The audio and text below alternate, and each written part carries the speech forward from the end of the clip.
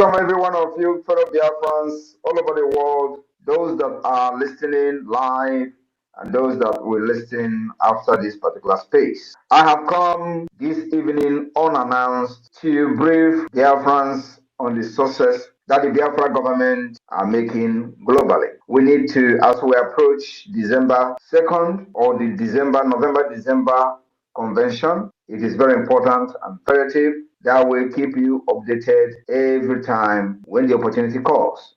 My fellow Biafrans, you must understand one thing which will become a norm as we go forward. Always remember that Nigeria terrorist state came into being through conquest and the forceful imposition of foreign rule, which denied indigenous people the opportunity to negotiate and choose what they wanted in 1914. And it was called the amalgamation of Nigeria.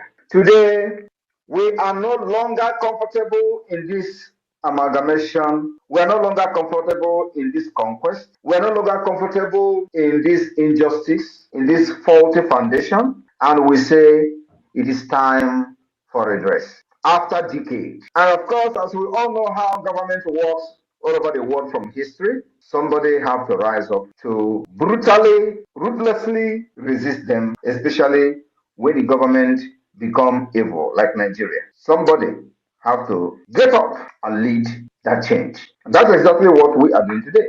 Like they have done it in America and other parts of the world. America took the bull by its horn in 1776 against the same people we are fighting today in Proce. And that's exactly why it is important that you know the diplomatic wave of the Biafra government today. In the past weeks, the Biafra government has met notable decision makers in the United States, Washington, D.C., on a diplomatic consultation over the Biafra Common Declaration in Finland. And of course, this consultation continues, including consultation with a high level individuals across Asia and of course Africa as well. Like you all know, last week, the officials of the Biafra government met with dignitaries, policymakers, decision makers, including the Speaker of the House of Representatives of the United States of America. We will continue to educate them on the need for Biafra to become an independent state. We will continue to educate them on the need to support the declaration of Biafra. We will continue to educate them on the need to also support the Biafra self-referendum because Nigeria thought by locking the door of the constitution, they have defeated everybody. But we have smarted them. So this consultation will continue even after the declaration of the 2nd of December 2024 until those who have what it takes to pursue and support the recognition of Biafra will understand the need for them to do so. My fellow Biafrans, I want you to understand one thing, that the civil disobedience that we have used for the past 3 years have yielded the exact and even more than the result we required and we expected from it. And you know, with all the propaganda, the blackmail they use trying to demonize our people, demonize them, not to continue to sit at home, they failed.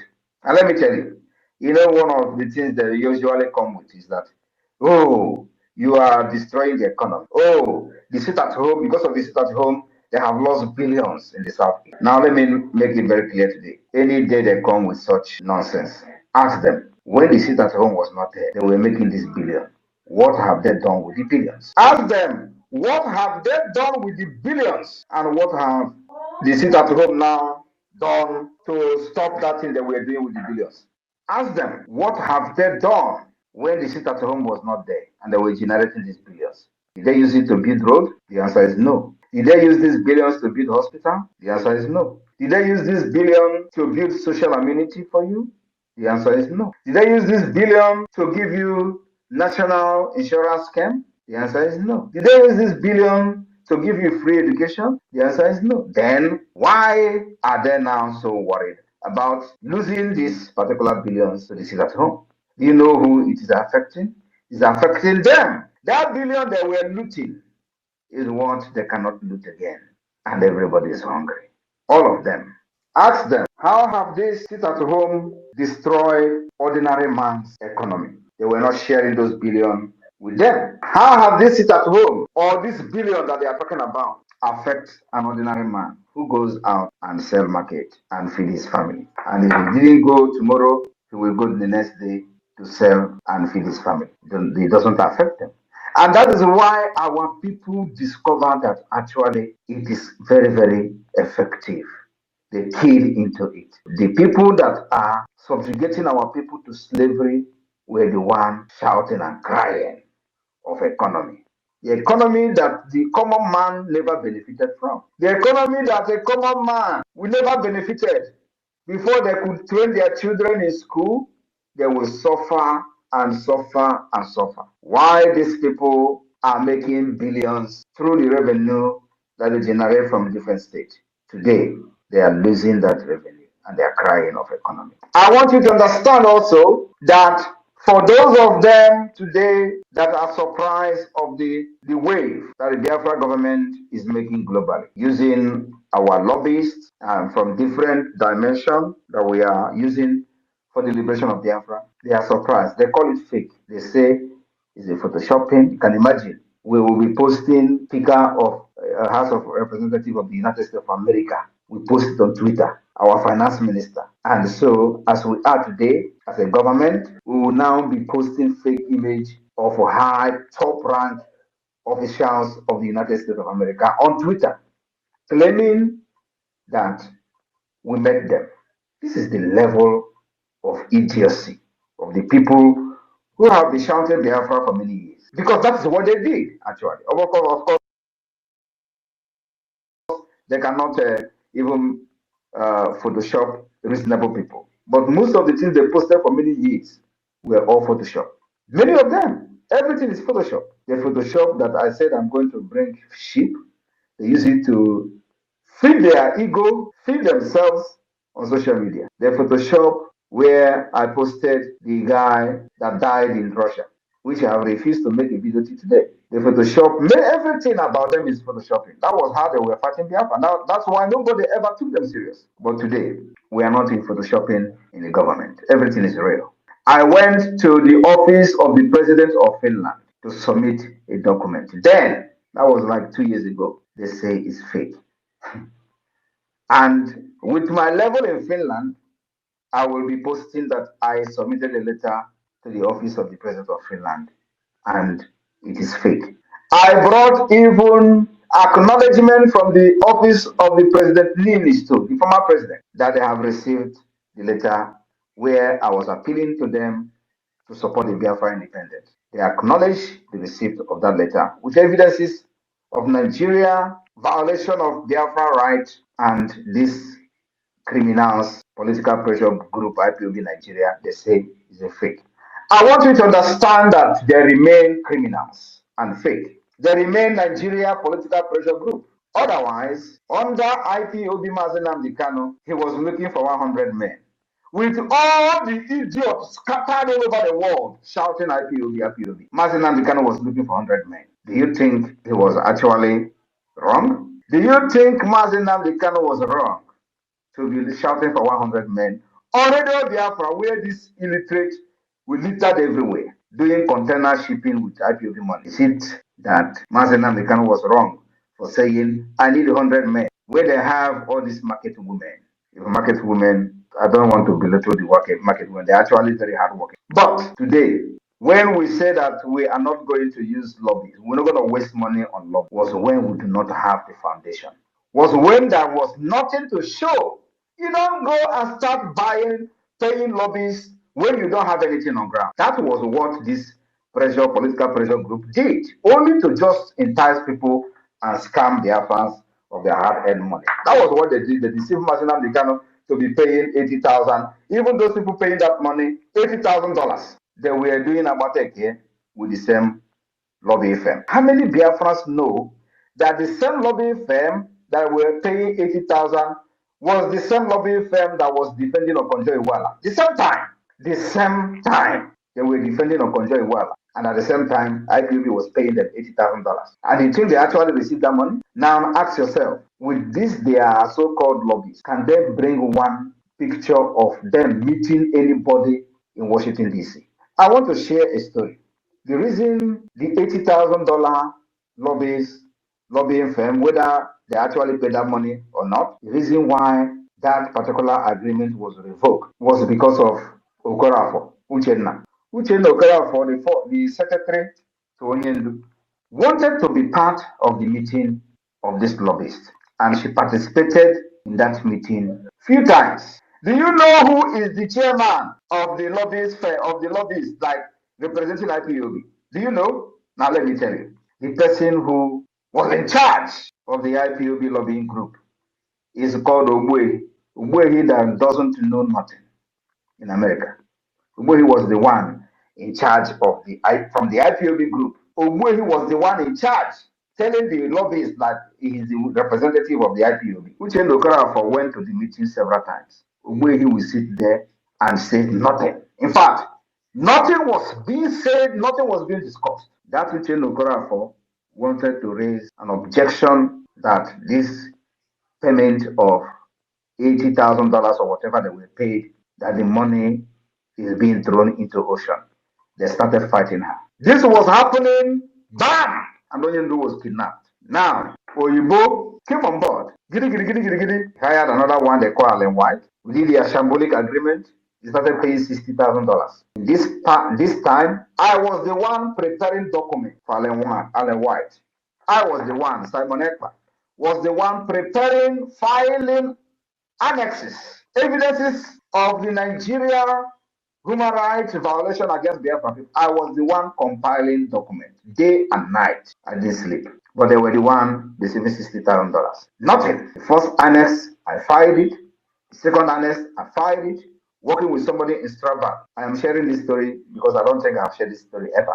At the point, I questioned why 60,000 is being paid, because I am doing this job by writing and compiling these evidences as an annex. I will do it. They will tell me to do it again. I will do it. And they will have some kind of proofread these annexes up to 5 times. I will not sleep to make sure that these annexes met the standard requirement of the ICC. At the end of the day, they will pay them $60,000. I begin to question Oyibo before she begin to say, okay, now maybe we are going to stop paying them. Why am I telling this story? Then I said, we will never hire lobby. We will do this ourselves until further notice. Because you don't hire lobbies when you don't have any structure. You don't hire lobbies, and what are they going to be telling the people you are meeting? Oh, that you are from Biafra land, you are fighting for freedom. What exactly are you going to show? To show how serious you are. Discussing with the people, if you actually have the opportunity to meet the people, what are you going to present to them? That you are carrying flag on the street? Is that what you are going to present to them? Or that Nigeria is killing you? No! I know what I am doing. I have the template to get there. I said nobody will hire lobbyists until the right time comes. And the right time is when we have put every structure in place, including government institutions, and which includes the Biafra Liberation Army, Biafra forces. These are part of the government institution that must be put in place. Because as we are doing this, we will not sit down and watch Nigeria kill our people and to use their picture to go to the ICC. No, we will defend ourselves as much as possible. Then we decided to start preparing for the defense of Biafra. If you remember, we started preparing for the defense of Biafra. Then the Biafra government in exile came on board. Before then, a lot of things that happened on the ground. Yet, we decided to have the first ever convention, first ever convention internationally. First. IPOB Nigeria never did it. First ever international Biafra convention where declarations were made, where alliances were signed, and it became part of the history of the struggle. After that, we begin to put in place all the institutions of the government, department, ministries. We begin to appoint ministers, cabinet members, and all that. And of course, we begin to officially defend ourselves, engaging the Nigeria terrorist army. Head on, iron to iron, gun to gun, and they're hearing it. Now, after we have achieved all these things, we also did not just achieve them, we also defined the Biafra map. Because if you want to go and do lobby, the people that you are going to meet, if they're actually serious and real, they're first of all going to ask you, where is your map? That question that I've been asking all this while is actually the right question from the wrong people. Then we define our map. We did not just define our map, we also created the state. We allowed everybody on inside that map to define the boundaries of their state. And they did. They presented to me 40 United States of Biafra, which is the structure that we have even before the emergence of Wazirike and IPOB. I resurrected the plan of Ojukwu, which is not known by anybody. Now, after that, when we see that the government is functioning very well, including, before I forget, including establishing the de facto government in the homeland, which gave birth to the map and the state structure. After that, we now say that, okay, we have achieved the criteria to be recognized as a state. You can never ever be recognized as a state under a political pressure group, according to international law. The law of Montevideo Convention make it very clear. The criteria you must attain to be recognized as a state. Under IPOB Nigeria, you can never qualify for that. Where is the structure? And that is what Mazen Nnamdi saw and told this idiot. Go and listen to Simon Ekpa. He is bringing a new dimension to this awareness we're making. Now look around yourself. Will you say there is no new dimension? Will you say that we are doing what they were doing since 10 years or 30 years ago? The answer is no. If he was so selfish, he wouldn't tell you to listen to me. If he was so stupid or self-centered, he wouldn't tell you to listen to me. He would think that I'm a threat. Because the time I wanted to interview him in my platform, those people who surrounded him and he was looking for 1,000 men fought against him coming to my platform. And he was like, are we still fighting for Biafra, or is there something they are protecting? If you see somebody that is better than you, bring him in. That was what Mazen Nnamdi did. They were saying, don't go, don't go, don't go. That night he was on call, or everywhere they are in the world, they were calling him, don't go, don't appear, don't appear. Mazen Nnamdi was like, are we not fighting for Biafra again? Why they were calling him on phone? I was on the phone also with Uche Okorafor's mother. And I was listening and hearing Mazen Nnamdi on the phone. Don't go. He didn't take oath. Oh, that guy is a traitor. They have given us information from Finland. What information did they give to you from Finland? The information that Simon Ekpa is somebody in Finland. That was the information. Are they telling you that Simon Ekpa is a criminal in Finland? No. That Simon Ekpa is connected. That was the information. And for that reason, he will hijack everything. That was the information. But did he actually come to hijack? The answer is no. But Mazen Nnamdi saw somebody who will change the face of the agitation for Biafra. And he was happy. And today, that thing he saw in me is manifesting. And I told him and promised him, if you are ready, really, really ready to fight for this Biafra, I will be the first person. And you are ready to do anything. I asked him, are you ready to do anything on live broadcast to get Biafra? And before he answered me, I said, hold on. If you are ready, I will be the first person to follow you. Now, if Mazen Nnamdi approved doing anything for Biafra, why are they fighting what I'm doing today, which is actually anything? Ask them. Ask yourself. Why are the people who followed him fighting me when I am actually doing anything to get Biafra? Because he promised me that he will do anything to get Biafra. But of course, like I said, if they were actually with him, he will not be looking for 100 men. Where IPOB all over the world was contributing money and in millions of dollars. If I'm not mistaken, IPOB could have up to $5 million. Where is the money today? There is nothing, absolutely nothing to show for it.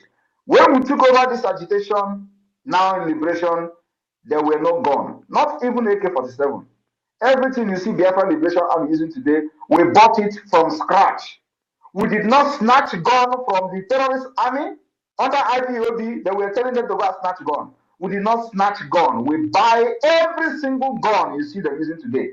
And of course, minus those ones we are manufacturing by ourselves. And it will continue like that. Then when we have decided that now we have met the requirement according to the Montevideo Convention to be recognized as a state, it is time to bring in the lobbyists. Because when you see them today, they say, oh, is he not the one who condemned lobbyists? Is he not the one who condemned IPOB saying he's not going to hire? Why should I hire lobbyists as a political pressure group? Now that you that have hired lobbyists and paid 80,000, which you did not actually pay, as a matter of fact, what did you achieve? Can you show me where the lobbyists arrange a meeting for any IPOB member in Washington, D.C.? The answer is no. Because the money, some of the money were actually never paid to them. But the people who were seated as the committee, which way he was leading, they know what happened to those 80,000 every month. Today, how much are we paying? We are paying $10,000 every month to lobbyists. And look at the result. You will know that the people who are lobbying for us are not after money. It's a public information. It is not hidden. But IPOB, they will hide it. Or IPOB Nigeria, not even IPOB, IPOB Nigeria. They will hide it.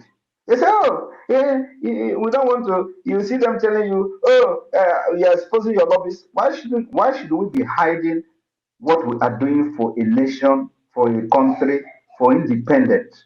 You don't need to hide it. And of course, now that we have met the requirement according to the Montevideo Convention, some of them don't even know what is Montevideo Convention. They are just shouting, oh, let us go and outside and protest. During the time I traveled Nnamdi Kanu, I read the Montevideo Convention and he was shocked. He was shocked. I want all of you to go and watch the interview I had with him. He was shocked when I read the Montevideo Convention to him, because I don't think any other person among them knew actually what is Montevideo Convention. I read the Montevideo Convention to Nnamdi Kanu, and go and listen to that interview and listen to the comment he made after I read that convention to him. He said, wow, you never knew that I knew this. I want you people to go and refresh your brain. Watch it. I came to this Biafra prepared. I said that no, after me, I will handle freedom to the new generation. Nobody will fight for freedom again from Biafra land. That is what I'm doing. It does not matter. I said I will turn to a beast and still Biafra will come. So if you think that you have seen half of it, no. The harder Nigeria become, the more brutal I also become to free my people. I want you to understand that now that the Biafra government has met the requirement according to the international law to be recognized as a state, that is where our lobbies now come in. So everything we are doing, you are going and presenting who you are to the people that can influence the recognition of Biafra. From the Washington, D.C., from Asia, from Europe, from Africa. You will go and show who you are. The government you are representing has a map. The government you are representing has conducted self-referendum. There are evidences everywhere of how the self-referendum is being conducted. We have recorded over 50 million votes. You can't beat that. That is what we call outsmarting the terrorist state of Nigeria. And they were taking us for a joke. Today, they are no longer taking us for a joke anymore. They are calling ICC to one man, Simon Ekpa. And they tell you, oh, the time they were catching Nnamdi Kanu, why didn't they make it public? Why would they make it public? Because they thought Nnamdi Kanu is the only person that was talking genuinely. And once they capture him, Biafra is dead. And of course, they celebrated the kidnap of Nnamdi Kanu in Abuja, including the one some people were kneeling down thanking God in Lagos. Oh, They came every now and then to grant national interview on national TV that Biafra is dead. Let them see how they will rise up again. As that was happening, Simon Ekpa was somewhere observing them. Ejiofor promised them he's in charge of IPOB. Where is he today? He's gone. I want you to understand, mark my word now. Once Mazi Nnamdi Kanu is out, IPOB is gone, dissolved, completely dissolved. Mark my word. Every person today that is fighting me on the other side will be gone. I want you to mark this day. Mark this word I'm telling you now. Victor Banjo was a Yoruba who served in the Nigerian army as a major before being imprisoned by General Ironsi for allegedly plotting against him. The federal military government had underestimated Biafra from day one, but the Biafrans took advantage of this obvious mistake from the government and now have the war seemingly under control. This was quickly allowed to slip. In fact, the Biafran forces only got as far as Ore. Meanwhile, another unexpected turn of events had happened. Unknown to everyone, the commander of the Biafran forces in the Midwest had turned traitor. Victor Banjo was a Yoruba who served in the Nigerian army as a major before being imprisoned by General Ironsi for allegedly plotting against him. His prison was in the eastern region. From here, he was released by Colonel Ojukwu at the outbreak of the war and given a commission in the Biafran army. Why Ojukwu chooses Banjo to command the troops marching towards the west has not been fully explained. But the two soldiers were good friends and Ojukwu had full confidence in his abilities. Secondly, being a Yoruba from western region, Banjo was familiar with the terrain and could use the language to convince the Yorubas in the occupied territories to support the war. With the rank of brigadier, Banjo commanded the S Brigade that marched into the Midwest and down to Ore. According to his own confession after he was unmasked and arrested, he had concluded after August 9 that he would enter into talks with the leaders of the West, notably Chief Awolowo. He asked Ejo to act as a mediator between himself and Awolowo, but Ejo declined to take the risk. According to Banjo, he would later relay messages using the sideband radio of British Deputy High Commission in Benin. A British official communicated these messages in German to another official in the High Commission in Lagos. The message was passed on to Chief Awolowo. The plot Banjo revealed was typically Yoruba in its complexity. He was to destroy Biafra by withdrawing troops from the Midwest under various pretexts, arrest and assassinate Ojukwu, and declare the war over. He would subsequently return to his own region as a Nigerian hero. His past would now be forgiven and forgotten. He went on to say that the second part of the plan, which would be revealed later, was for him and Awolowo to rally the newly recruited Yoruba army to his cause and topple Gowon. This would allow him to take over the presidency of Nigeria and give Awolowo his long-desired premiership. It seems unlikely, though, that the Gowon government was informed of this postscript. Colonel Ife Ajuna, who had also been released from prison, a Moscow-trained communist officer, Major Philip Alele, a Biafran Foreign Service official, Sam Agbam, who did some of the negotiation between the two sides while out of Biafra, and several other junior officers and functionaries were all recruited into Banjo's plot. He was ready to execute this plot by mid-September. Despite being frustrated by the lack of action in the West, Colonel Ojukwu continued to believe Banjo and accept his claims of administrative issues, manpower shortages, lack of firearms and ammunition, and so on. True, the Nigerians had grown stronger in the 3 weeks that has passed. The Nigerians had formed 2 fresh brigades through a hasty 1-week recruitment campaign that brought into uniform diverse elements such as college students and prison inmates. This was the 2nd Division that was commanded by Colonel Moritala Mohammed. The division fought back from the western region. As late as the first week of September, the deployment of swift motorized column could have put the Biafrans in a commanding position in the western region. But on September 12, Banjo gave orders to withdraw from Benin City without firing a shot. He was not authorized to do so. Mohammed didn't arrive in Benin until September 21st. Banjo also issued orders to withdraw from Warri, Sapele, BRGIE, Igweben, and other strategic locations. The Biafran subordinate officers were surprised and confused, but they did as they were told. Simultaneously, Biafran defenses south of Nsukka crumbled, and the federal forces advanced many miles down the road to Enugu, 45 miles south of Nsukka. At this point, Banjo decided to attack Ojukwu directly. In a Midwest, he met with Ife Ajuna and Alele to finalize the plans for the assassination, which was to take place on September 19, coinciding with Banjo's presence in Enugu, where he had been asked to explain what he was doing in Midwest. None of the three seemed to realize that time had run out. Surprisingly, they had told several other officers and civilians about the plans, without first checking to see if they would remain faithful to Ojukwu. In fact, most of them did, but some had already gone to meet him with the details of the plot. It took a lot of persuasion to convince him, but the facts were beginning to speak for themselves. Ife Ajuna and Alele were each summoned to State House, where Ojukwu met them and ordered their arrest. Banjo was summoned as well, but he arrived with a strong escort of men who he wanted to bring into the premises. He was convinced that they could remain at the entrance until he returned, while he went in alone but armed. He agreed. Colonel Ojukwu's police ADC, a clever young inspector, went out to the guard post with a bottle of gin while he was waiting in the anteroom. He offered them to come to his place nearby to enjoy some more after passing it around. They all agreed and marched off.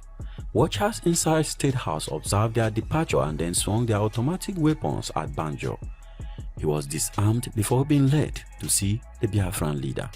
It was 6 hours to the time Colonel Ojukwu should have been assassinated, being close to midnight on September 18. The army became traumatized and demoralized. Even though the ordinary soldier remained loyal to Ojukwu, the entire officer corps was discredited. Although torn by his friendship with Banjo and a relation by marriage to Alele, Ojukwu had to set an example to avoid a repeat of this kind of plot. The four ring leaders were tried by special tribunal, sentenced to death for high treason, and executed by firing squad on September 22, 1967. The exact degree of complicity of some of the British officials in Nigeria remained a matter of speculation in Biafra. In his confession, though, Banjo implicated the British Deputy High Commission in Benin and the High Commission in Lagos as having been his liaison men with Awolowo and Gowon. Correspondents in Lagos later remarked they had noticed a sudden buoyancy among British officials in the middle of September, a confident assurance that it will all be over in a few days. This was in stark contrast to the near panic of 20th August and a prophecy hardly merited by the military situation. But after the attempted coup against Ojukwu, things actually changed. The damage in Biafra was enormous. We will look at what happened from now on in our subsequent video. You'll be doing us a massive favor by liking this video so that more people can see it. Subscribe if you have not done so, and I will see you in the next video. Thank you very much for watching. Peace.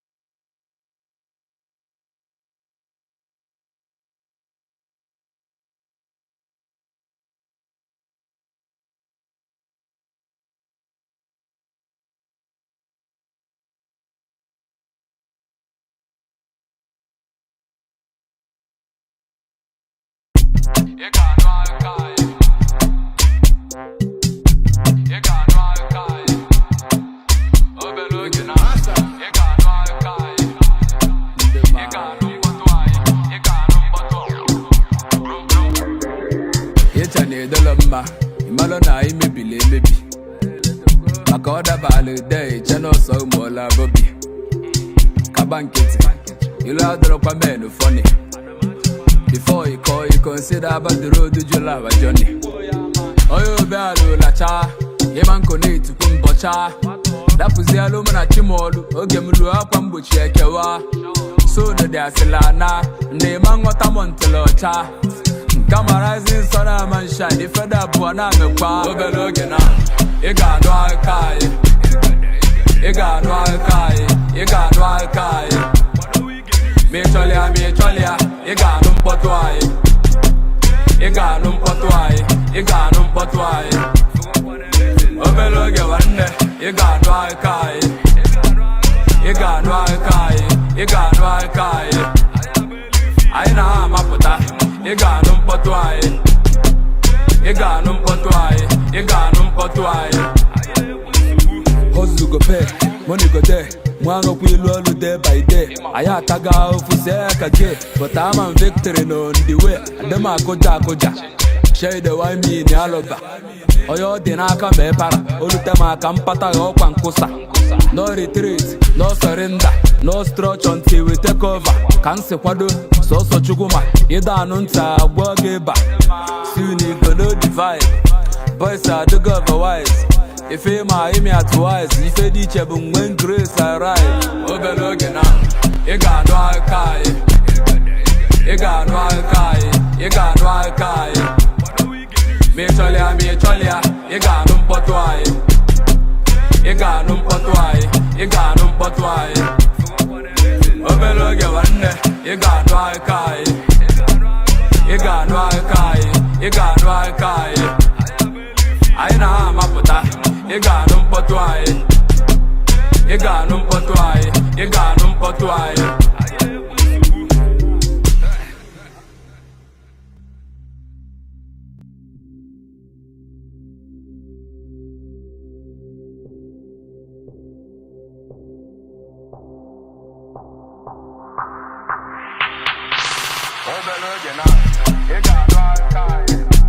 Big monster.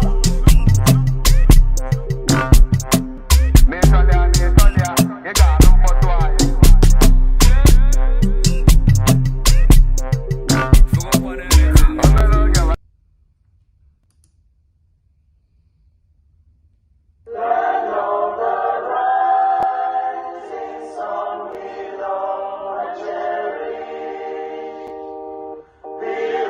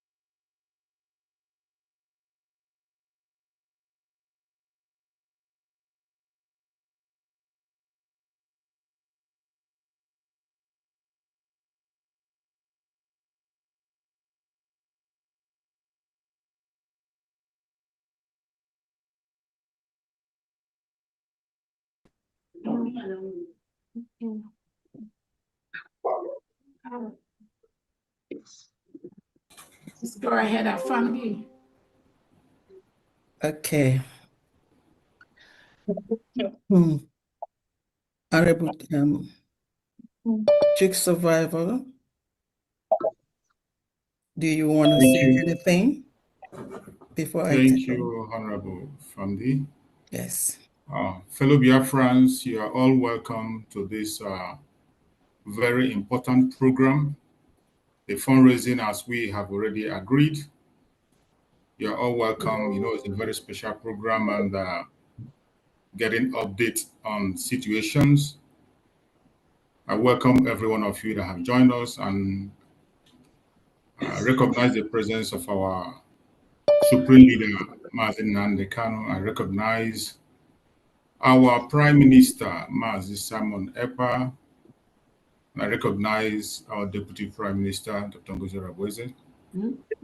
I welcome every member of the cabinet who has joined us on this program today. Welcome all the media houses, the international media that are joining us, keen in to see what we are about to do. Welcome all the Biafrans, the homeland media that are joining us. Yeah. You are all welcome to this amazing program, the long-awaited program. Bye-bye. Before we go forward in the program, I have to introduce our Honorable Secretary of Finance, Economic Development and Trade, who is going to direct us on how the affairs is going to go today. You know that she is in charge of the fundraising and many things. A very trusted hand, a honorable member of the government, Dr. Pharmacist Diana M.A. You're welcome, Honorable. Go ahead. Thank you. Thank you. Honestly, I just can't wait to get this started today. The past 2 weeks and this week have been very, very eventful. Not only just being eventful, we have seen the hand of the Almighty God in the things that we are doing. We all know that our Prime Minister always says that he has a special son. Honestly speaking, we've been witnessing miracles. You can tell that God is shielding and protecting his children. So I'll start by welcoming everyone here, our special friends. I'm calling our special friends today because we had friends that are really standing with us. And then today, we're going to have to give them special welcome.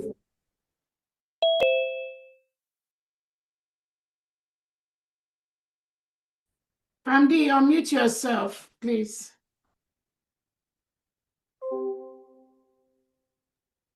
Thank you. Okay, I'm going to start all over. Thank you very much. Greetings all from the United States of America to you in different parts of the world. I welcome each and every one of you.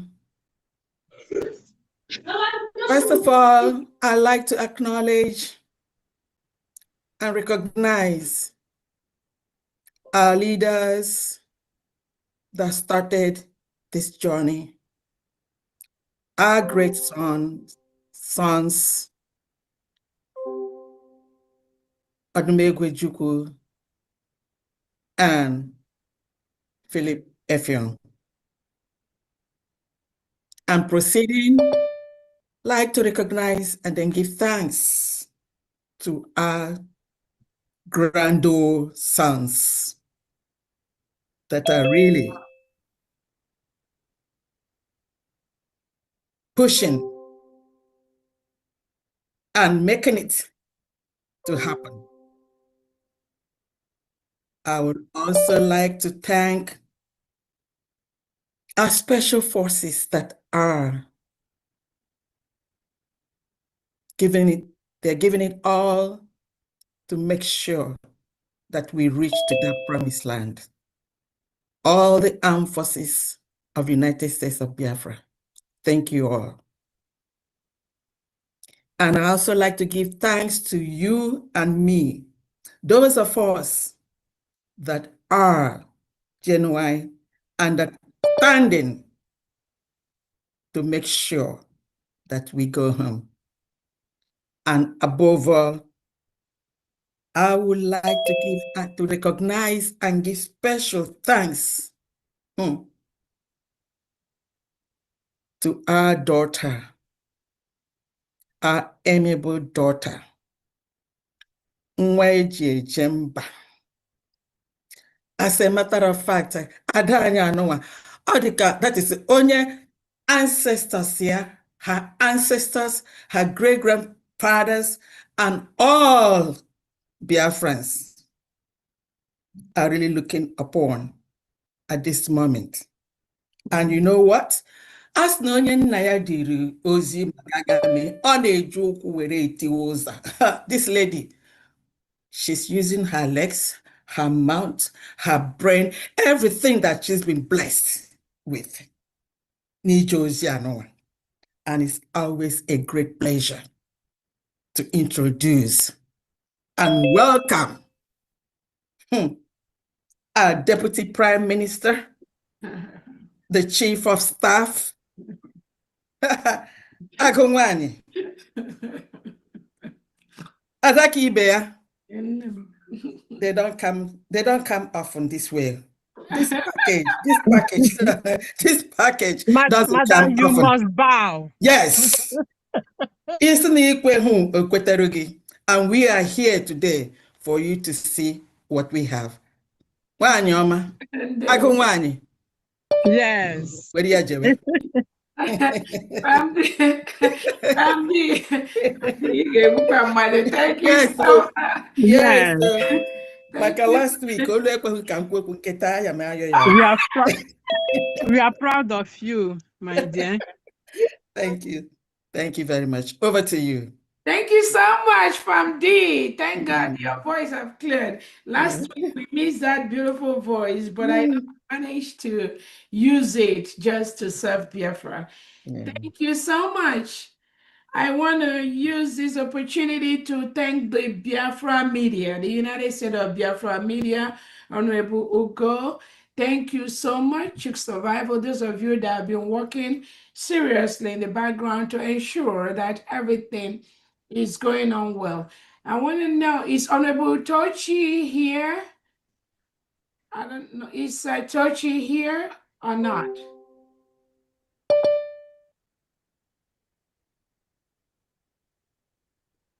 I'm not sure I'm seeing her. Okay.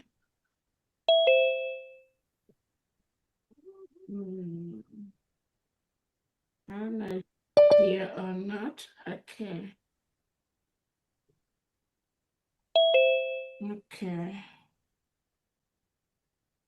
Let's see. Okay. All right. We'll move on. I'm not seeing her. All right. All right. Thank you so much, Biafrans, for logging in today for our regular weekly fundraising. I want to use this opportunity to thank you all that have called into this Zoom for us to do what we do every weekend to raise money to build our new nation, the United States of Biafra. But before we do that, we want somebody to lead us in a 2-minute opening prayer for God to direct whatever we're going to do here today. Anyone can do that, please. Our precious Father, in the name of Jesus, I give you all the praise and glory for today. Thank you, Father, for the breath that we have. Thank you, Father, for the provisions of the resources, oh God, to handle every affair of this gathering today. And thank you, oh God, for the Biafrans, oh God, across the world, and those who are standing for the truth. Thank you, Father, for the divine support over our leader, Nnamdi Kanu, and our leader, Prime Minister Simon Ekpa. Thank you, God, for the strength and agility, the wisdom, the knowledge you have granted unto your daughter to pilot the face of this Biafran, oh God, nation. We thank you, God, for all the cabinet members. We thank you, Father, for all the governors and ministers. We thank you, God, for all the men in the field, our landmen, our military, oh God, the defense forces, and all, every one of them that are toiling every day. Thank you for protecting them. Thank you for preserving them. And thank you, God, for the donation that is going on today. And I pray and I continue to believe the heavens that you will rain down, God, the resources. For the earth is the Lord's and the fullness thereof. Nothing shall stop, oh God, us and stop what you have already ordained and destined. That finances will never be a problem. You will provide all our needs according to your riches in glory by Christ Jesus, as you replenish the purses of those who have been given and continue to give. Thank you, Father, for the end of this day. It shall rain down as usual, and your name will be glorified. In Jesus' victorious name we pray. Amen. Amen. Amen. Amen. Amen. Thank you so much for that prayer. Again, I want to thank everyone that has called into this meeting today for us to do what we know best how to do to build our new nation, the United States of Biafra, which was declared in Finland, November the 29th, 2024. Let me start by thanking all Biafrans and friends of Biafrans, the media, the press, all of you that have taken out time from your busy schedule to log into this fundraising. I know some of you will be like, why do we have to do that every Saturday? Because you have your own life to live. You have businesses to attend to. You have events to attend to.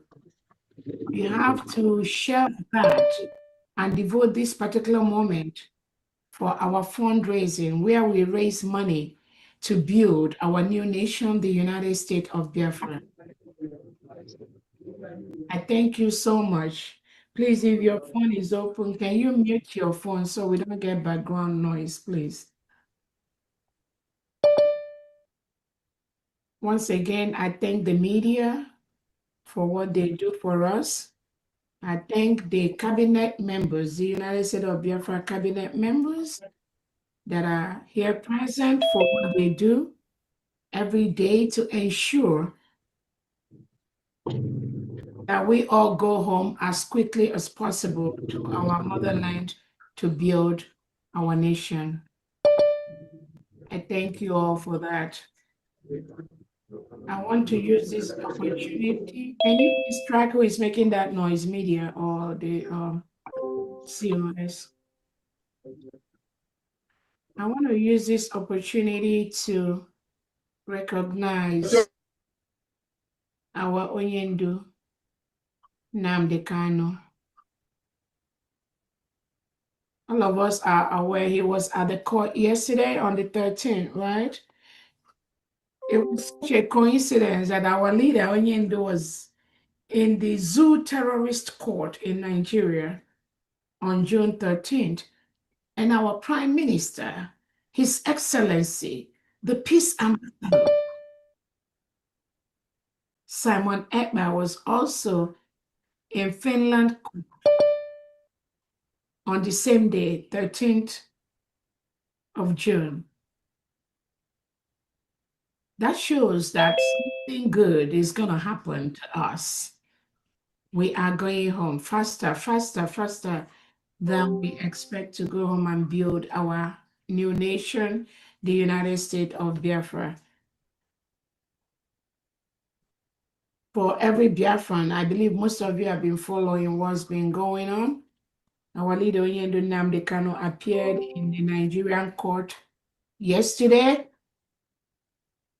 to answer for nothing except why must we restore the United States of Biafra. That is the only reason that they are holding him. That is the only reason the Nigerian terrorist state, headed by Tinubu and the defense chief, Christopher Musa, and the delegitimized governors are holding Nnamdi Kanu. Forget all that story they're telling. Forget all the shenanigans. Forget all the lies Nigerian government has been cooking every day against innocent Biafrans, against our leader Nnamdi Kanu. Forget all that. Nigeria is a terrorist state. They are the criminals. Nigeria went to Kenya, collaborated to rendition our Onyendu Nnamdi Kanu from Kenya to Nigeria. They blindfolded him in a mafia's gangster way.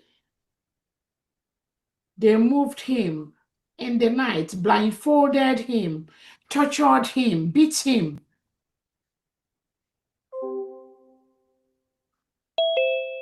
Kidnapped him from Kenya and moved him down to Nigeria. That was what Tinubu and Christopher Musa did.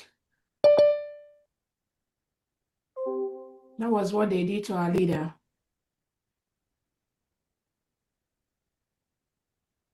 That was what Nigeria did to our leader. They kidnapped him from Kenya without going through the legal process, through the normal legal process to extradite anybody. And they signed the charter by the United Nations. They signed the charter of African Union, Commonwealth, which they are part of that body, even ECOWAS. Nigeria signed, is a signatory to those organizations that before you rendition somebody, before you take away somebody, a citizen, a British citizen, from one country to another, you must go through the legal process of that country to move that person from one country to the other. Nigeria signed those charters. But do they maintain it? No, because they operate in a gangster mafia style, terrorist way. They just talk to some people in Kenya. They are collaborators. I don't know if the Kenya government was fully aware or in partner with that criminality. But Nigeria, anywhere they go, the leadership of Nigeria is all criminality. They colluded with some criminals in Kenya, planned with them, forcefully blindfolded Nnamdi Kanu, caught him, and bundled him to Nigeria, beat him. What bigger terrorism is more than that? That is a pure terrorist act. When you go to a foreign nation, another country, you catch a citizen, you hold a citizen, blindfold the citizen, beat the citizen, bundle him, put him inside a plane, and ship him to Nigeria without any legal process. Isn't that terrorism? That is what Nigeria, headed by Tinubu and Christopher Musa now, the ones that are talking about terrorism, that is what they did to our leader, Onyendu Nnamdi Kanu. Did Nnamdi Kanu commit any crime? No. All he was saying is, I'm practicing the law that was approved by the whole world, which is self-determination. The people have a right to choose who is going to rule them.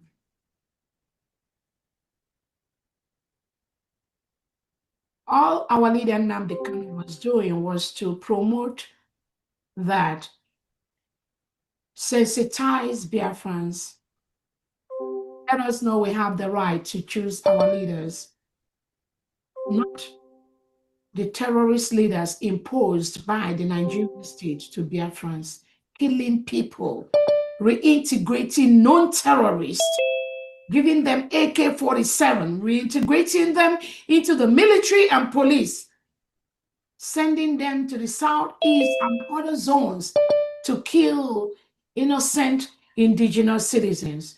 That is what Nigeria do. So who is a terrorist? The person talking about self-determination, self-defense, or the person that went to Kenya, kidnapped somebody, closed his eyes, beat him up, bundled him into an airplane and took him to Nigeria without going through any Kenyan law, without going through any normal legal process, without going through that which they signed in the charters of organizations like the United Nations, the African Union, the Commonwealth, the ECOWAS, and all other organizations. They refuse to go through those processes because of what? They are a mafia terrorist state. Those organizations like the United Nations, the African Union, the ECOWAS, that they signed to be member of, they do not respect the laws of those organizations. They see those organizations as people they can always bribe their leaders, which they've been doing for so many years, but not anymore. So they bribe, they go there and bribe their way into the leadership. They bribe their way into electing people that hold sensitive positions in these organizations. And then we are asking if these organizations like the African Union, the European Union, the organization, European Union and Human Rights Commission, the ECOWAS, the Commonwealth, if Nigeria is bribing people that work for you to commit crimes against humanity, to disobey fundamental and disrupt and trample on the fundamental human rights of citizens, which these organizations were established to protect, why should Nigeria still be a member of African Union, of United Nations, of the European Union, of the Commonwealth? Why should a terrorist state be a member of these organizations as we speak? That means the leadership of this organization, some of them have been compromised to destroy the integrity of these organizations. And that must be corrected immediately. Or else these organizations are going to be relegated to the trash of history. That is what they did to our leader, Nnamdi Kanu, who currently is spending almost 5 to 6 years in DSS in prison in Nigeria for nothing. Nigeria President and Christopher Musa, they are holding Nnamdi Kanu for almost 5 to 6 years for nothing except let my people go. We have the right to self-determination. We have the right to rule and choose who is going to be our leader. Nigeria felt can never happen because they are a terrorist mafia organization. They can jump into any country in the world, pay people in the police department, in the justice department, bribe them and bundle innocent citizens away from those countries. That is what Nigeria has done for the past 100 years. Not anymore. Not anymore. So we Biafrans gather today to tell our Onyendo Nnamdi Kanu, we appreciate you, we cherish you, we honor you for your resilience, for your persistency. Do not let them push you. Do not be compromised, because the United States of Biafra has been declared. That which you seek is here already.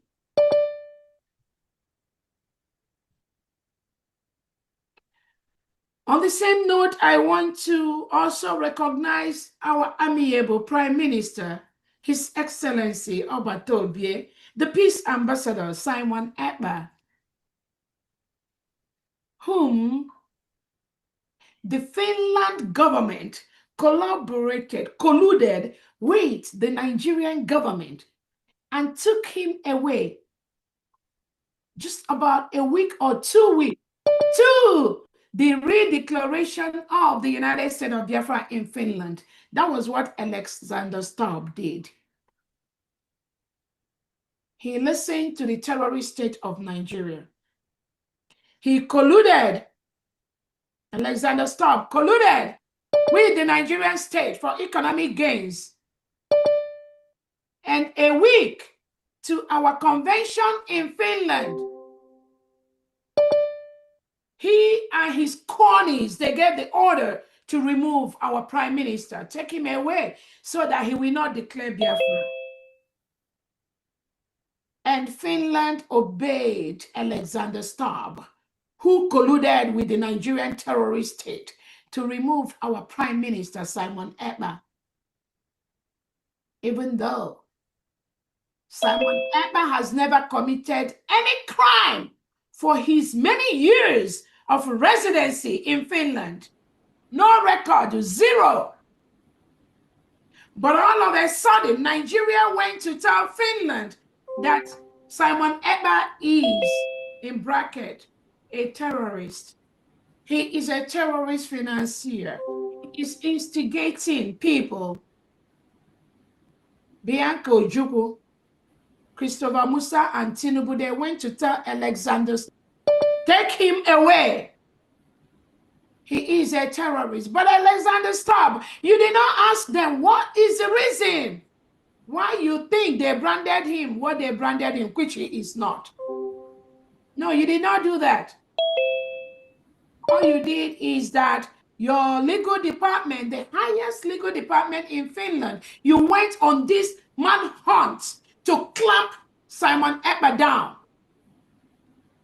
You picked him up on your orders. You removed him from his people that he was protecting. And within the timeline, Finland took our prime minister away in November 2024. Within just 2 months of that incident, Biafrans lost over 1,500 innocent indigenous Biafrans. Nigerian state killed them, they massacred them. Innocent children, women that have committed no crime. They removed our prime minister. Alexander Stubb removed our prime minister. And Tinubu and Christopher Musa, they went on the massacre. They invaded Biafran territory because they know we are going to declare our independence in Finland within that timeline. They killed many, many innocent Biafrans. They invaded, they burnt many homes. That was a plan between Finland and Nigeria state. There are no two ways about that. Do not be deceived. No story. This is exactly what happened. And the intention is to stop the restoration of the United States of Biafra, nothing more, because the United States of Biafra is where the mineral resources, the rich oil, that all these foreign countries, you bribe your way, you buy them, it comes from Biafra land. That is why Tinubu and Christopher Musa is ready to kill all Biafrans as long as that oil gets to you. Not anymore. I promise you, not anymore. You cannot come and kill us and take our oil to go develop your country while our own people are lacking the basic amenities in life. They lack everything. No health care, no electricity, no internet, nothing. And you milk the oil to go develop your own country. Search your conscience. But you know what? Not anymore. That which you know, we know it 10 times. So our Obatobia is currently in Finland court. The case has started. And you know the funny part of that? The witnesses that Bianca, Ojukwu, Tinubu, and Christopher Musa brought to Finland court to testify against our Prime Minister, Emma. The witnesses they bribed to come are people that belonged to an organization that Nigeria state have labeled a terrorist organization.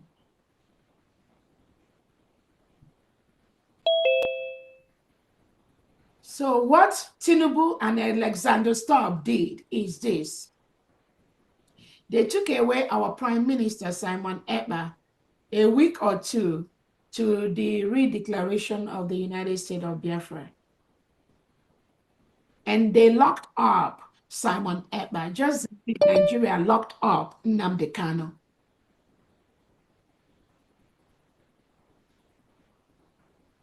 And now, they locked up Simon Ekpa without indicting him for any crime yet. It was investigation. They isolated him. They tortured him physically, mentally, with all the imminent health conditions of death.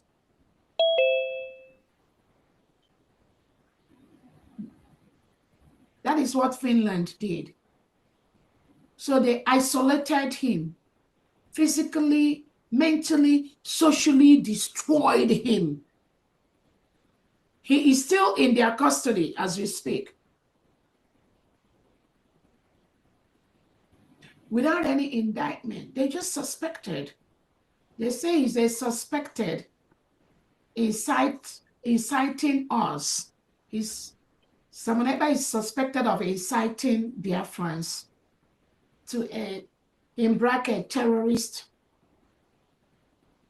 This is the story Tinubu told Alexander Stubb, and Christopher Musa and Bianca Ojukwu told Alexander Stubb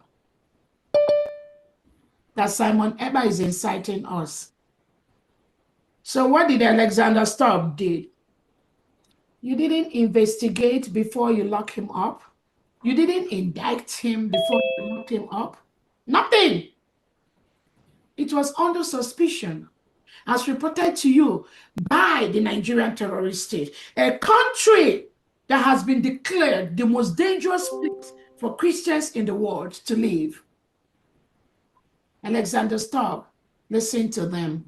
He believed their lies. And he ordered them to take away our Prime Minister Simon Ekpa in Finland and lock him up while the investigation goes on. Why didn't you allow him to stay in his home while this case continued? He is a member of the major Finland political party. He holds position in the transportation department of Finland. He is contributing as a local politician in Finland. So his integrity is very, very high. There is no reason why you know he can commit any act of terrorism. You know him to be a young, decent guy.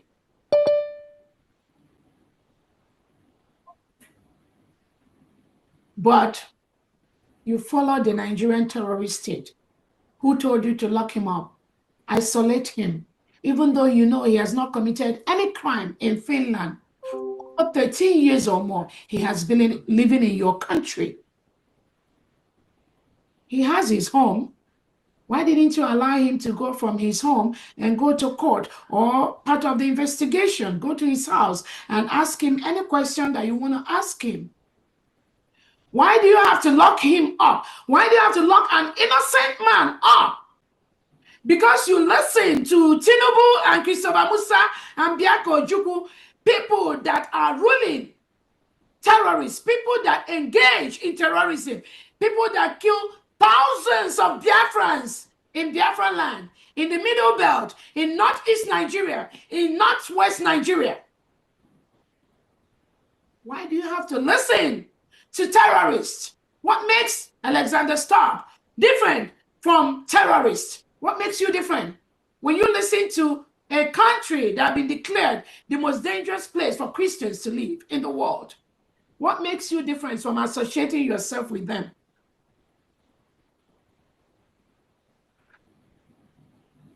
Then you locked Simon Ekpa up, and now you colluded with Nigerian government to go and bring 3 members of IPOB. This is an organization that the Nigerian state has declared a terrorist organization. So Alexander Stubb, you colluded with Bianco Ojukwu and Tinubu and Christopher Musa to invite members of an organization that Nigeria declared a terrorist organization. You invited them inside Finland to testify against an innocent guy, Simon Ekpa, who is just fighting for the freedom of his people from the terrorist state of Nigeria that kill his people by the thousands every week, every month. If you do not know the history, why don't you follow the real legal process? That someone is innocent until proven guilty. Why didn't you allow him to be in his house while you go through the investigation process? Do you have to lock him up, isolate him, beat him up, tie his hand, deny him of food? He feels sick. Most times his medical practitioners come to Finland prison to visit him. You refuse that visit. 2 people you can never refuse visit in prison all over the world. The person's legal representative and the person's representative or primary care or medical doctor. These 2 individuals, we have proved that Finland refused the medical providers of Simon Ekpa to see him, where they isolated him. And we are talking about one of the freest countries in the world. Now the world knows that Finland, what you say during the day is is different from what you say at night. We do not want countries like that for their names to be written in gold or in history, because you are not making the world a better place. Now you're holding Simon Ekpa because Nigerian told you to hold him. Did you ask Nigeria how many Biafrans, innocent Biafrans, men and women that they have murdered? As we speak, the Nigerian state is in Biafra nation, our nation, killing thousands, killing hundreds of innocent Biafrans. Just because of what? Just because we are Biafrans. Finland, did you ask Tinubu and Christopher Musa what is their machine guns? What is their vans? What are their bullions doing in Biafra land? Did you ask them those questions? Why are they killing innocent Biafrans for nothing? No, you did not ask. That does not concern you. That is not what United Nations, that's not what Commonwealth, that's not what African Union is all about. No, it's all about you helping any government that you have a common interest with. It's not about humanity. It's not about the basic and fundamental human rights of people. No, Alexander, stop. You don't care about that. You care more about the oil contract you and Tinubu is talking about. I promise you, you will never, ever, ever have such contract in Biafra land. The oil comes from our territory. So I want to use this opportunity on behalf of all Biafrans to thank our Prime Minister for your resilience. Thank you for what you do. Thank you for standing up to this subjugation, this terrorism, this intimidation. Thank you. Thank you. United States of Biafra has been declared as a sovereign state with all the legal documents we need to confront any nation in the world, any person in the world, including Finland and Nigeria. That which you seek has been declared and has been obtained. Be not moved. I want to use this opportunity to thank all the Biafran Liberation Army and the Biafra Defense Forces scattered in the 40 states of the United States of Biafra. We will continue to build one of the best military in the world with all the trainings, both international and local, that they need to defend our land and our people from the reintegrated and rehabilitated terrorists of the Nigerian state. Your task is to defend our people. That we will do efficiently, very, very well. We have only one nation, the United States of Biafra, with one leader, Onyendu Nnamdi Kanu, our Prime Minister, His Excellency Simon Ekpa, and the Deputy Prime Minister, and the surrogate to our Prime Minister, Dr. Orobeze. That is the only government we have in Biafra. Anything anybody is telling you is not right. Biafra is a continuum. From Odumegwu Ojukwu, we move. It is a continuum. To Wazulike, we move. It is a continuum. To our leader Nnamdi Kanu, we move. It is a continuum. To our Prime Minister Simon Ekpa, we move. It is a continuum. To my humble self, Dr. Orobeze, it is a continuum. Anything outside this process, anything outside the instruction of these individuals is a fallacy.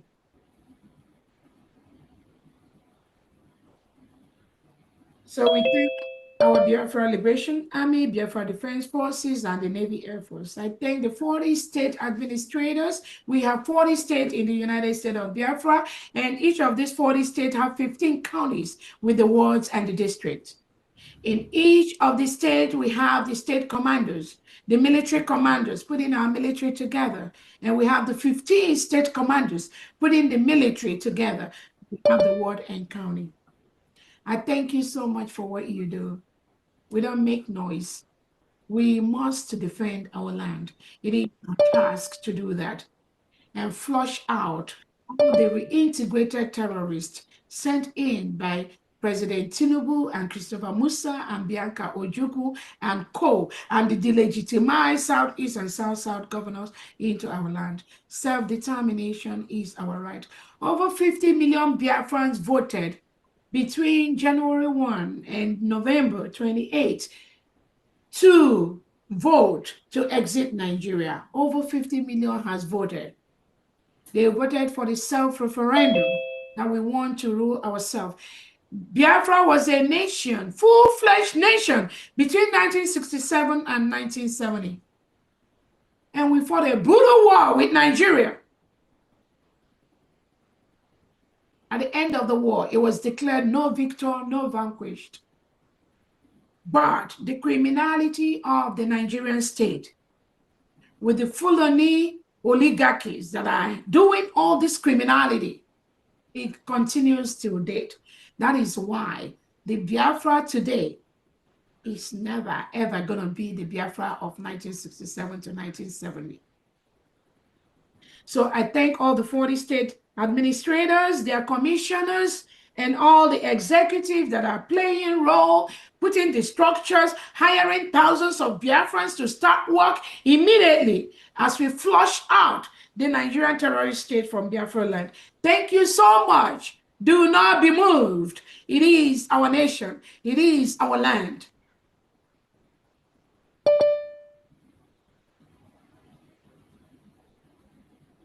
I want to use this opportunity also to alert Biafrans on the enemies of Biafrans. Just like we have those 3 criminals that went to Finland, hired by the Nigerian criminal state to go and testify against our Prime Minister, Simon Ekpa. The same way we have some criminals that have walked around our Prime Minister in the ex-BRGIE cabinet that have sued the current United States of Biafra cabinet members. I'm telling you, Biafra, be not moved. I want you for a lawyer. Let them be ready. Let them be ready. I promise you, they have no clue what is coming. You see, this nation, this new nation, no one can tamper with that. It is the wish of the people. The wish of the people must prevail. Not the wish of the terrorists, not the wish of the agents of Nigeria parading themselves as fallback group. These are paid agents of the Nigerian state. Just as their counterparts are doing in Finland, they are doing anywhere they are, but they have failed. The United States of Biafra is a sovereign state. We followed all the due process. We met all the criteria for a nation. Nobody can stop that.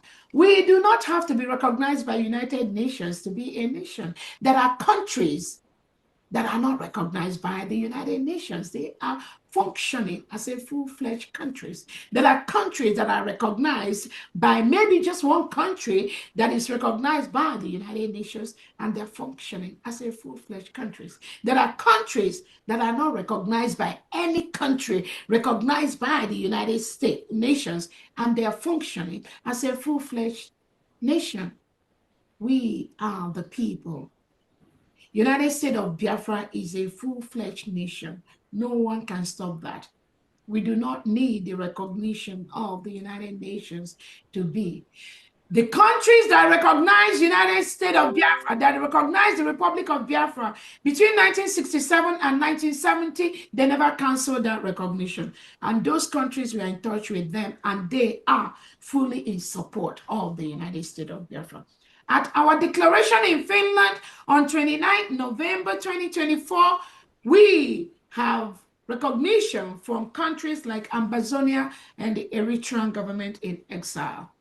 So we're already building our alliances from other countries in the world, including countries like South Korea and other countries, other nations that are in love with the United States of Biafra, nations that have ties to Biafra, nations that do not want to be ruled by terrorist government of Tinubu, nations that do not want to live with reintegrated terrorists who in their right mind we want to live in the same country with a reintegrated terrorist who I believe everyone listening to me, none of you want to live.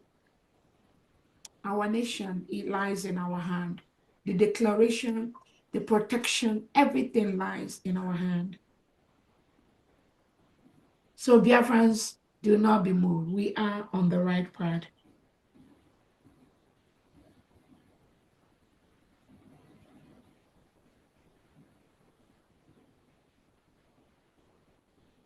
The United States of Biafra has opened their Washington, D.C. location.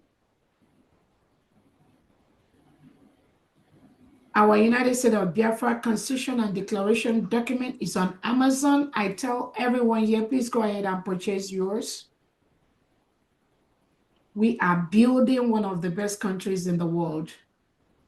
The Nigerian state continues to kill our people, innocent men, innocent women, innocent children.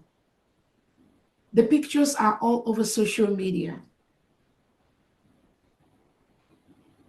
This is a country ruled by President Tinubu with the defense chief Christopher Musa and their foreign minister Bianca Ono that went to Finland to file paper against our Prime Minister Simon Ebb. Actually, she filed it at the Finnish Foreign Embassy in Nigeria, from where they gave order for them to pick up our Prime Minister. Bianca Ono, shame on you. That is how the Nigerian terrorist state roll. They believe they have somebody in the United Nations in the top government platform. They believe they have somebody in African Union in the top government executive platform. They believe they have somebody in Commonwealth. They bribe their way into all these organizations and continue to make the world a very dangerous place by reintegrating non-terrorists that go about killing indigenous Christians, indigenous Nigerians, indigenous Biafrans, displacing them from their home, burning their homes, destroying their farmlands, their economic power. That is what Nigeria do. Any country that associates themselves with Nigeria should be ashamed of themselves. It is a terrorist state. If you were doing that before, now I am giving you that information so that you can knowingly, with the information you have, remove your partnership with the Nigerian state. The Amnesty International have reported about the forceful disappearances of indigenous Nigerians by the Nigerian security agents. At a meeting I had earlier today with the citizens of Edo State, the governor of Edo State narrated how he was picked up from his home around 1 a.m. in the midnight by the Nigerian state.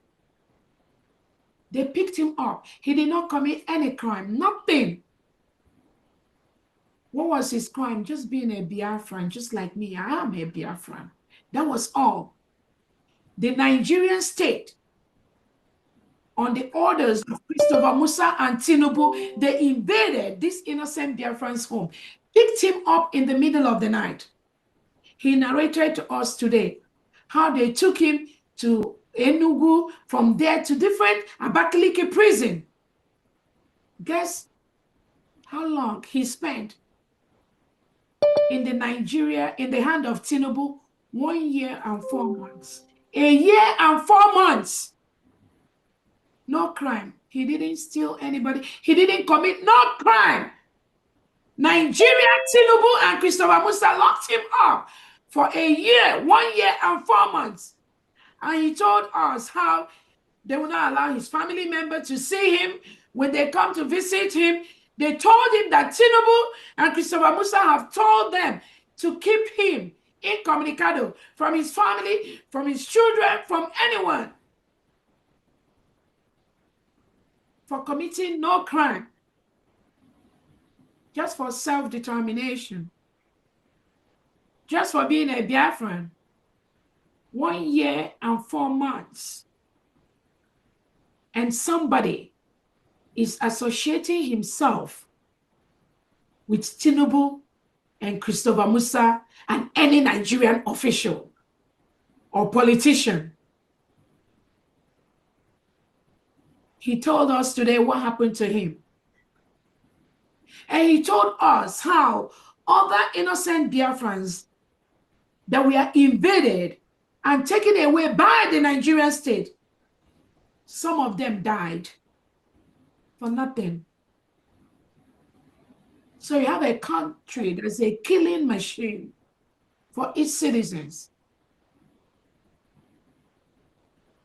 And you, a world leader, you are associating yourself with that kind of country, with that kind of leadership, thinking you can continue to intimidate the people, to kill them, and to believe the lies of Tinubu and Christopher Musa. Search your conscience. So I think that's all I have today. That is what has happened over the past few weeks, and we've observed. And today, this fundraising is very special because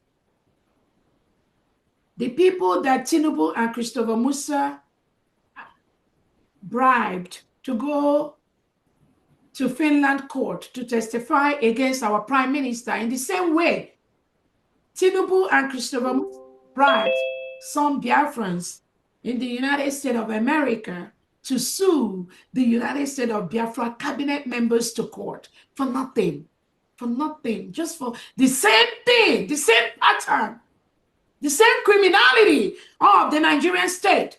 But they will always use Biafrans. Be not deceived. The Fulani terrorists will always use Biafran. That is what they call divide and conquer. So in the United States of America, they discovered some willing tools that they've used them to sue the cabinet members of the United States of Biafra government under His Excellency and Nnamdi Kanu. They sued them to the Washington District Court. But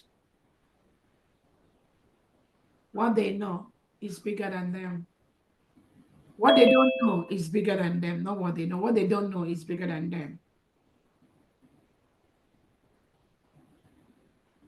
They brought some foreign partners, some foreign people working for the Nigerian state to stop Biafra, to sue those that are working for Simon Ekpa.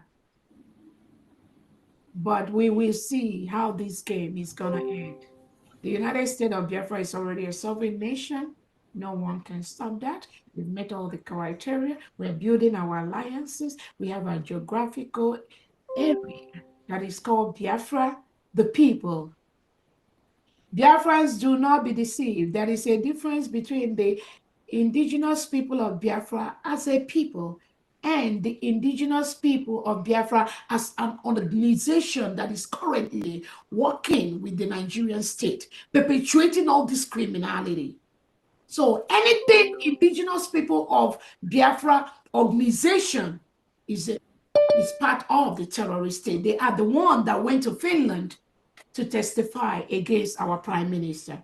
So Biafrans, do not be deceived, and the world, do not be deceived.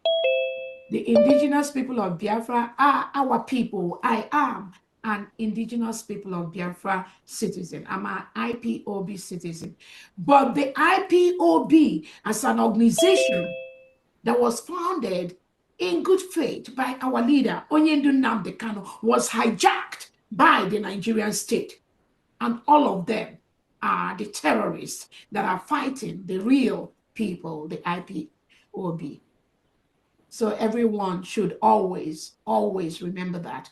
There is nothing like IPOB organization in the whole United States of Biafra. They are terrorists working with the Nigerian state. That is why they call them as witnesses against our prime minister in Finland. Those were IPOB organization members.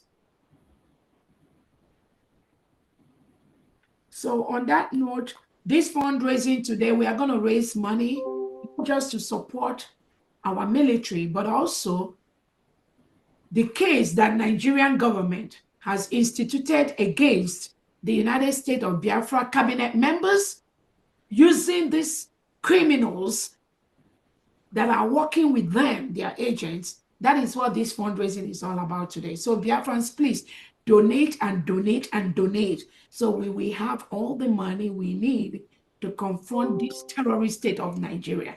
Be not deceived.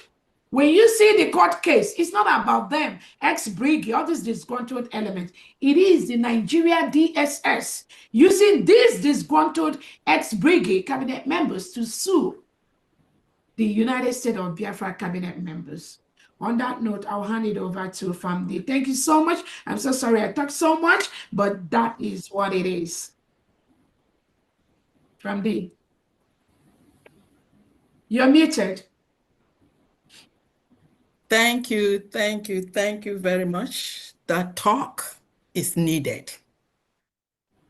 It's needed. This explanation is needed so that Who no, go no. That's what it is. Nigeria's lies was just brought in the open for the world to see.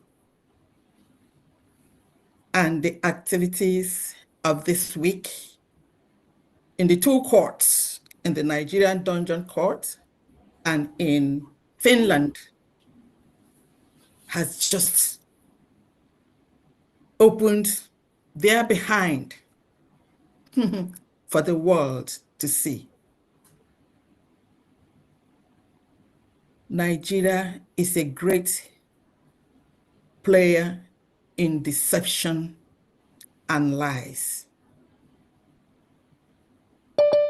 I mean, they are masters in deception and lies. One of those lies is what? They always claim and they tell the world that they are trying to keep Nigeria one. All the time. And that keeping Nigeria one is nothing but colluding with the jihadist Fulanis and other stooges to exterminate Biafra. Nothing else. We didn't do anything to them. As a matter of fact, Biafrans, when you think of Nigeria, have been good citizens and law-abiding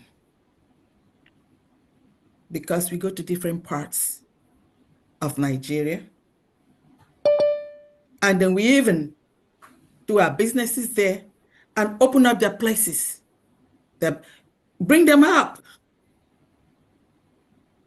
And yet, they hate us. Anytime you hear to keep Nigeria one, anytime you hear they're fighting for the unity of Nigeria, no.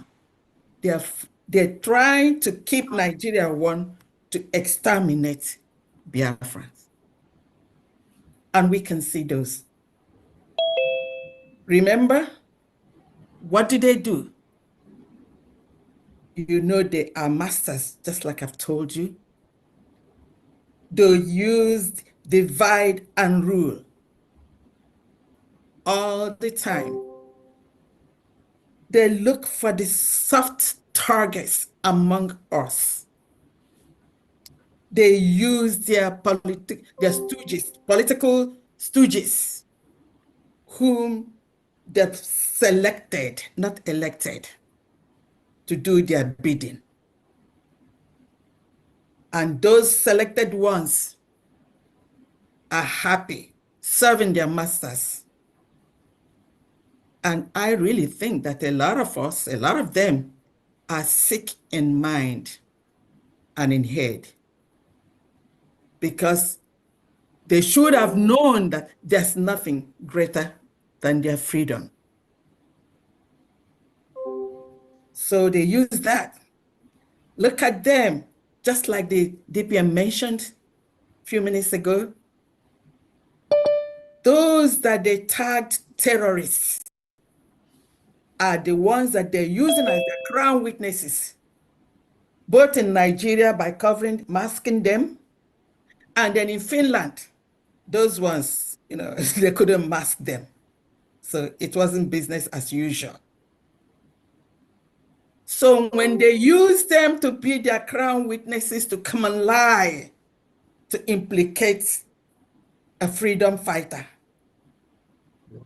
you know what that means. So those that are the crown witnesses in Finland, for the few minutes they were there, perhaps maybe till the case finishes or whatever, those ones, they're hailing them. They're their crown witnesses. That's why they are liars. Nobody lies like Nigerians. Nobody lies like Nigeria state. We know what they're doing. And not only that, they are using some of the ex-BRGIE fallback republic members. They're using them.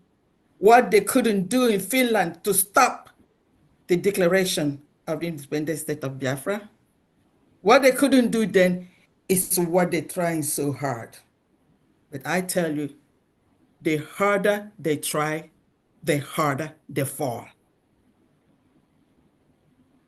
That's exactly what it is. Nobody has monopoly of anything except Nigeria that has monopoly for lies. And it's really falling apart this time. Biafrans, each and every one of us should know that at this stage, egwu anyị na-agba bụzi egwu eji ụtaba n'aka agba. The rhythm, the tempo of this freedom dance, or this freedom, is not for the weaklings anymore. If you do not know that, know it today. It's better that we die standing up than kneeling down, because we have the right for sanctity of life. At this moment, we can't breathe anymore. The battles have gone, the lies, the collusion, everything, all the atrocities of the Nigerian state has made us, we can't breathe anymore. And the only way is to wrestle ourselves, defend ourselves, and protect our lives, because we have every right to do so. So it does not matter who they use, whether they use IPOB, members or ex-members or, criminals, or they use even your sister or your brother. We are here. We will not let them do that. We're going to defend ourselves in any way that we can. Brothers and sisters, Biafrans, the dice is cast. And we are here today, just like the DPM has mentioned, to donate, to contribute, to defend ourselves in any way possible. This is a victory that we must all have. So everyone, I welcome you. No one will claim now that they do not know what is happening. You've heard it all. And you know what? The sound of truth and Biafra freedom is what is ringing. And we are here to ensure that it comes to fruitful end. And then we're going to rejoice with happiness, and then glorifying our Almighty God for what He is doing for us. Welcome, everyone, and let's start. Thank you. Thank you. Thank you very much. Thank you, FAMD. And I know there's somebody, Chook Survival, that wanted to show a brief of the lawsuit that these criminals took the United States of Biafra government, cabinet members, just a brief of that. This case is already in court, and we are going to see to the end of that. But Biafrans, be not moved. What they're doing to Simon Ekpa with the criminals is what the Nigerian DSS tried to do with some of us. But this case is dead on arrival. So if Honorable Chooks have that, you can be able to share to Biafrans and to the world what these criminals, headed by the Nigerian DSS and Nigerian Tinubu and Musa, have gone to present to the court in Washington, D.C., and so that Biafrans will be fully aware of what is going on. Go ahead, please.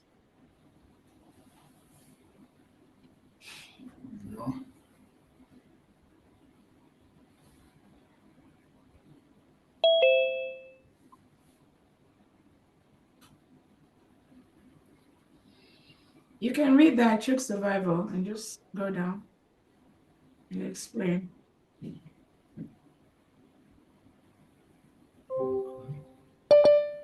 Again, I can do that. Okay. This is you can just give a brief. Yeah. All right. So this is just a summary. Again, this is on public record, public domain. Yes, it's So public. there's definitely nothing that is private that we are showing to the world. But the reason is that it's very, very important for Biafrans to be part of this process. When the Nigerian government, Tinubu and the Christopher Musa files a case against the United States of Biafra cabinet headed by our Onyendu Nnamdi Kanu and Simon Ekpa. This is exactly what they did. Like we've said here before, they will always use those that are Biafrans to fight Biafrans. Just like in Finland, they use those people that are working for the Nigerian state that are Biafrans to testify against our Prime Minister Simon Ekpa. This is exactly what they did. So let's go up. Let's start from beginning. Honorable Chuk Survival. Okay, so this is a history.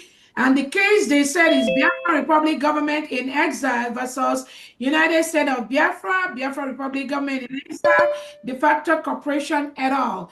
Timothy J. Kelly presiding, date 5/5/29, 2025, date of last filing 6/3/2025. So this is, remember, the United States of Biafra, the Biafra history is a continuum. Please go up again. Go to the beginning. So it is a continuum from the Ojukwu, our Honorable Ojukwu, to Wazlike, to Nnamdi Kanu, to Simon Ekpa, now to the United States of Biafra. It is a continuum. Nothing changed. Nothing. The basic need, the basic reason for Biafra is the same: to leave a country that reintegrates non-terrorists into the community, into the police, into the security. Even these terrorists, as they are reintegrating them and giving them AK-47, giving them GPR, giving them all kind of ammunitions, they will use these ammunitions to launch, to target countries like the United States of America, like Britain, like other well-known countries that don't engage in this criminality. That is what the Nigerian state do. But they won't tell you that. Tinubu and Christopher Musa, they will come to you in Dubai. They will come to you in Saudi Arabia. They will come to America. They will go to Britain to ask you to give them arms, to give them money to fight the terrorists. Be not deceived. They are the terrorists. Do not give them anything, because they are the one that encourage the terrorism. Yes. Nigerian government policy is to reintegrate non-terrorists. Exactly. That is why every month you hear that they graduated 5,000 Boko Haram. Mm-hmm. The next month you will hear they graduated 5,000 ISWAP, ISIS and all that.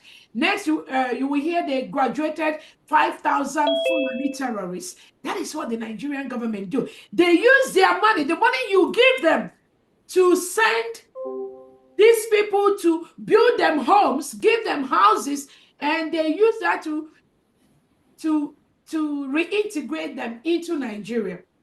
So when Tinubu and Defense Minister Christopher Musa come to you, America, Britain, France, Japan, any country in the world, Saudi Arabia, Turkey, Dubai, Mauritania, when they come to tell you that, oh, Nigeria is filled with terrorists, give us money to... No, do not be deceived. Tinubu and Christopher Musa are the one that reintegrates those non-terrorists. It is their policy. They bring them in to help them win elections. They bring them in because they are in high numbers. They integrate them into the system and tell them to go and vote so that they will continue to be in power. That is one of the major reasons they bring them in. So when they come to ask you to give them money, the Tucano jet that America gave Nigerian state, there was a specific instruction not to use that jet in the southeast and south part of Nigeria. Today, Christopher Musa and Tinubu are using those Tucano jets in the southeastern part of Nigeria, killing innocent indigenous Biafrans.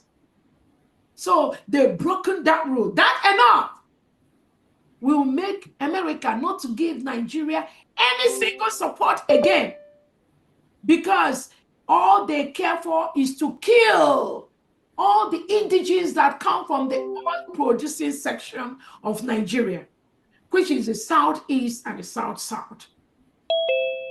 So no matter the thousands of barrels of oil they promise you, be aware now that that promise is on the blood, the blood of innocent citizens. So stop it. Do not do that again.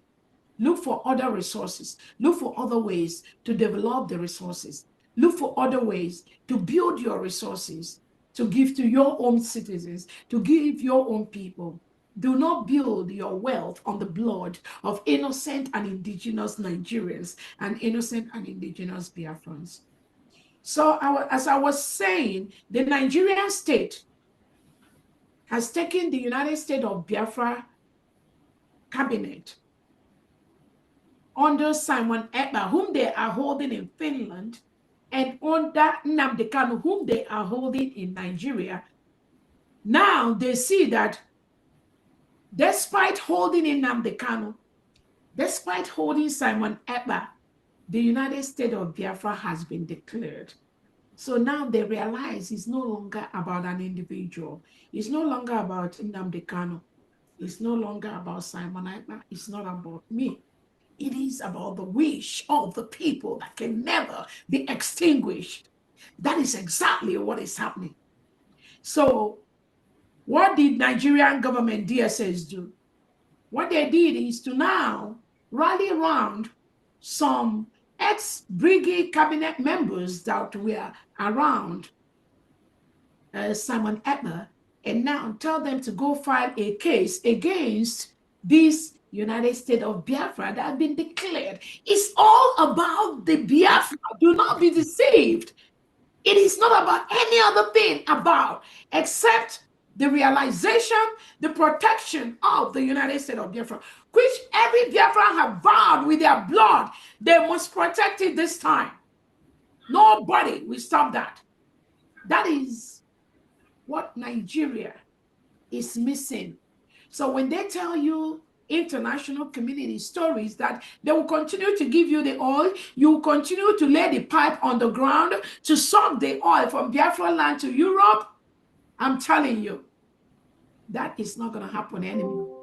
The earlier you cut off that relationship and allow the people of Nigeria to live and allow people to exist and allow people their life, the earlier you do that, the earlier history will judge you as an individual, as a president, as a country that cherishes the fundamental human rights of individuals more importantly than any economic gain.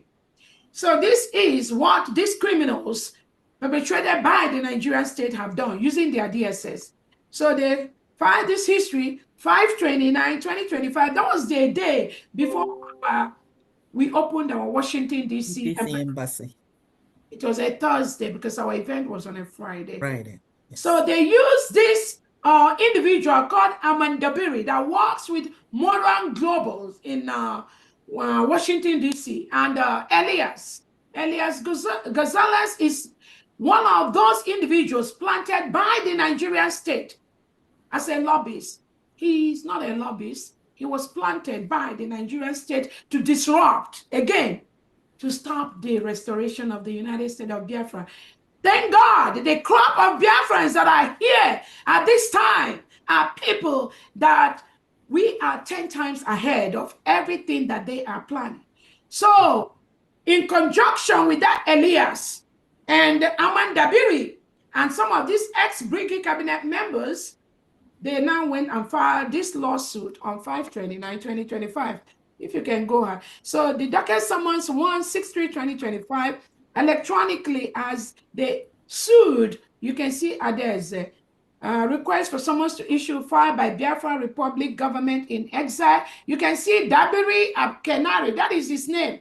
Dabiri Abkenari Arman. And Biafrans are using this opportunity to tell the global, modern global, this guy, Dabiri Abkenari Arman, he is going to destroy your firm. I promise you that. You better sack him immediately. This Dabiri Abkenari Arman, he is the one used by the Nigerian DSS to sue Biafrans, so we will not get our independence. And whoever in their wider sense thinks that this guy is going to succeed, never. He entered this case 5:30, case assigned, reassigned, the case assigned to Judge Timothy. Whoever is Judge Timothy J. Kelly, again, we're using this opportunity, Biafrans, to tell you this case is instituted by the Nigerian Criminals DSS terrorist organization, using this Dabiri, Abkenari Aman, and the one they call Elias, and some of their cronies in Biafra, like those that went to testify against our prime minister. It is all the same cabal. That's what they are. Certificate of disclosure, corporate affiliation. So they docked it for certificate of the closure of financial interest by Biafra Republic government in exile. You can scroll down, please. So now you can see on number 3, the father entered.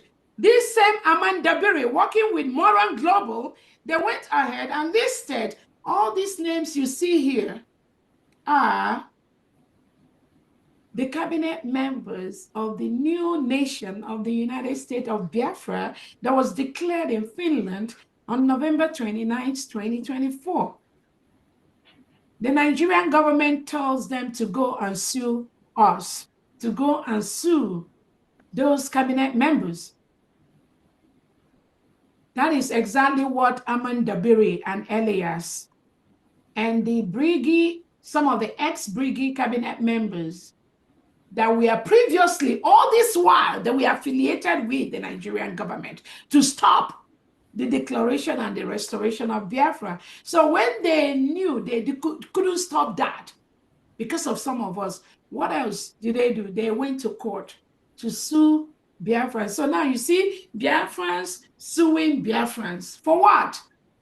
Nothing except the wish of the Nigerian government and the DSS to stop the restoration of the independence of the United States of Biafra. That's exactly what you are seeing here. You can see all the names that were listed here. These are on public record.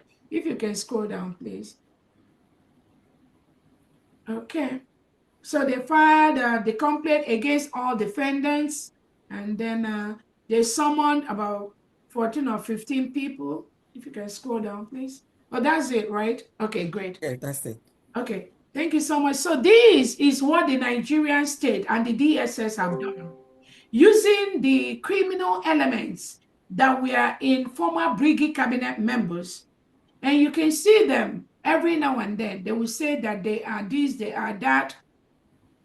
They use them, they colluded with them. Now, Nigerian government, using this Aman Dabiri and Elias and whoever they are working with in Biafra, they've sued those that are working for Simon Ekpa and then Nnamdi Kanu. So again, this fundraising today, we need all the money from Biafrans, from friends of Biafrans. We need all the money to ensure that the Nigerian state, the Nigerian terrorist state, does not stop the restoration of the United States of Biafra. Thank you so much, Famdi. Yeah, thank you. Thank you. You can close the close it up. Thank you so much. Thank you. So I know it's already nighttime in Nigeria. So we will start like usual with people in homeland, Biafra land, and those of us that are going to work or have emergency to leave. That's what we're gonna do. And then today we're just gonna make it straight, not much accolades or things like that. We are really here today for something very, very serious. And we are ready for it. no shaking. All right? Over to you, Honorable Chuk Survivor and Honorable Ugo. Thank you very much. Thank you so much, Honorable Secretary of Finance and our Deputy Prime Minister. Our fellow Biafrans, we have come back, just got to do what we have to do. There is no point talking too much. A lot have been said, and I believe everything has been understood. Please, just as we always do it, those in the homeland, raise up your hand and make your donations. Those who are going for their job or are busy, you have one assignment or the other, raise your hand. We attend to you first, more especially those in homeland. Please raise your hand, make your donation. Very important to attend to those in homeland first of all. So please, we know how difficult it is with your network and other challenges out there. So we attend to you first. And those who have one thing or the other to do, please raise your hand. If you don't know how to raise your hand, you can equally jump in with your voice. We'll grant you audience to make your donations. Thank you so much. And we are starting immediately. Without wasting time, let's go to, I think I can see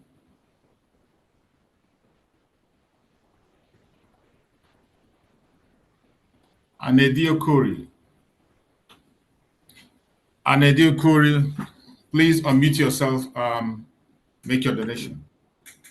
Yeah, thank you, my brother. Thank you, Honorable Cabinet of United States of Biafra.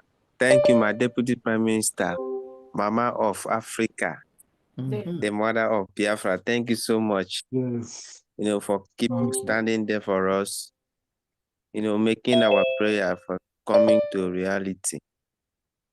You are making us proud with all your cabinet. Gabiama, continue to bless you and make this to be fully, our nation fully restored so that we can go back home and enjoy what you are fighting for us. Thank you so much once again. So today I'm donating for Italian and 2,000 AJ. Thank you so much. Thank you. Thank you so much. We appreciate you. Thank you. We go to Agwo Paul. Unmute yourself. Ugu Paul.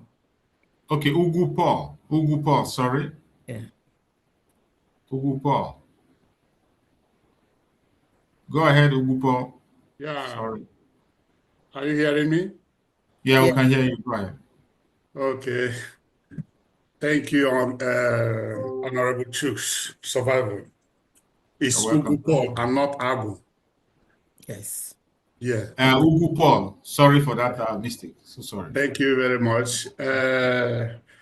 Greetings, dear friends. Good morning, good evening, and good afternoon, depending on your time location. Good evening, my Honorable DPM, Dr. Mrs. Ngozi Arabeze. You have said it all, and we've all heard you. And just to be brief, I'm anchoring your speech, which you said, Biafrans, do not be moved or do not be shaken. I'm anchoring it on Psalm 121, which says that those who trust in the Lord, that they are like Mountain Zion. We Biafrans, we trust in Ezech. We trust in Ezechukwu Okike Abiama. We are like Mountain Zion. So we should not be moved or shaken. Thank you, our able DPM. And my fundraising today starts as follows. Number one here is Chijoke Okafor, 20 Ejemma. Chika Okafor, 25 Ejemma. Ezo Hadan Okafor, 25 Ejemma. Felix Okoro, 5 Ejemma. Innocent Ojoho, 10 Ejemma. Sunday Anyalewechi Uchendo, 10 Ejemma. Frank Okpala, 15 Ejemma. Thank God Ocho, 20 Ejema, Ifeanyi Agonia, 15 Ejema, Alowere Tedus, 20 Ejema, and my humble self, Paul Ugu, 30 Ejema. Total for today's fundraising is 195 Ejema, but when we were remitting, we remitted 200 Ejema. The receipt has been forwarded to our able Finance Secretary. Thank you all. And may Ezechukwu Giadiama bless us all and be with us. They will be say. Where is this from? Where is this Head from? of Mission Greece. Okay, thank you. Thank you very much. I forwarded my receipt to you. Thank you. All right. Thank you so much, Mazi Ugupo. Appreciate you. Thank you. Thank you very much.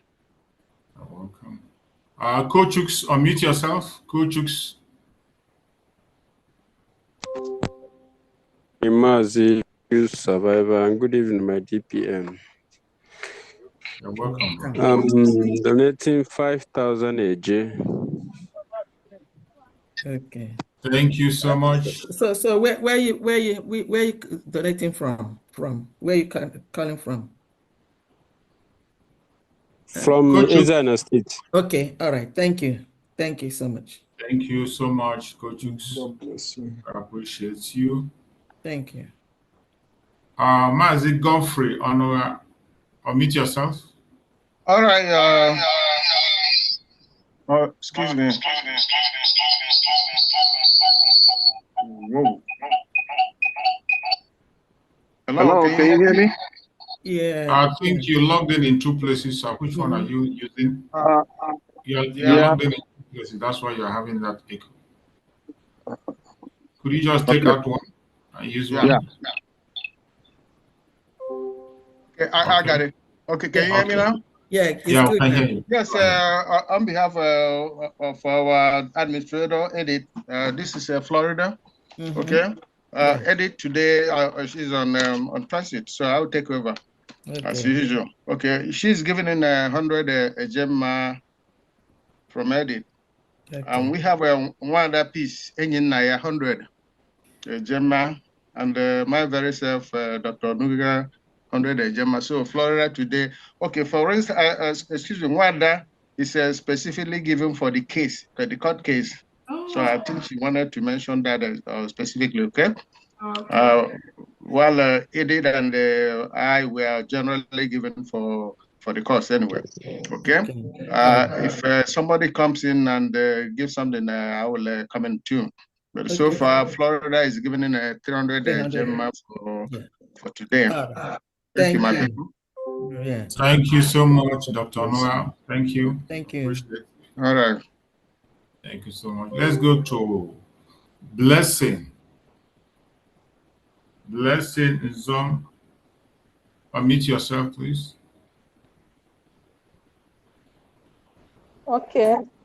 Good day, everyone.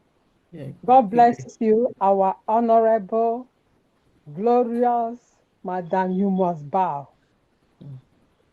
God bless you. Bless the cabinet, every one of us. Please, by God's grace, I just want to donate for the 40 states of Biafra, the sum of $250. I mean, I'm sorry, 250 a gemma. Yes. Last time I made a pledge. I made a pledge of 50 gemma on behalf of our DPM, but I haven't remitted it. So I'm going to remit it right now. So by God's grace, I will give you 300 a gemma. By the grace of God, 250 for the 40 states of Biafra, then 50 for the previous pledge I made that I have not remitted.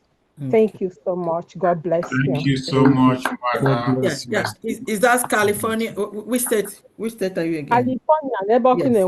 Yes. In California. Don't mind us. We are moving forward. Drawback. Yes, thank you. Thank you. God Thank bless you so you. much. We appreciate Bye-bye. you. Thank you. So Mazi, I'm sorry, fam. I'm gonna send it to you right now, okay? All right. Thank you very much. It's all right, bye. okay, let's go to Mazi Chidi Membis. Unmute yourself, Mazi Chidi Membis. Oh, choose survival. Good evening, Biafrans. You're welcome, my brother. You're welcome. Okay, on behalf of our OEC, our island mission, island, because he's on a mission. He's not so he asked me to represent him. Okay. So we call out for today's donation.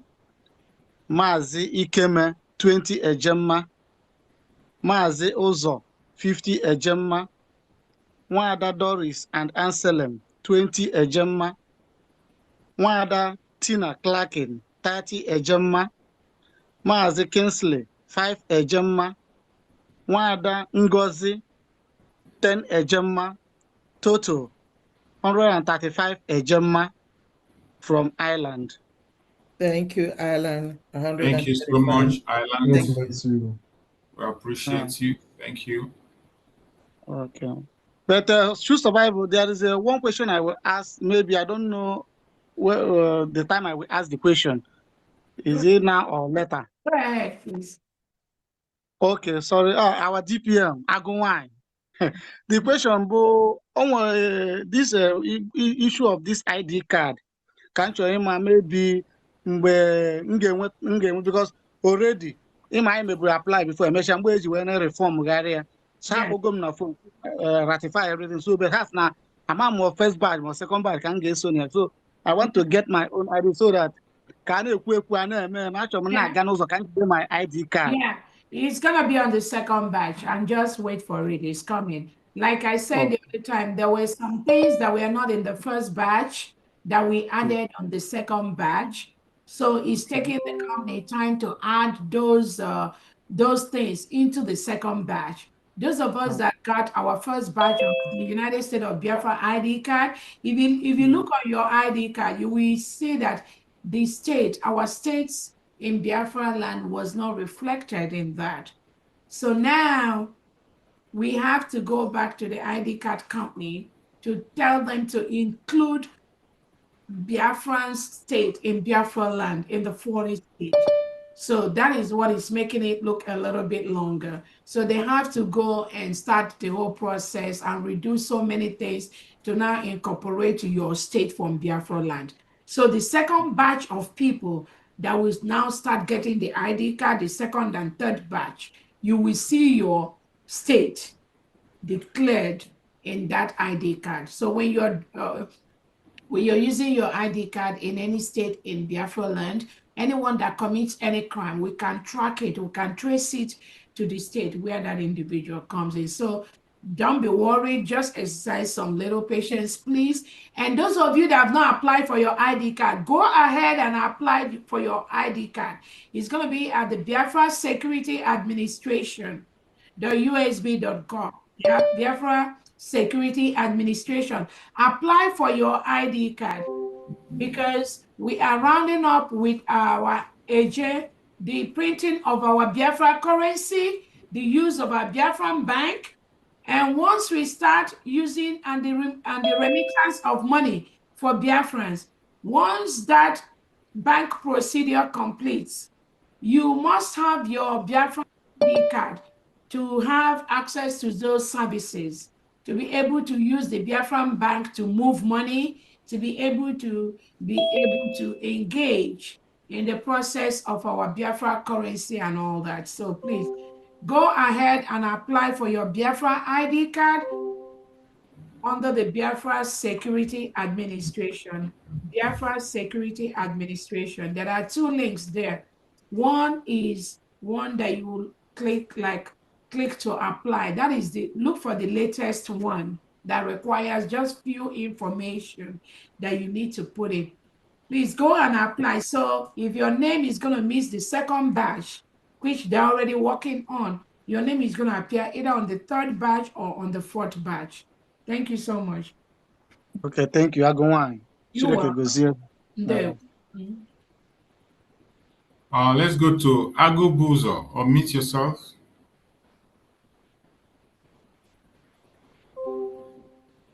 Good morning from here, from Japan.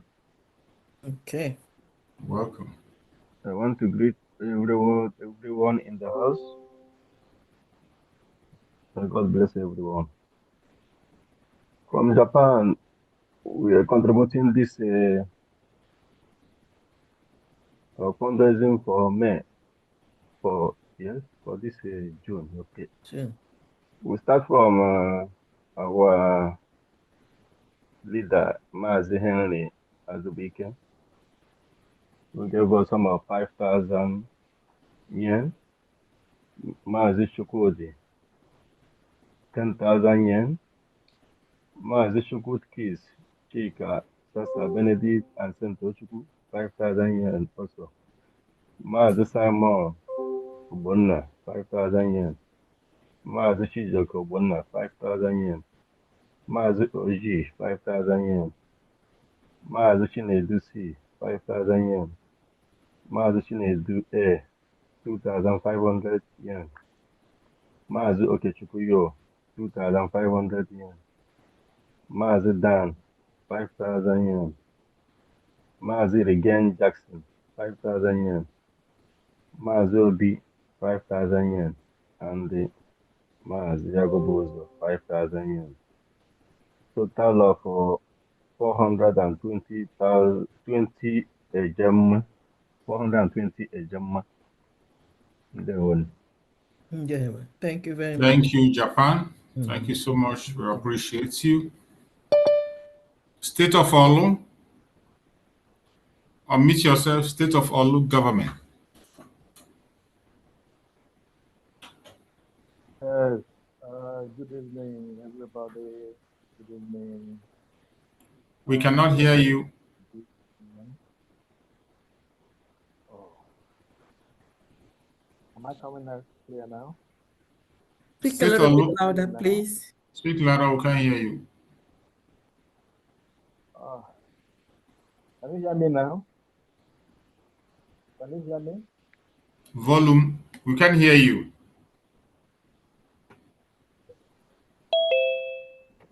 Can you raise your volume, please? Can you hear me now? Yes. Okay, it's better. Okay. I want to greet everybody. Our able DPM, Mama Biafra, Chief Survivor, Dr. Famdiana, and every other person in the house. I greet you all.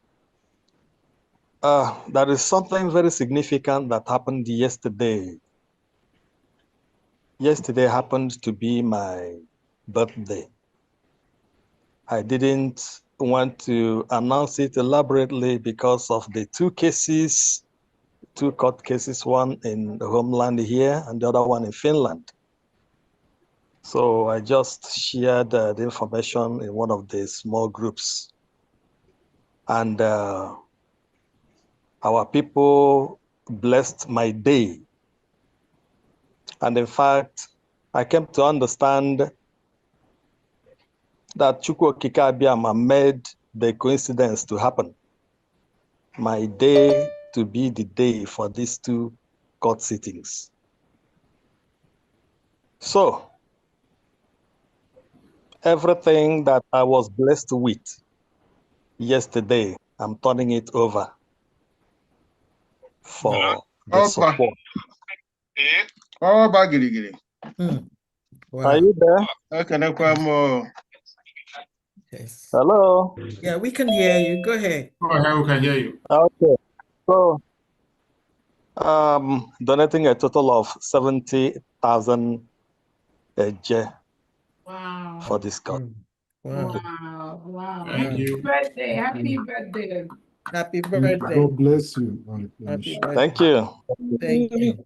Thank you so much. We appreciate Was that the Olu State Thank you. Thank you. Who was that? Yes, yes. Is Olu State Governor? Yes. Yes, Oh big my mama. goodness, let us sing happy birthday to him. This is oh my goodness. Please, 1, 2, 3, go. Let us sing happy birthday to him.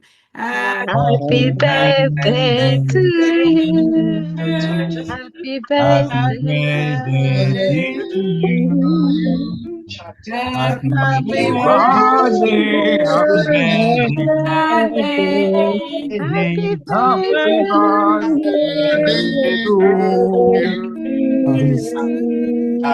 Thank God you so bless much. you. Thank you so much. May the I just want to Lord let you know bless you. that this the governor of Olu State is really doing a wonderful, wonderful job. I'm telling you. Sometimes some of us don't know what we go through in the hand of the Nigerian terrorist state just for being who we are. Just for being who we are. I'm going to post the first-hand experience of the Edo State governor that was taken away by President Tinubu and Christopher Musa, locked up in the DSS dungeon for 1 year and 4 months. A year and 4 months. And the people working there told him that it was an order from Tinubu and Christopher Musa that nobody should see him. He was kept incommunicado, just like what Finland is doing to our prime minister. For nothing. These are innocent individuals just because they're Biafrans. I'm going to post his first-hand experience of what Nigerian state did to him. And the reason why this is so painful is not just happening to him.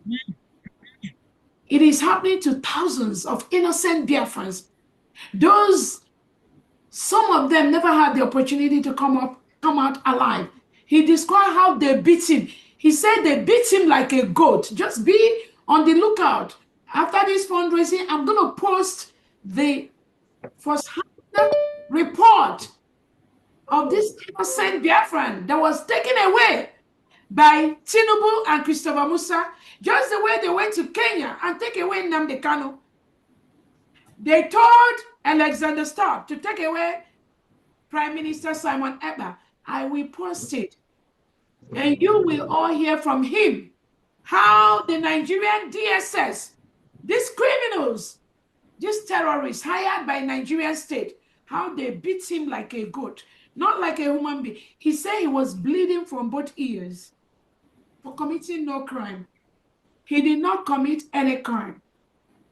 He was just a Biafran and propagating Biafran. He does not want to live in a country with reintegrated terrorists. That's all he said. And Tinubu and Christopher Musa sent the DSS in the middle of the night, 1 a.m. in the middle of the night. They came to his house. They knocked on the door. They broke down his door. They break, and that is their pattern.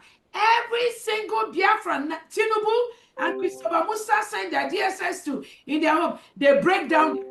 We have the pictures. I have the live pictures of how they enter these innocent Biafrans' homes.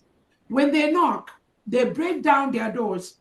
I have the video evidences, I have the recordings, and I'm ready to present it to the European Union, Human Rights, and to the African Union. And they went in with torchlight. He said there were about 6 hillocks. So when you see those hillocks by the Nigerian state, that's what they used to kill people. And they were up to like 12 or 18 of them, DSS people that came to his house in the middle of the night. Why should we, in this century, be afraid to sleep in our homes in Biafra land? When Christopher Musa and Bianco Ono and the delegitimized Southeast Governor Soludo, Uzodimma Oti, sent these reintegrated terrorists to our homes, in the middle of the night to our mother's homes, our father's homes, our grandfather's homes, break down the door with innocent children sleeping inside those homes. They break the doors and take them away, take their fathers away, take their mothers away. Anybody supporting this evil? Anybody supporting this evil? You have yourself to blame. To your own children, not even to Biafran, to your own family members. You will have yourself to explain and blame to your own generation. And they took this innocent man away for a year and 4 months. They released him, I think, in January or February. 1 year and 4 months. Comunicado.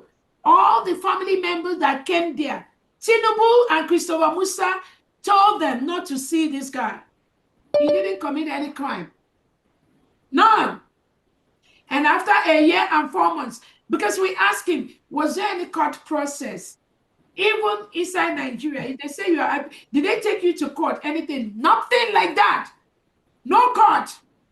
It was an order from above, from Tinubu and Christopher Musa. Pick them up, lock them up, kill them.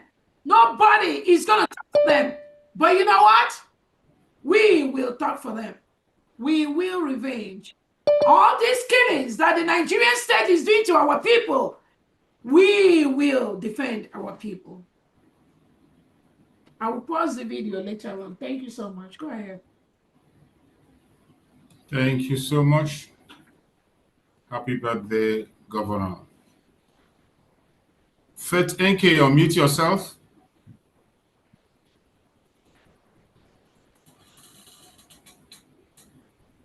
Faith NK. Can I come in, sir? Okay, go ahead. Thomas, Victor, go ahead. All right, sir. Good evening, everyone. I greet everybody. Yes, sir. I don't have much to say, but I want to, on behalf of BRGIE Lagos Liaison, I want to donate 3,000 AJ on behalf of Liaison Lagos. So I just want to donate 3,000 AJ. Thank you. Thank you. And God bless our commission.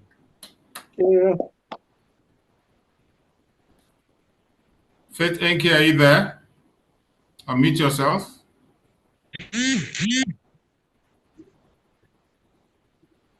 Let's go to Odogwenugu. Go ahead. Mazi Odogwenugu, over to you. Dr. Chicks, I am seeing you for the second time. You have 2 cases to answer for me now. Yeah, thank you all, Biafrans. I thought you could have called me for the first time because our DPM always gave me a surprise. Last week, I promised that I have a song that I could have, but because of time. And today, I have the same song to sing for DPM, though I have a follow-up question. DPM, I want you to remember something, maybe you forget. The day you called our angels to come and speak, one of our potential angels told you, Dogwenugu is reminding you now in case you forget, that ni mugo Biafra, ni mugia. You have given birth to Biafra and you are giving birth to Biafra. These are the impossible things you have done. When I was disappointed and disheartened in Finland, when I didn't see Prime Minister Simon Epa, I was hopeless about the declaration of Biafra. You stood up. And you declared Biafra. That had been my dream all my years. Ojukwu wanted to get an embassy for Biafra, and I wish and I know Nnamdi Kanu wanted to do the same thing. The same thing with Obatubi, Simon Epa, Agudo. But they couldn't do that. On the 30th of May, Dr. Rabeze, you stood at the Washington and declared and opened the first embassy of United States of Biafra. I gave it to you, ma. Thank you very much. So I said in Igbo, you have done it and Biafra have done it. But that is not my song today. Before I go on with my song, Fandian, from last week, we are owing from Sweden 70 Ejema. But on Sunday, I paid one person, gave us 40, and I paid it on Sunday with the receipt. So we have now remnants of 30 Ejema for last month. After Dr. Orabeze's speech this night, I received an animus of 50 Ejema again for the support of your speech and the fundraising from Sweden. As you people know, we have end of the month for our fundraising. So I'm going to put all of them together. At the end of the month, we are going to bring up our fundraising. I don't know, Famdi, am I cleared? Okay, let's run it by me again. You say you had a previous 70 Ejema. Balance of 70 Ejema, yes. Okay, is that correct? Okay. Yes, So but I paid 40 on yes. Yes, so out of that 70, you paid 40 now, right? Yes. Plus the 50. What is the 50 for? The 50 for today, our donation for today's fundraising, but it will be at the end of the month. Okay.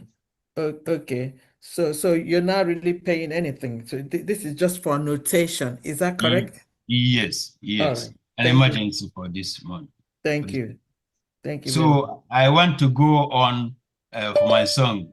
DPM, my song says in English, stand up.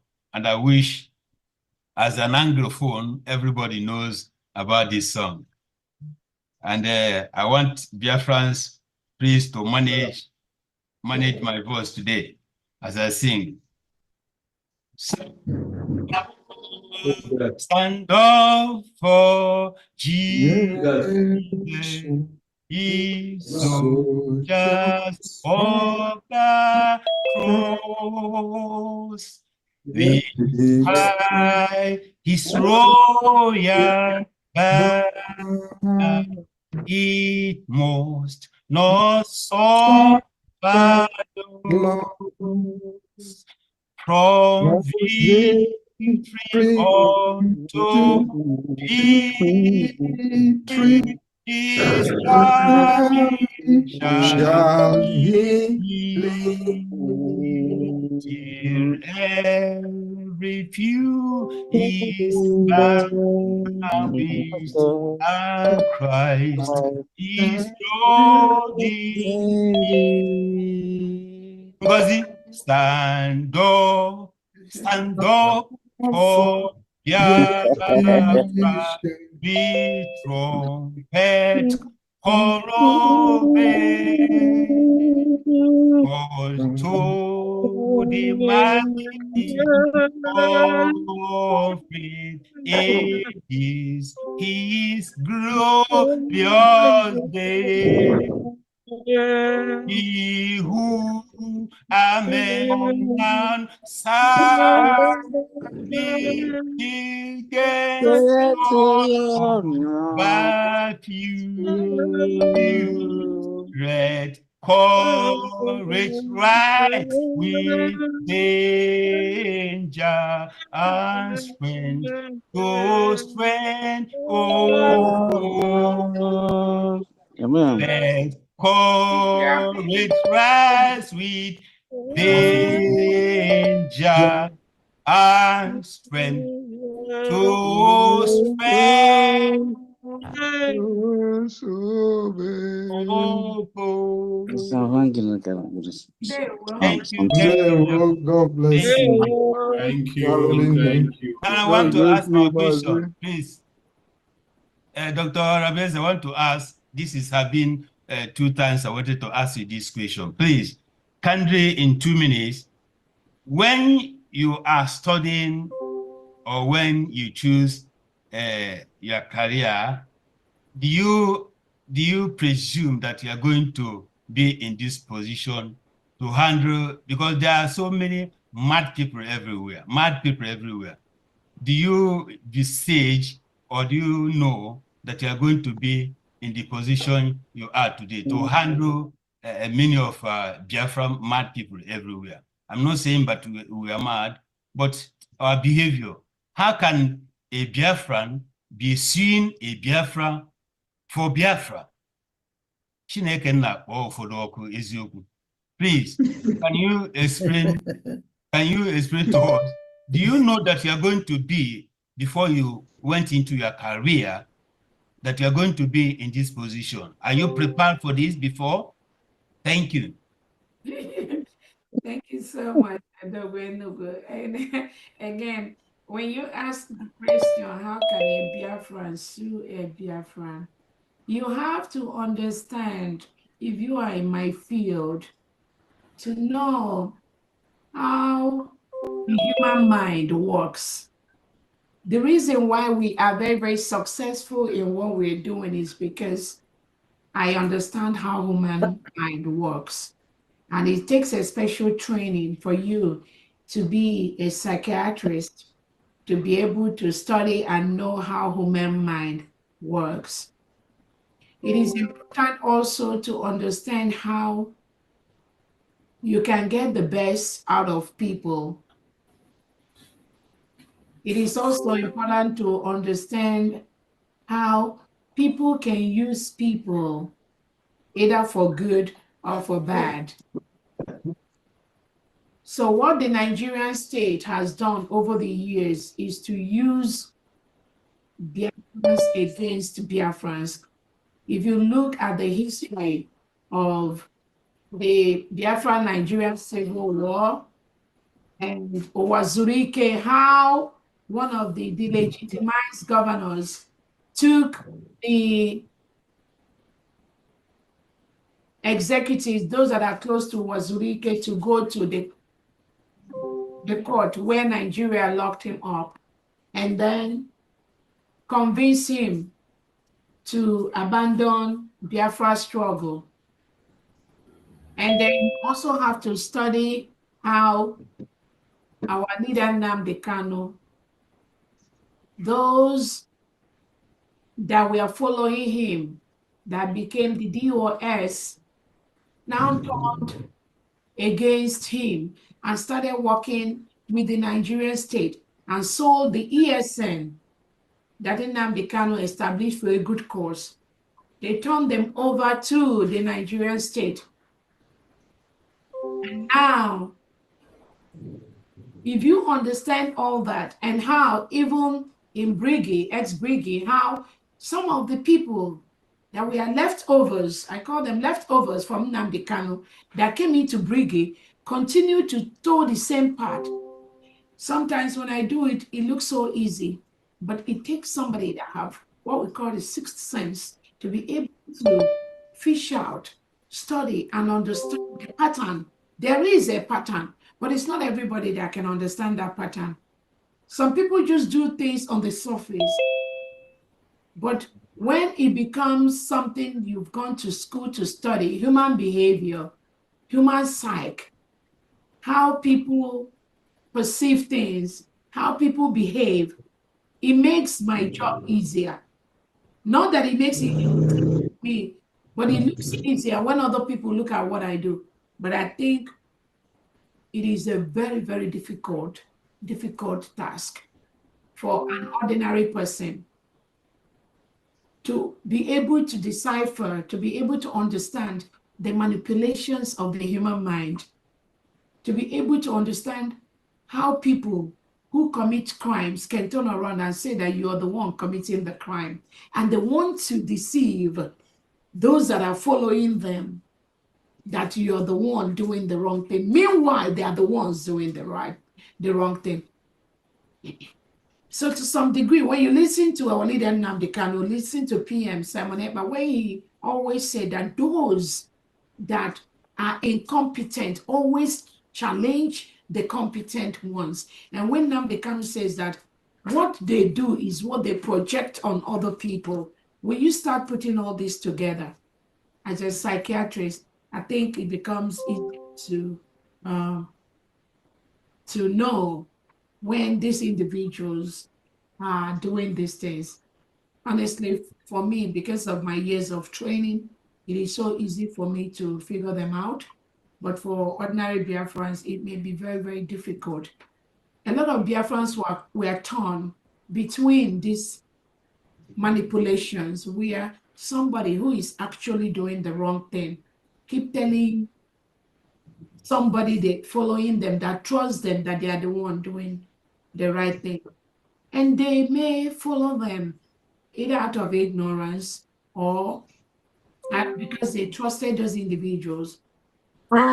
So that is the only difference we have right now. That difference that ensures that the leadership of the United States of Biafra at this time is in the right hand to be able to point out and be able to find out and be able to call out those that are manipulating the system. That is the only reason why we've gotten so much success in what we are doing. Because left alone for the ordinary Biafrans that are just, it will be very, very difficult.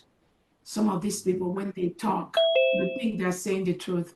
They talk it so convincingly to, just like somebody that came out and said that I am a Fulani woman.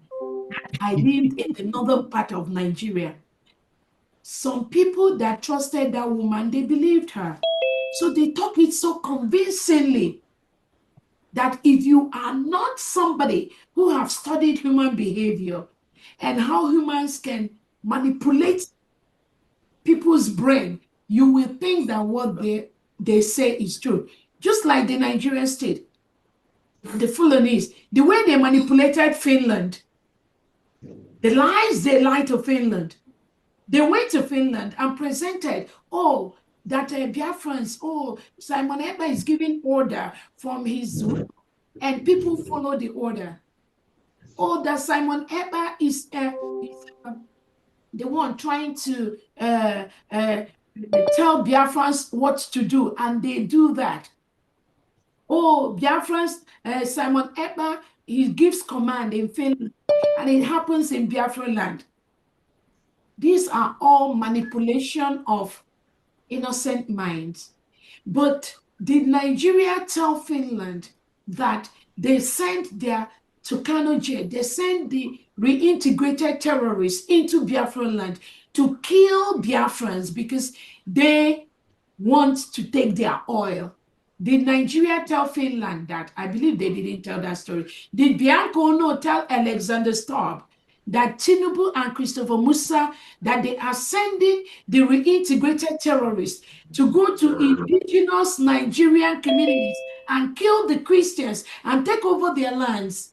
In the term of herders, herdsmen, there is nothing like herdsmen in Nigeria. These are terrorists that are brought into Nigeria, and they pretend to be herders, and they move from one state to the other. And when they settle there, they displace and kill the original owners of the land, and then they displace them. Did Nigeria tell Alexander Stubb that? No.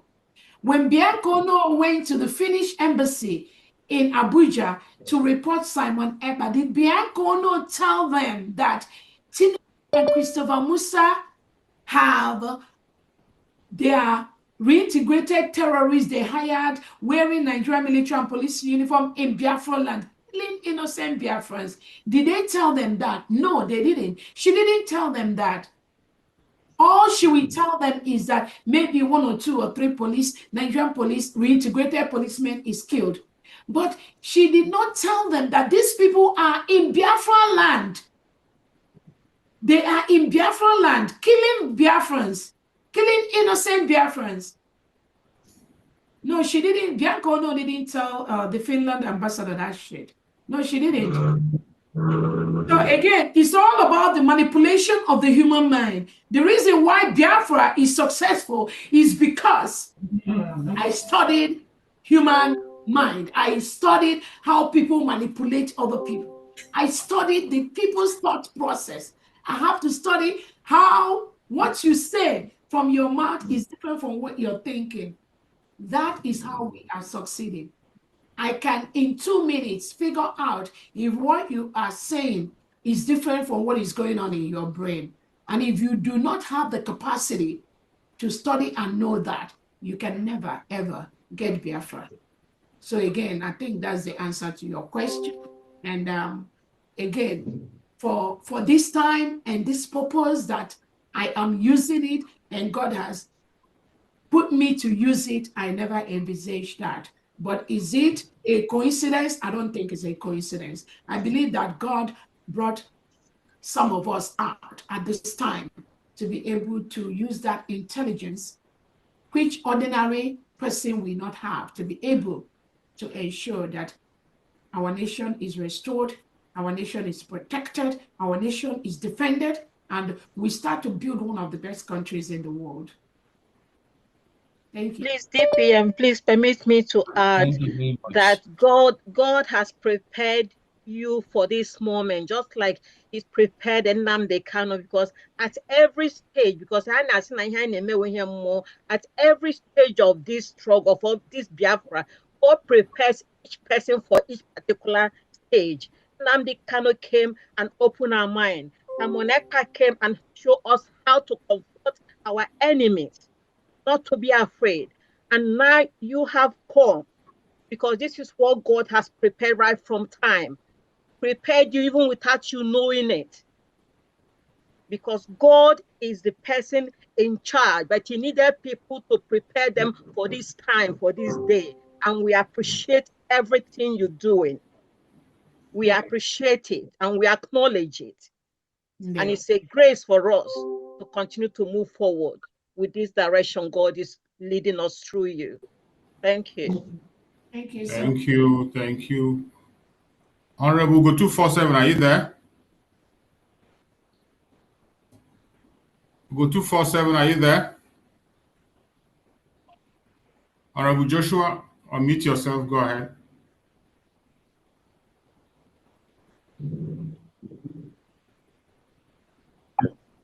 Okay. Can you hear me? Yeah, we can hear you. All right. Thank you very much, Honorable Chief Survivor, the media. Special greeting to everyone, especially DPN. Greet you, and also members of the cabinet, you are also greeted. And fellow Biafrans, you're also greeted. Co-admins, you're also included. Today is our fundraising, general fundraising, and we're here to present Maryland State update. I thank everyone for gathering here today. No matter what Satan do, is sent down to the place is deserved to be. So we are winning the battle and we are headed ahead. So today I've already announced previously, that was like 3 weeks ago, if I'm not mistaken, the contribution from members for the embassy event. I think previously I announced 300 Ejema, and then I said that there will be more coming. So here I have 4 more names that contributed, which I want to mention before I go straight to present contribution for today.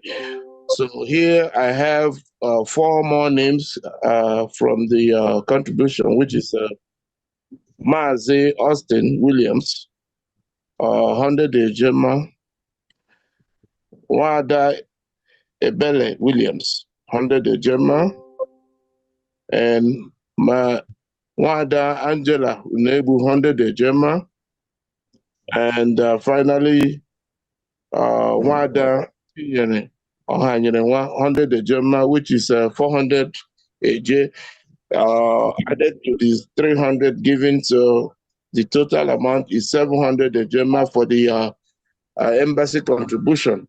So that is that.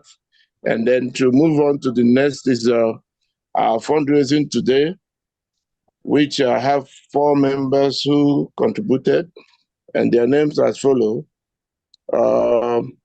Mazi Gideon Ihezie, 100 Ejema, and the next, Madam Chinyere Ohanyere 100 Ejema, the next, Madam Eunice Opara 100 Ejema, and Madam Joyce Alfred 100 Ejema, and then the last, Mazi Livinus Anoyemere 100 Ejema, which is 500 AJ for today's contribution from Maryland State. So I don't know what is the rate, but this is the amount, 500 AJ. Okay. Thank you. Okay, just let's run through it. Earlier you said you had 300 for last week, the Washington DC, right? And then for today also Washington DC 400. That gives you a total of 700 for Washington DC. Is that correct? Yes. Yes. Okay, and then also today you have a list for regular contribution 500. Right? Yes, ma'am. That's altogether 1,200. So we don't have to worry about the exchange, because nothing here is for homeland. Thank you very much. Thank you. Thank you so much, Honorable Jidofo. Can I take a leave, please? Yes. Yes, you can. Yes. I have an event I want to attend at DC. Thank you very much. Okay, go ahead. Thank you. Right. Thank you. Good evening, my Deputy Prime Minister, Dr. Ngozi Orebeze. Good evening, all Biafrans. Thank you, my Deputy Prime Minister, for lecturing us. You are not just our leader. We are learning a lot from you. And I appreciate everything you do for Biafrans. From the Kingdom of Netherlands, we have some of our brothers, members who contributed for this week.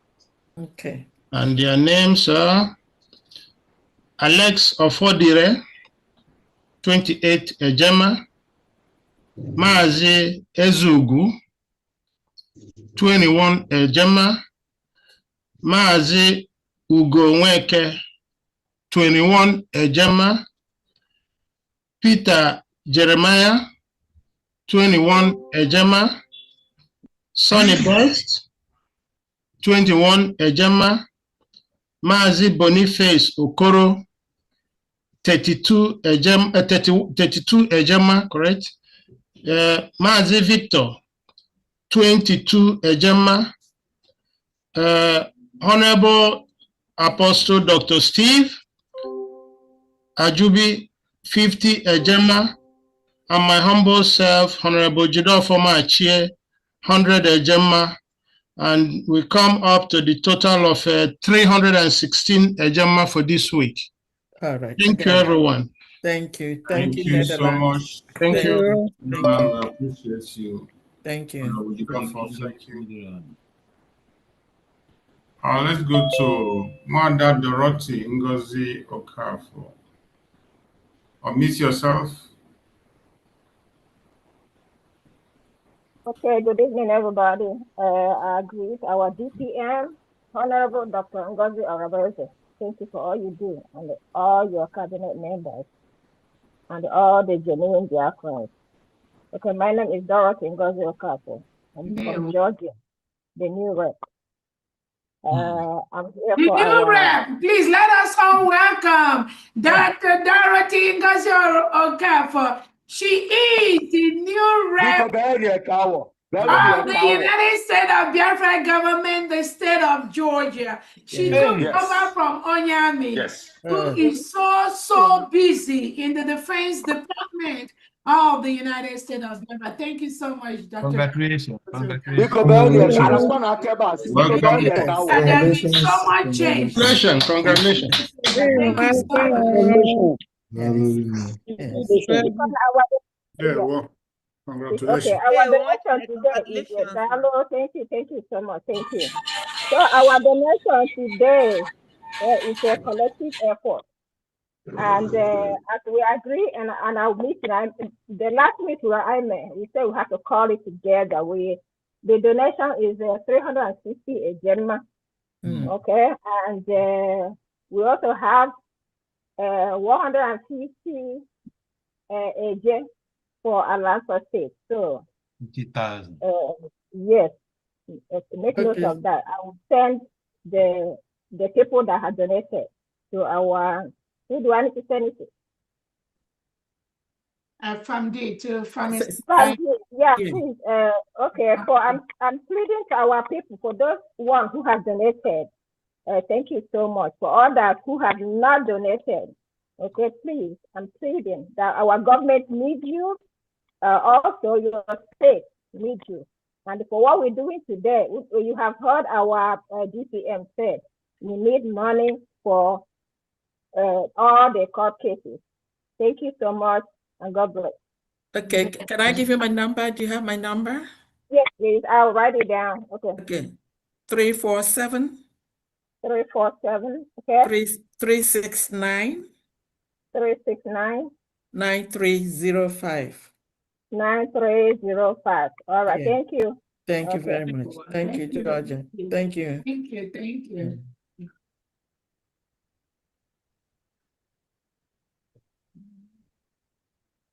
Okay, let's continue. Okay, let's continue.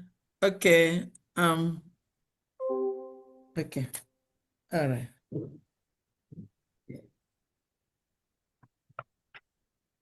Okay.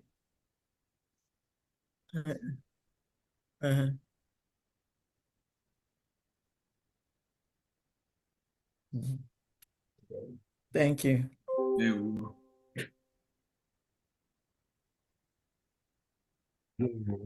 Okay. Yes. Okay.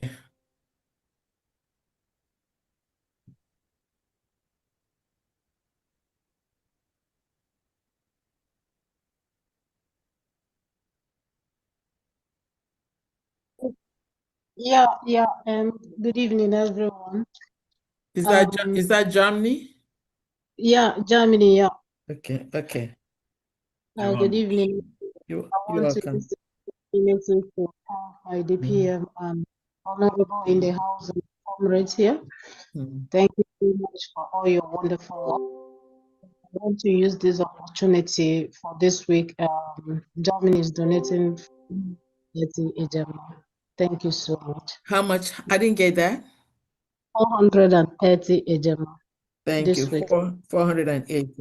All right. Thank you. Thank you. Thank you. Okay. Thank you very much. Thank you.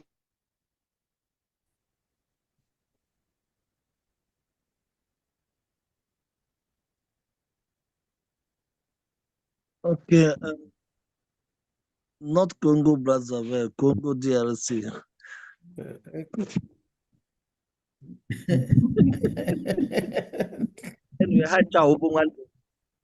Yes, so me, my dad, the history.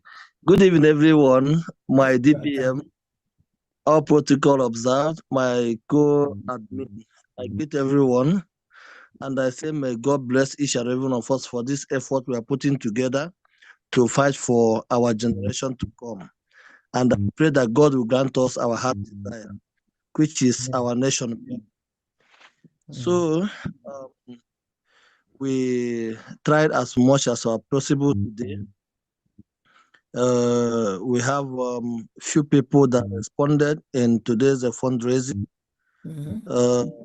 The names goes like this. Oka Toifani, 50 Ejemma. Ebenezer Nduku, 50 Ejemma. Mazi Michael Ume, 20 Ejemma. And myself, 40 Ejemma. In total, 160 Ejemma. That's all we can get. I pray maybe we can do better tomorrow, next time. All right. You did so well. Thank you, Congo DRC. Yes. Thank you. Good. I want to make, which account are we going to take the money? Is it Okay. Do you yeah. Or is it That's correct. That's correct. What you just said is correct. Okay, Nduka Ebere. Yeah. And Ali Ibrahim. No. All right. No. Okay.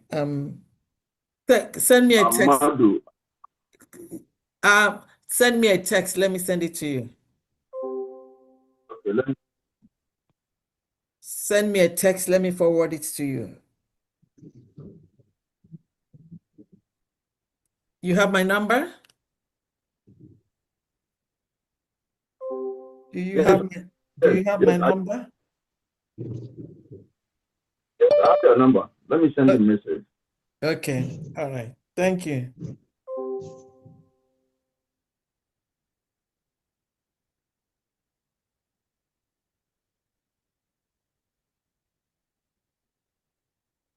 So please, can I speak? English WDC. Not now. I'm in the middle of Can I give my update, Biko?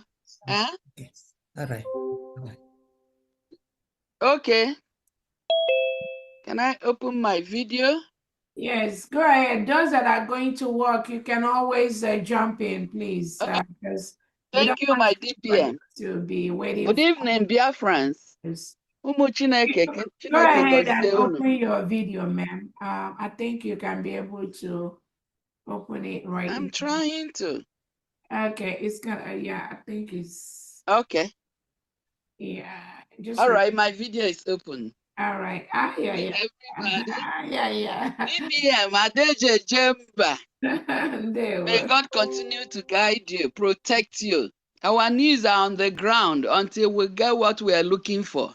And I want to use this shaky. opportunity to tell Biafra, this woman, she is the one in charge of the United States of Biafra, Washington, D.C. chapter. She did so well when we were in Washington. I'm telling you, she was like everywhere. She was like sharing food, packing plates, cleaning. There's not, and I'm like, okay, you need this. I'm hosting. Please, it's only natural. I'm hosting. Please thank her for us. May God bless you. She did so well to host us in Washington, D.C. Thank you so much. Thank you. Thank you. Thank you. Thank you so much, my DPM. Adeje Jemba. Onye nwere gị nwere mmadụ. Yes. All protocol observed. Thank you, my fellow admins. Fam Diane, thank you so much for always being there, answering questions, guiding, teaching. Thank you. Our finances are top notch because you're there. Thank you. Thank you. So I just want to give update from WDC family. Oh, I want to thank Honorable Ijoma and Honorable Ada for a job well done. Yeah. Teamwork made it so easy. So everybody, our embassy is up and running. Oh, you need anything, it's just a phone call away. So make use of your resources. This is the time. Okay. My update.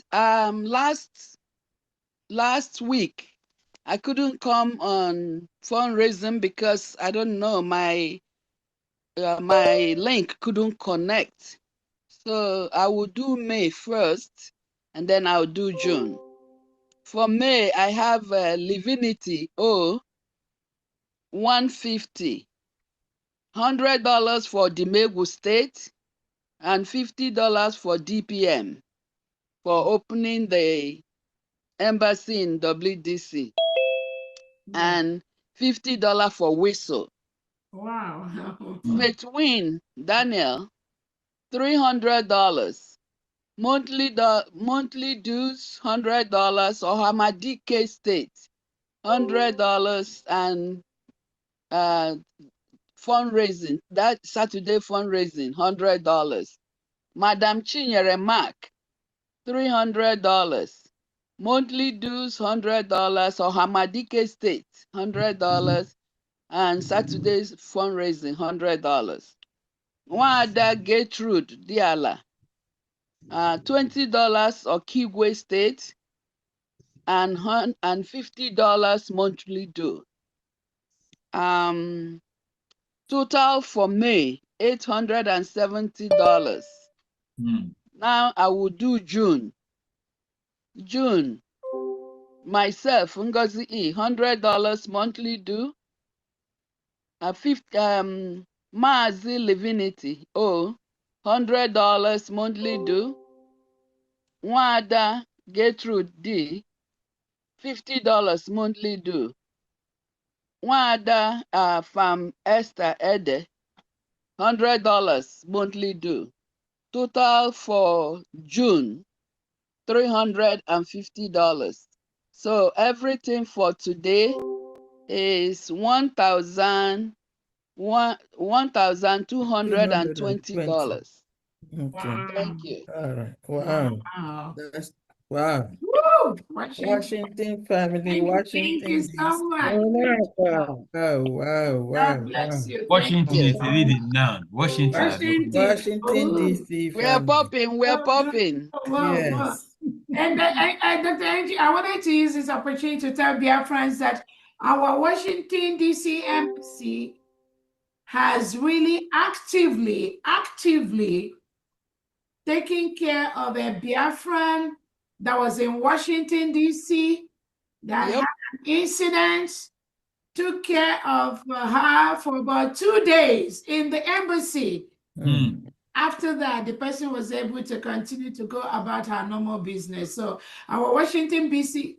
is very, very active. Yeah. And correct. all the time we will bring this person to narrate her experience, the problem she had in Washington, D.C., how the embassy took care of her problem, how she was able to successfully go back to her country without any problem. So we thank God for this. Thank you. And DPM. All the stuff. Yeah, go ahead. DPM, if they need the pictures and video of the days, you can order too. Awesome. I'm gonna do that. So Okay. thank you, my sister. We need that. We need that. Thank you so much. We need that. There were. We need that. Thank you very much. We come again. Okay. we're able, we're open. All right. Thank you very Our much. doors are open. Thank you for your hospitality. Thank you. You're welcome. Ugo, please, can I say? Yenadi Komume. Yenadi Komume. Yenadi Komume. Koneme. Yes. Thank you.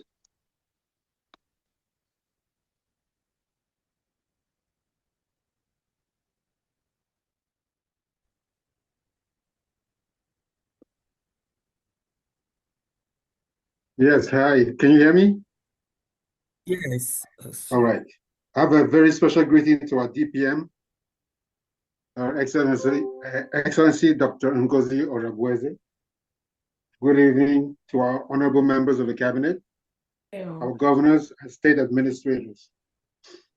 Good evening, fellow Biafrans.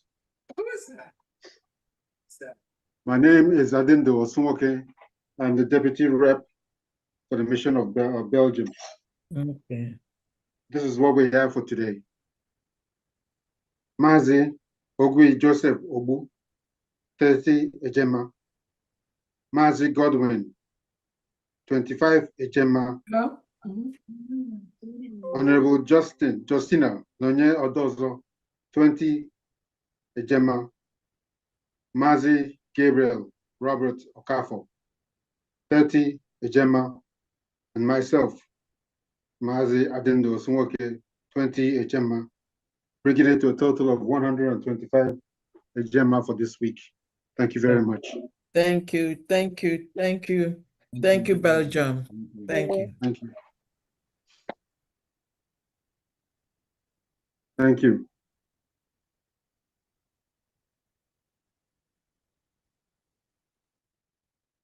Thank you very much, Honorable Ugo. I really appreciate this opportunity. Let me start with saying that all protocol observed. So, but I may talk a little, just a couple of minutes. I just want to continue with where DPM, Agwan, this is your respect.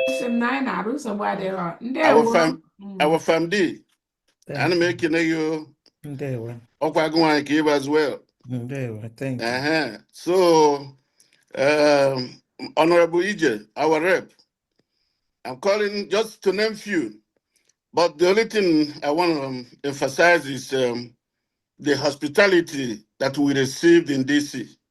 It was second to none.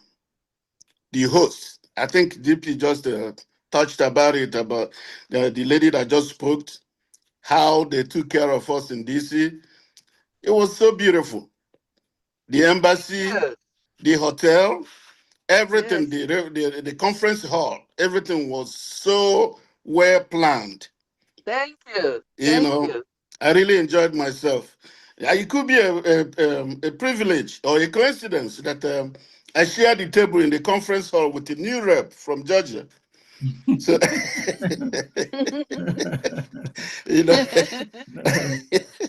so that was wonderful. Also, a coincidence that I shared the same hotel and elevator with my DPM and FAMD. Even on my way back to California at the airport, I ran into FAMD again. I said, "Whoa, what a pleasant trip!" Yeah, it It was so nice. So thank you guys, the DC. You guys, in fact, one of these days, I'm gonna recommend we do something like that in California. That would be a payback. Okay. Okay. We do it in California. Even when I came back, my people in California, when I was giving them reports, I had to forward some pictures that I took with my phone on our platform. Everybody was so happy. So to cut the long story short, I just want to say, okay, thank you to DC. My donation here today will be, well, just $100, but I want this money to go to be for the case in DC. That's where I want to donate to. Wow. That's what I want to do for now. And as time goes on, as the time progresses, if we need more, we do something. We have come to stay. Yes. So, this is less than a son. This is less Thank than you a so son. much. Yes, thank you.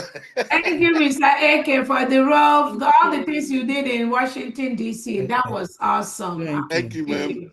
He was like, this guy was like everywhere. He just like took over everything. And I'm like, oh, is this person? He was like everything, making sure that everything is going as planned. Excuse me.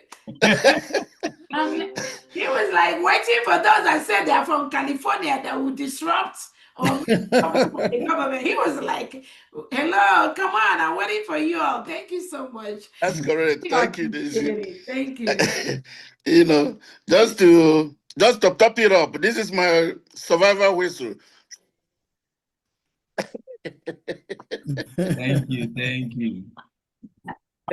Please blow that survival whistle again. Okay, anyone here that was survival whistle, please blow it. Go ahead and blow it. I'm waiting for my own. Okay, thank you. Totally forgot. Thank you so much. Thank you. There were. You're welcome.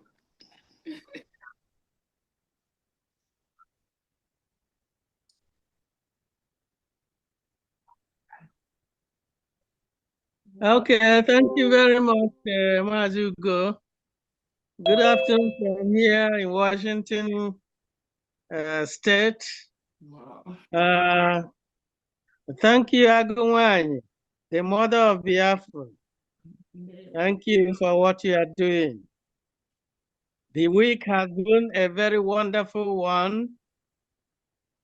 We are winning all round, both at home and in Finland.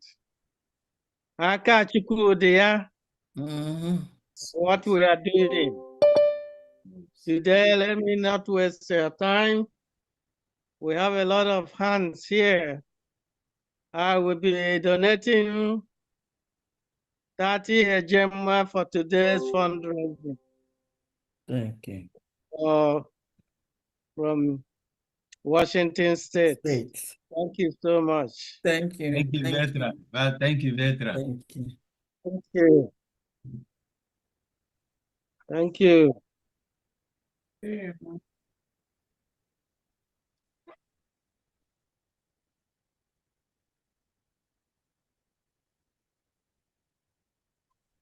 Okay.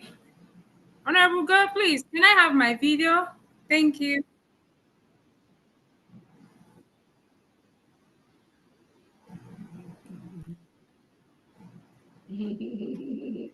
Thank you so much. And I thank you, the DPM. I thank you, Honorable Famdi, all cabinet members, great Biafrans, lovers of freedom. Thank you all. Sorry, I haven't been steady because I have a celebration in my house. One of my sons is having a birthday, so I'm kind of busy. That's why. So thank you so much. And I want to give a shout out to our new rep, Honorable Dorothy Ngozi Okaf of Georgia. Thank you so much, and thank you for taking up the lead in Georgia, to help our Honorable Deputy Defense. Welcome aboard. Also, I want to give a shout out to my brother, Lawrence Eke of California. Thank you so much. And thank you for coming to Washington, D.C. Honorable Ngozi Adelson, thank you also for what you did. Thank you, my rep. I give you all. Thank you so much. Thank you so much. So I just want to give call out some donations that I have here. First of all, is for my state, Ohio. For my rep, Honorable Chichi, she's kind of busy right now.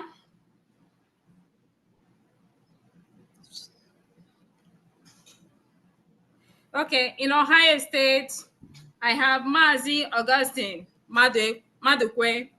He's donating $50 for today's fundraising and $50 towards the Lego issues. So in total, Mazi Augustine Madukwe is giving $100 for today. So also I have a Biafran Cleveland family. They are donating $100 for today's fundraising.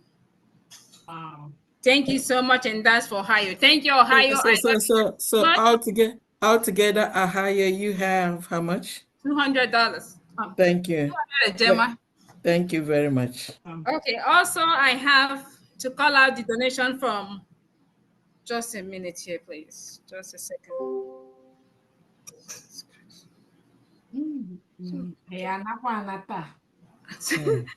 Please, I have to call out donation from Obowo County in Okigwe State.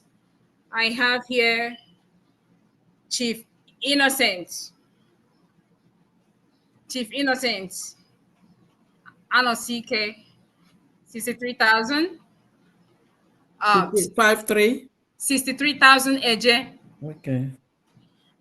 Chief Peter Nwaiwu, 10,000 Eje. Obiageri Nnabuike, 5,000 Eje. Uchechukwu Ejim, 5,000 Eje. Monday Stephen, 3,000 Eje. Paul Chimezie, 2,000 Eje.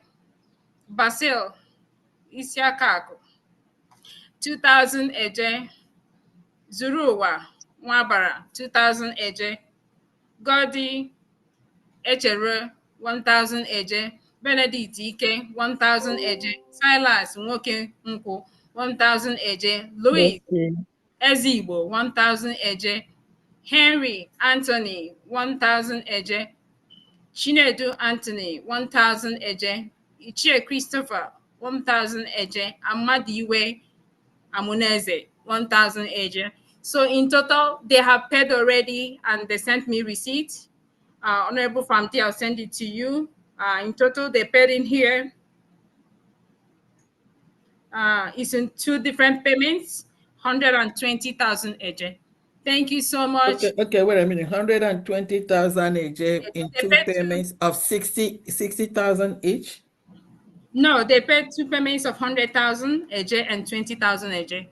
Okay, and one more thing. You said this is for Obo County in Obo County in Okigwe State. Okigwe State. All right. Yes. Thank you very much. Thank you. And I also have one more to call out. Okay. This one is from sorry. Okay, this one is from Obumne Keuzebu.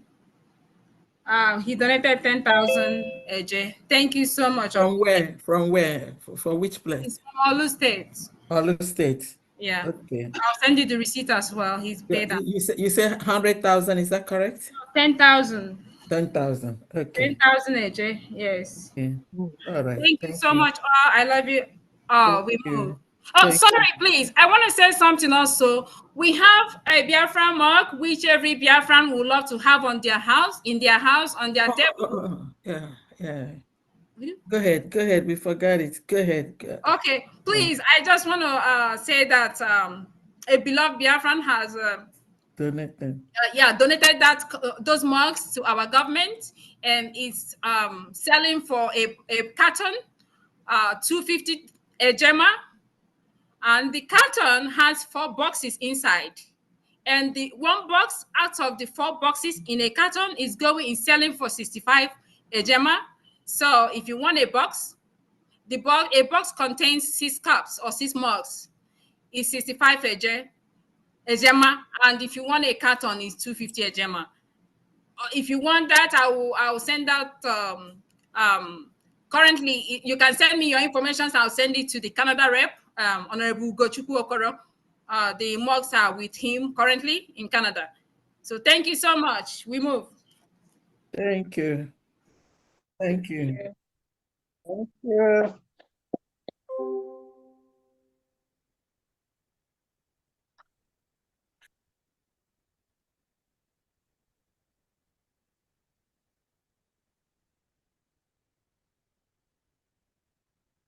Yes, I am here. Good evening.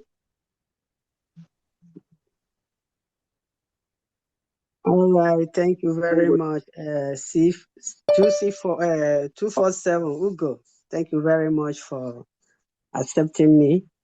My greetings go to all the cabinets, but my most greetings go to our beloved, Honorable Excellency, our DPM, Ngozi Orabeze.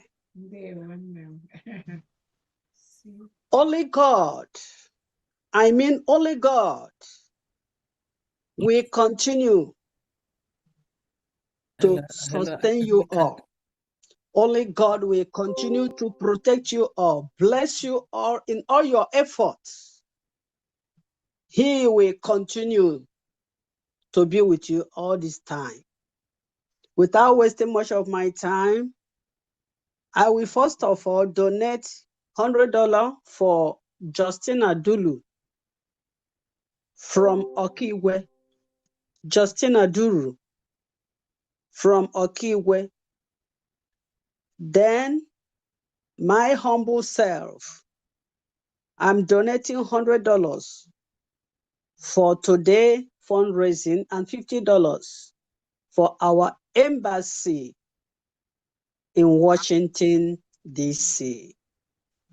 Thank you so much for giving me your time. I'm sorry, I was on the phone, so I didn't hear this. Okay, Justina Dulu, $100. Which state? Okigwe State. Okay. My humble self, $100 for today's fundraising. Then $50 for Washington, D.C. Okay. Making the total of $250. All right. Thank you very much. You're welcome. Thank you. Thank you. Thank you once again. Thank you. You're welcome.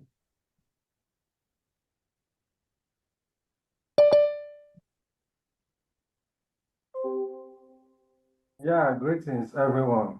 Greetings. I just have an update from Algeria. They donated 70,950 AJ. Thank you. Who's speaking, please? Yeah, it's me. First two says it. Okay, you said for From Algeria. Algeria. How much? 70,950 AJ. Thank you so much. Thank you. Thank you. Thank you.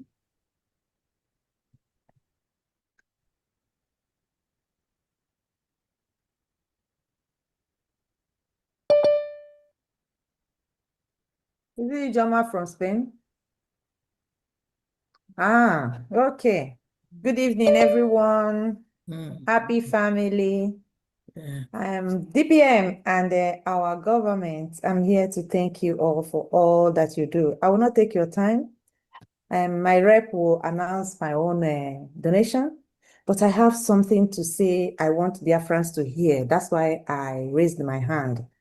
And it's a big thanks to our government. I don't know that joy can give somebody headache. Honestly, I have been having joyful headaches since Tuesday. I got this news that I want to let every Biafran know this night. And that news is a very good one. It's all about honesty and truth of this, our government. Yeah. When Mazi Simon Ekpa, our Prime Minister, told us, Biafrans, that we will sleep in Nigeria and wake up in Biafra, people didn't understand it. And this very information I want to give to my people this night is to let them know that we are already in Biafra.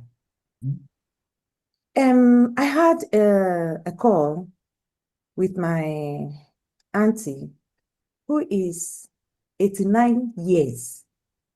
I called her to congratulate her for her birthday. It has taken time, along the time we have not spoken. I demanded we do it a video one. And in the course of the call, I never called her for Biafra because that is not what I want to discuss. I just want to have fun with her, ask her family questions and questions that bothers me and what I have heard, her own opinion. And on this call, we were just discussing for almost 1 hour, 15 minutes. And from one thing lead to other, from one thing, she's a very intelligent woman. She was just giving me updates that my own mother cannot even give me. I was so shocked. She touched everything with just one question. And I asked her one question about the family. And she told me, my daughter, time has changed. I don't really know what is happening. Our Igbo land has changed, our culture, everything, that she doesn't understand what is going on. She was just giving me instances and she paused and said, when are they going to release Mazi Nnamdi Kanu? I told her that they will release her. She said, amen. She now said, let me tell you, my daughter, in all these things I'm telling you, I know Fulani are surrounding us in the bushes. She told me we don't go. This news is coming from Owerri State. And I want to say kudos to my Owerri governor. He said Fulani is everywhere in the bush. We don't go to farm. He said it's water that our bridges that has collapsed. He said God collapsed them. Because of it, they couldn't even cross. If not, that they would have run them out. But she noticed one thing since this year, she told me. She said, my daughter, do you hear what I said? I said, yes. He said, in all these things I'm telling you, I noticed one thing since this year. But I don't want to talk. I'm still thinking whether it is my imagination or I'm not seeing well, or I don't know. I have not told anybody I'm telling you this, but I'm still observing something that is good. He said, let me tell you, our communities are changing. There is good news. Truth is coming back. I said, what did you say? He said, truth is coming back. Evil is going down. Love is returning. Ha. I said, She said, this thing I'm telling you is what I have been observing since this year within our own community. At times, I told myself, if I'm in Lucian, I said, I go to church, I come back, I visit people, I come back. I have not lost my way. So I think it's in my right sense that I'm seeing what I'm seeing. But I don't want to tell anybody, but I'm still seeing something positive happening that is, to me, he told me, to her, it's so rapid with the bad news and everything that has mixed up with our culture and the bad everything that they imported. And suddenly this year, she's just seeing this change with right before her own eyes. I now called her. She said, yes, my daughter. I said, don't you know that Biafra has come? She said, but they have their released Mazi Nnamdi Kanu. I said, no, but Biafra is here. I said, oh, she said a lot of things. I said, all this good news that you are seeing, you are not in illusion. It's the truth. He said, yes. I said, yes. He said, thank you, my daughter. So why is it so? She asked me. And I told her, because Biafra has come. Biafra has been redeclared last year, November. And what you are seeing is because you have a government. Say what? I say, you are now in Owerri State, not Imo State anymore. She said, what? I say, yes. She started dancing. She started praying. She started jubilating. She said, so in my own lifetime, I have seen this in reality. Oh, God bless you for this call. This is the thing I want to hear. I didn't even know how I got into this to tell you this. I wouldn't have been able to hear this, that I am not just out of my mind, that I'm seeing right. He said, my daughter, good news. Things are coming. Love is returning. Oh, so this is the government. I said, that is the government of Biafra. I said, our DPM always tell us that we are building our government from grassroots. DPM, that is the result of that. Until on Thursday, the same week, this week, I got another information. Out of the blue, my sister traveled from Benin.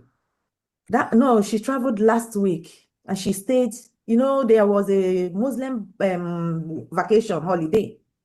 And she said she woke up and people were going to school, work, everybody's going. She said, are you going to school? I thought they have their Muslim. She said everybody looked at her as, you lost your way. What the hell are you talking? And children replied and said, don't you know you are in Biafra? We are not Nigerian anymore. We are Biafrans. Don't you know? We are Biafrans. We are not Muslims. We are Biafrans. And we don't recognize their holidays anymore. That's why you see people going to school.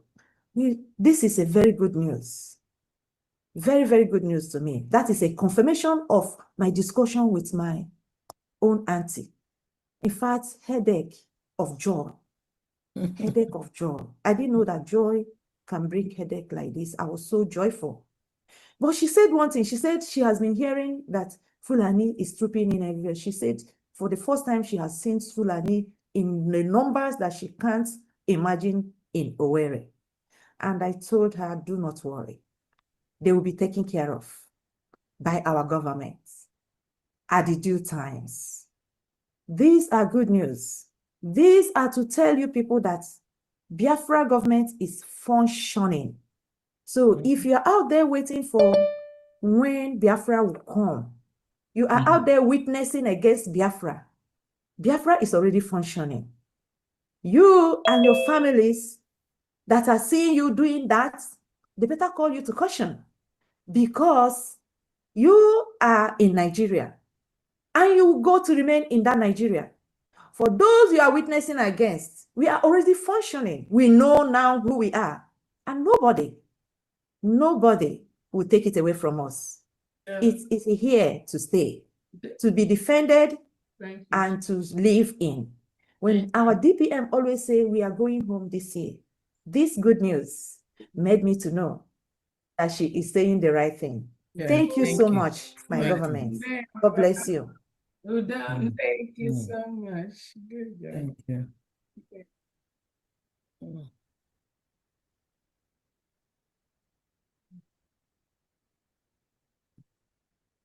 Good evening. Thank you for giving me the mic. And I greet everybody in the fundraising today, starting from our able DPM. Madam, I say, more grace to your elbows. They play the show. Every film we put for them, they show, and with the fear, they will. Okay, one, they will. Every member of the cabinet, all the media teams, everybody that has been making us proud and making things to happen in this new government. More grace to your elbows. More thanks to our able Prime Minister, Odogu, Mazi Ebasamon Njoko, and to Onyendu Mazi Nnamdi Kanu, the one that initiated this Biafran liberation move. Where the whole Biafra are grateful to you. You know you've lost not a lot, almost everything you have, you've lost it for Biafra.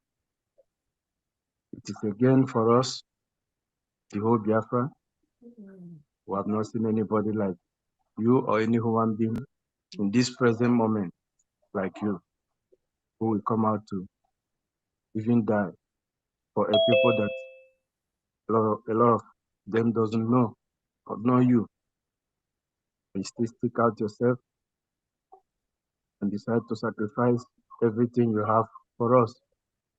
And they will. We're hoping to see you soon. Be with us. So I have a quick update from Spain, and this week I have quick updates. And the first one is Wada Kalista, Ijoma Vals, 20 Ejema for BLA. I have Mazi Jordan Brian, 30 Ejema, also for BLA. And I have Wada Ojenihu Godwin, 10 Ejema for BLA. These are the three updates I have for Spain for today, and they have been posted. The receipts have been posted also. What's your total, please? Yeah, we have 63.33 Ejema receipts have been posted. 53.33? 63.33. 663? 63. Yes. Okay. All right. 33. Thank you. They will. Thank you. Okay. Thank you.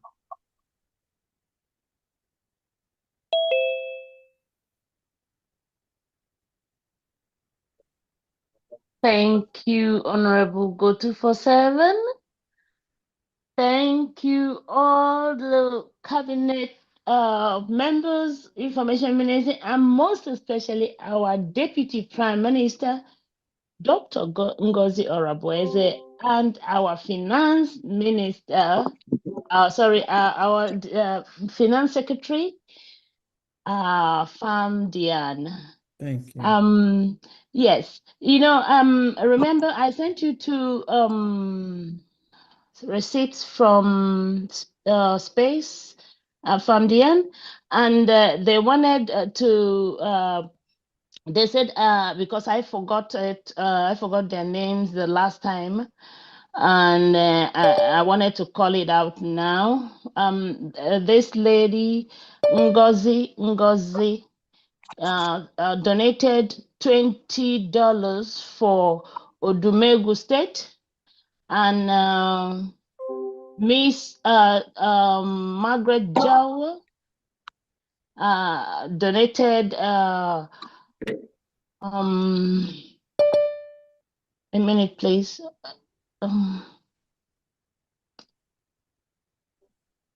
She donated 55.40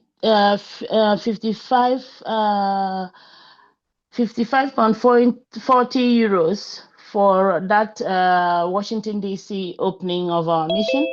Okay. And I will also want to take this opportunity to just inform you and our Deputy Prime Minister that we were supposed to do donation for space yesterday, but due to circumstances beyond my control and some others, we couldn't do it. So we're going to do it before next Saturday. So hoping that you come and say hello to us. So thank you so much. Just a second. So for you got 20 a Gemma for Odumegu by Ngozi. You say Ngozi who? Ngozi, that's what she answers in the space. Yeah. No problem. And then 55.40 for Washington. Euros. Yeah. Yes. For Washington, DC by Miss Margaret. Is that correct? Margaret Jawa. Yes. All right. Thank you so much. Thank you.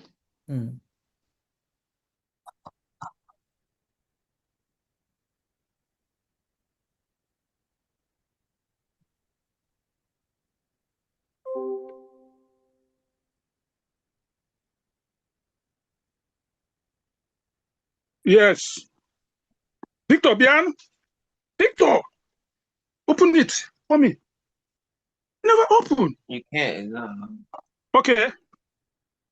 Are you hearing me? Yes. Okay, good. Let me see what I have. Yes. I am Mazi J. Duru, New York. I greet all Biafrans, our leader, Mazi Nnamdi Kanu, our Prime Minister, Simon Ekpa, who is now where he is. God will comfort two of them, wherever they are. Most importantly, our DPM, Dr. Ngozi Orabeze, who have made me proud, who have made the real Biafrans proud, because if not her,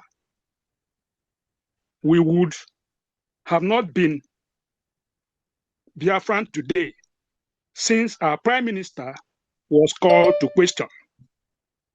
In all, I thank all media men and all cabinet members who have been working day and night to see that Biafra is restored. Now, let me say this. Biafra, suing Biafra is a sacrilege. What I will say to those individuals who call themselves Biafra are putting sand in what we are doing, will have themselves to blame when Biafra is restored. Now, let me, Ugo, I know you might be wondering, you will be surprised why you never hear from me for a very long time. I was hospitalized since February. I just been discharged just a week now. So that is why you never hear from me. So I just want you to know that, because you might not know why you never hear from me. Now, yes, my own update goes like this. The opening of embassy in Washington, D.C., $100. Biafran Whistle, $50. Donation for Owerri State, $100. Total, $250 a Gemma. Wow. Thank you. Well, I would like to say something. I would like to say something. I'm just looking at the picture you sent to me from your hospital bed. Yes. It's just unbelievable. And then I see the pacemaker, what they placed on the pacemaker. And then I see here, you were even talking about you not coming to Washington. And then I see your discharge paper here, June 5th. It's just unbelievable that somebody in the hospital from that February for that length of time and all you're thinking about is Biafra. That goes to tell you that this Biafra thing is a spirit. A lot of people really do not know what it is that we're talking about. Yes. You remember in the American history during when the blacks were fighting for their freedom, there was this lady, I've forgotten her name at this moment, who tried so much in setting her people free. And she said that she could have set more than 1,000 free if they had known, or if they had realized that they were in bondage. And that's exactly what is happening here. Look at somebody on a sickbed. What I'm seeing here is really kind of touching to me. What Yeah, you my forwarded son to was me. praying for me while I was in the hospital. Yeah. And then some of us are really, doing what they're doing. Like you said, it's a sacrilege. But you know what? God is taking care of us. And then the end will be joyful. Thank you very much. I appreciate it. Okay, my receipt have been sent to to Diana. You have sent them to you. 250 is there in your distance now. Yeah, I've just seen it. Thank you very much. That's a total of 250. Thank you. Thank you. Thank you. Thank you. God bless you. God bless you, Guru. Thank you. Thank you. Thank you.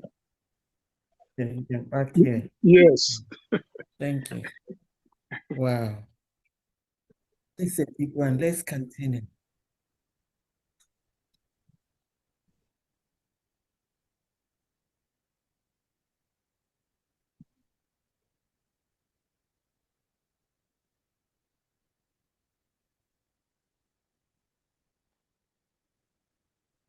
Mazuko, the person she was talking about is Aretobman. Aretobman. Thank you.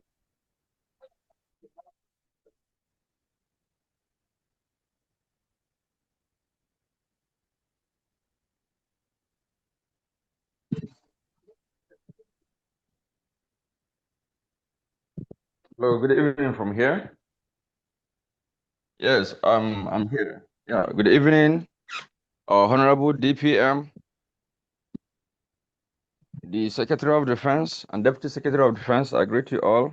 Honorable Famdiana. Thank you. The Welcome. Foreign Minister of Affair. All protocol observed. I greet you all. Please, I'm from the state of Enugu. Tonight, we are supporting this fundraising with the sum of 10,000 AJ.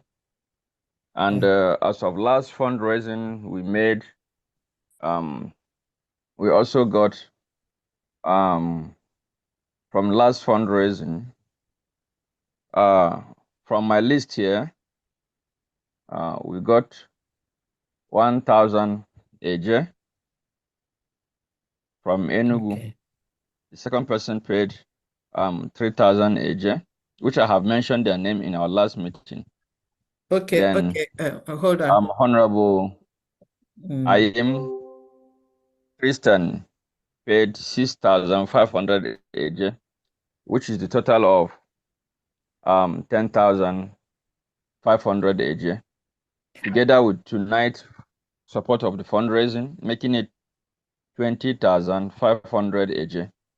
I supposed to send it before now, but the account has been filled. No money can go there. So I have tried it with 2 different accounts. It could not be able to go through. Don't I don't know worry. why. You can do it tomorrow or Monday. I need clarification. You said the one for last week. The one for last week, did you mention it during last week donation? Did you mention it? Yeah, I mentioned it, but the network couldn't allow me. Okay. So I'm Couldn't not allow gonna. me to finish. Yeah, Honorable Ugo knows about it. Yeah, I'm not gonna write it down because it's already mentioned. Mentioned. Yes. I'm just gonna say that it was mentioned last week, but it wasn't paid. Last week, yes. Yeah. Yes. So we are going to today's, pay everything. yeah. So I'm today's supposed to one pay is everything this night, but the account is filled. It Yeah, can't okay. contain any amount Yes, again. you told me that. All right, I got it. Thank you. So what I have for you today is 10,000. And then when we added the one for last Yes. week, the last week that was mentioned in the air, so it's just that the payment wasn't. Yes. So I'm expecting a total of 20,500. 500 AJ. Yes. Thank you so much. Yes. Thank you. Thank you very much. You're welcome. Thank you. Mm. Yeah. Thank you, my honorable. Thank you.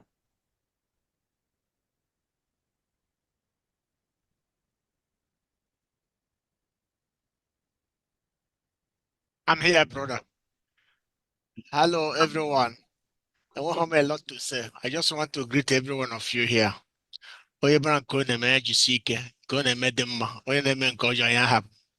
Eji m 50 eje mma a support ihe na-aga na enyego m ya my brother already. So Okay. Where is this from? From Germany. Oh, Germany. So it's a 50. Thank you very much. Okay. Thank you. Okay, jisie ike. You're welcome. Yeah. Mhm.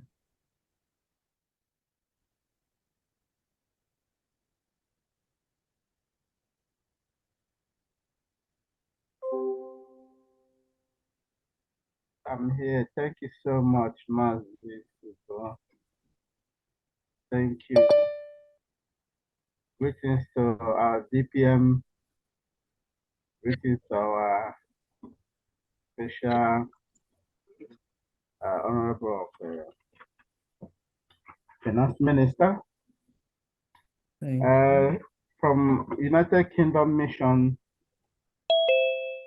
we have today Wada Ngozi Ati Ejema. Okay.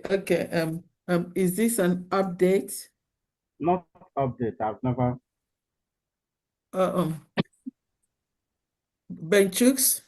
Yeah, it's not update. This is okay. This is you. All right. Yeah. Go ahead. Okay. Number one, Wada Ngozi Ati Ejema.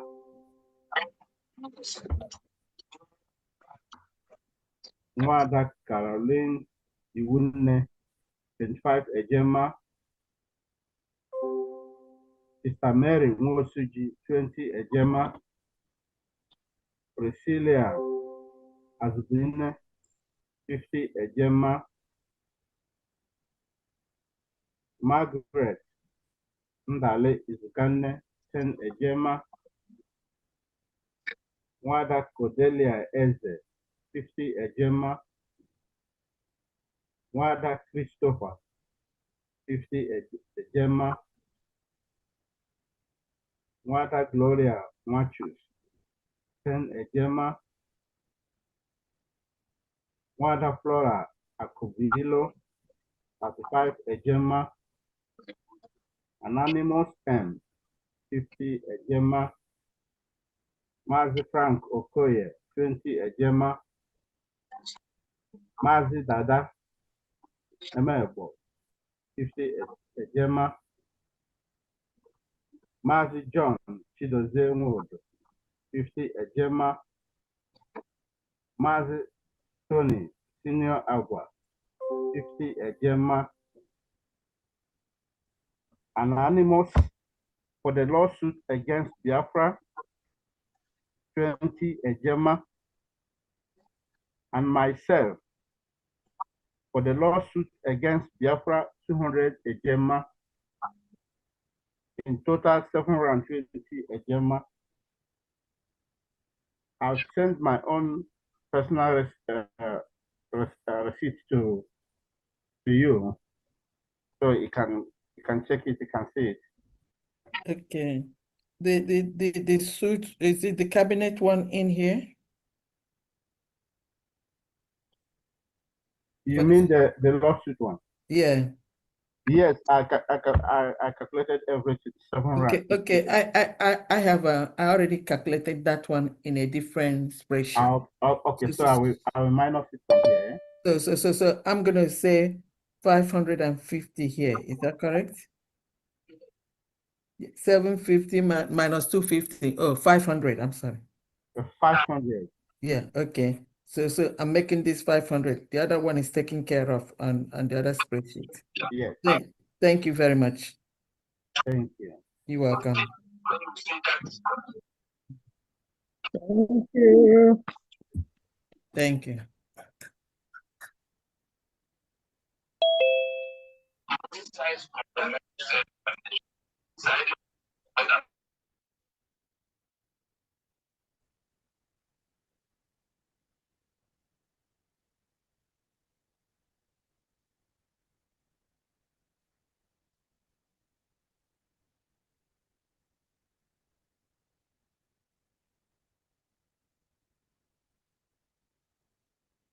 Please, you first of all correct that name before Mazdag now. Mawoya Meriegi Wu Charampo. P-Val. It's Peace Valentine, please. Peace Val. Yeah. Peace Valentine. Yes. Yeah, so I am the peace. I am peace that is for everyone, and I am the love that covers everyone. So, okay? Yes. So, thank you, everyone. Thank you, my DPM. Thank you, everyone. My family. Yeah, you're welcome. God bless you there. You're welcome. I'm just giving an update from New Jersey. Okay. My admin is not in town, and she, asked me to stand for her. Okay. Meanwhile, we just have $200 from New Jersey, and that is for Miss Nonye Osimiri and my very self, 100 apiece. Thank you.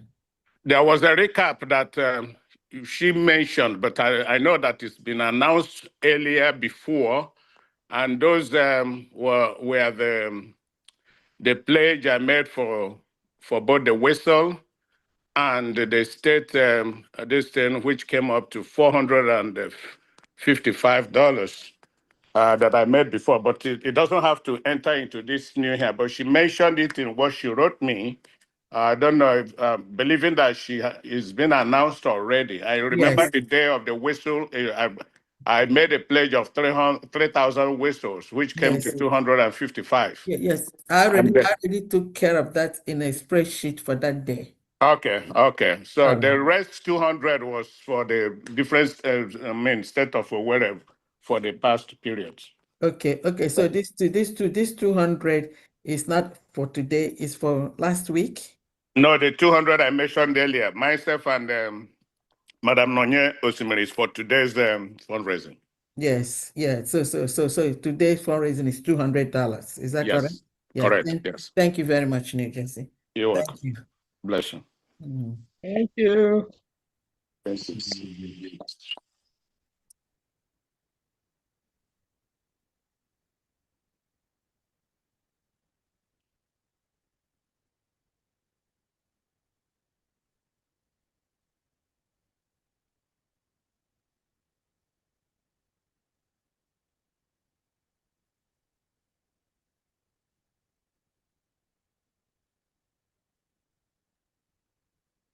Can you hear me? Can I be heard? Okay, thank you very much. The media team, the 247, DPM, I believe you're still here. My greetings. From Diana. You're welcome. I salute you. Thank you. Honorable IJ, as always, good job you're doing. Host of Biafra today in this fundraising. My fraternal greetings to you. This is Onyame. Today we can see as Biafrans tribe to thrive in their new nation. And a lot of people are trying to make that impossible, including some disgruntled Biafra. They have gone to court to shoot themselves on the legs again. Nigeria will continue to make this mistake. They kidnapped our leader, mistake number one. They arrested Mazi Simon Eba, our prime minister, the biggest mistake. Now they are on the international community.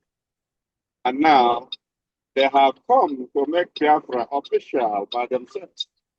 Because in this court in America, this case is going to be USB or Nigeria versus United States of Biafra. So it actually will make Biafra official. So their mistake will continue. I want to inform Biafrans that we just have to be happy instead of, being like we are angry. Everything is working according to God's plans. And so shall they continue to make this mistake with the last day. Thank you, Biafrans, for trying to support. This fundraising for this legal issue is not what we are going to do. It's not what we are going to try with. Because that is the only reason they did this lawsuit. To try to dry our pocket with hope that we may not be able to fund it. But they are making a mistake. Biafrans live all over the world. Even $1, we will be able to fund it, and Nigeria must go down. So with this, I'm going to support today. I know we still have a long way to go. We will call for special fundraising for the court. So today, I will support the new admin in Georgia, Honorable Ngozi Okafor. He's going to do a great job for Georgia. So now I'm going to support Georgia with 100 again. Thank you very much. Thank you. Thank you, Onyami. Thank you. Thank you. Thank you. Thank you so much.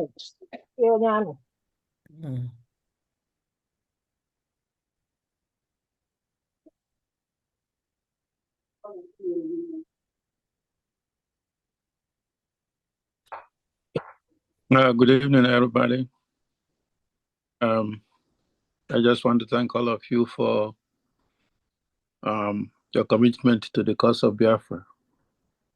My special thanks to DPM. You are meant for this job. God knew and put you there. He will never leave you. He will never forsake you. You will do it until it's time to hand over, either to Mazi Simon Eba or to Onyendu Jisinike. Making $100 or 100 Ejema contribution to today's fundraising. Wow. And thank you very much. Thank you. Thank you. Thank you. Thank you. Thank you, Honorable Emeka Okafor. Thank you. Thank you. Thank you. Wow. Okay. Thank you so much. Thank you, Honorable Go. Thank you, my DPM, Fam Diane. I greet you guys. I greet everybody in the house. And Faith NK from North Carolina. I'm here to call out my people that have given for today. North Carolinians, Biafrans are doing great. They came out today. I'm so happy. I'm so proud. We raised the 350 Ejema today. Wow. I am proud, guys. Wow. We raised, so I'm gonna call out their names. I am so happy that they're waking up. They're seeing. I don't know if it's the suing of Biafra that woke us up, but sometimes we need something to wake us up. And I'm so grateful to my family here in North Carolina. So I'm gonna call out their names real quick. So today we are giving, me and my spouse are giving 50 Ejema. Mazi Alexi Ike, also known as Ike Biafra, is giving 50 Ejema. He said he wants it to go to Owerri State, but we'll give he's giving it today. Mama Bridget is giving 50 Ejema. My sister Regina is giving 50 Ejema. Mazi Ezenwa is giving 50 ejema. Mama Charity is giving 100 ejema. Guys, y'all don't know. I am so happy. My people in North Carolina is coming back. I am so happy. So it's a total of 350 ejema for today's fundraising.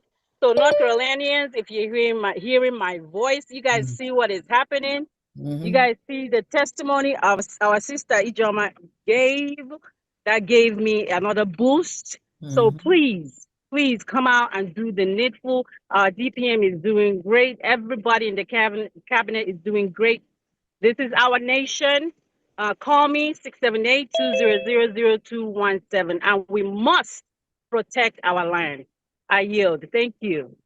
Thank you, North Thank Carolina. you, North Carolina, Ekunye. Thank you, Thank you. MP. Yeah.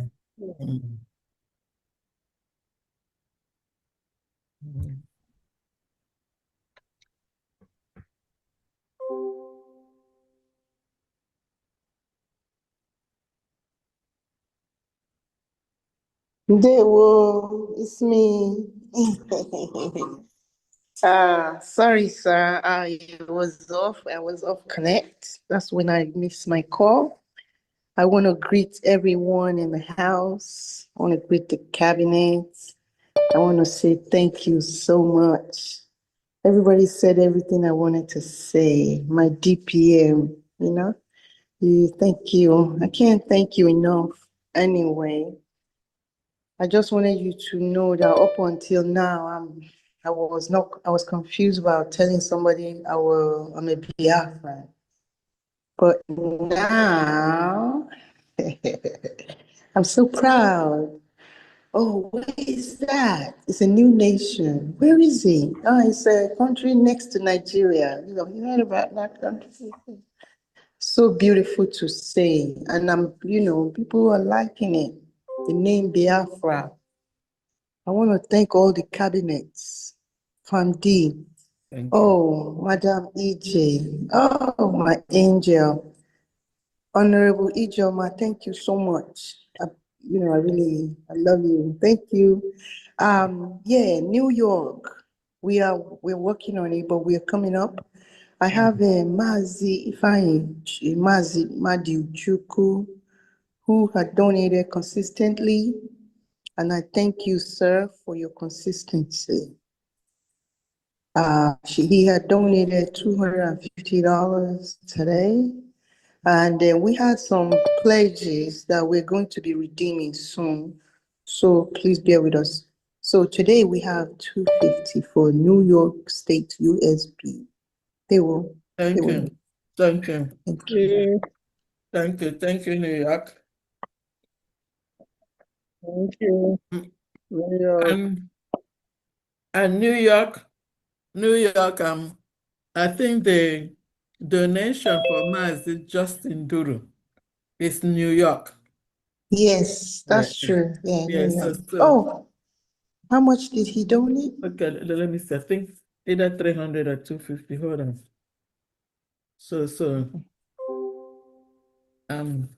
I don't have my papers.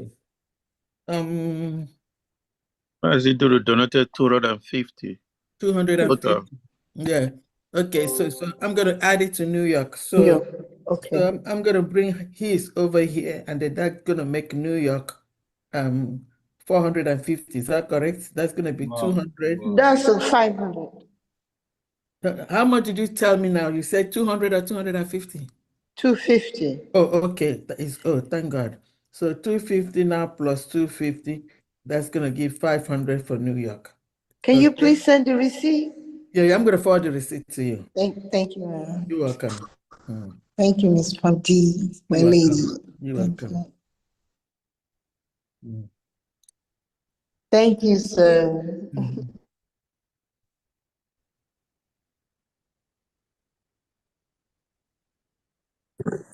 Can you hear me, Ugo 247?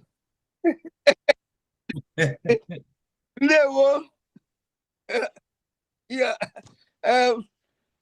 Good evening, greeting everybody, giving Biafra and the cabinet members. My special greetings goes to, of course, our DPM, the only strong woman we have now. We thank all of you. For here in Massachusetts, something happened yesterday.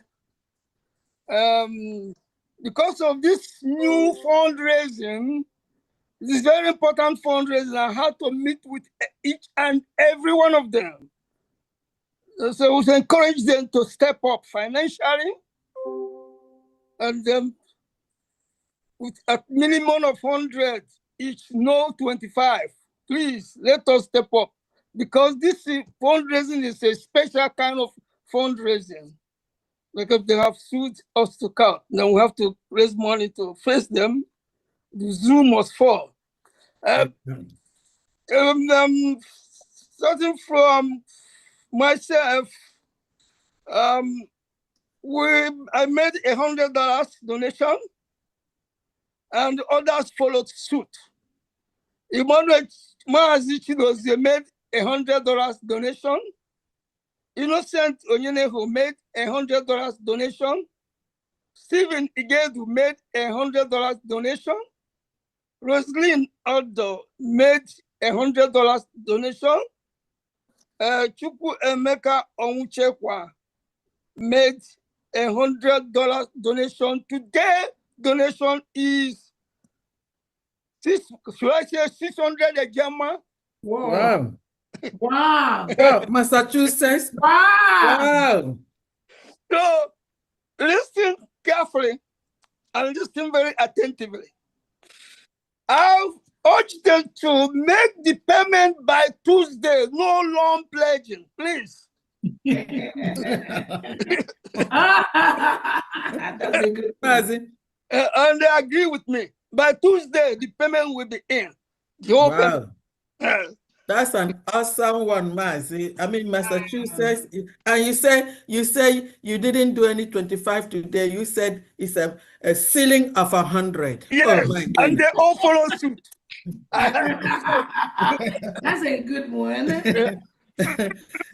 Please, I want to say something very important. They want me to address this problem.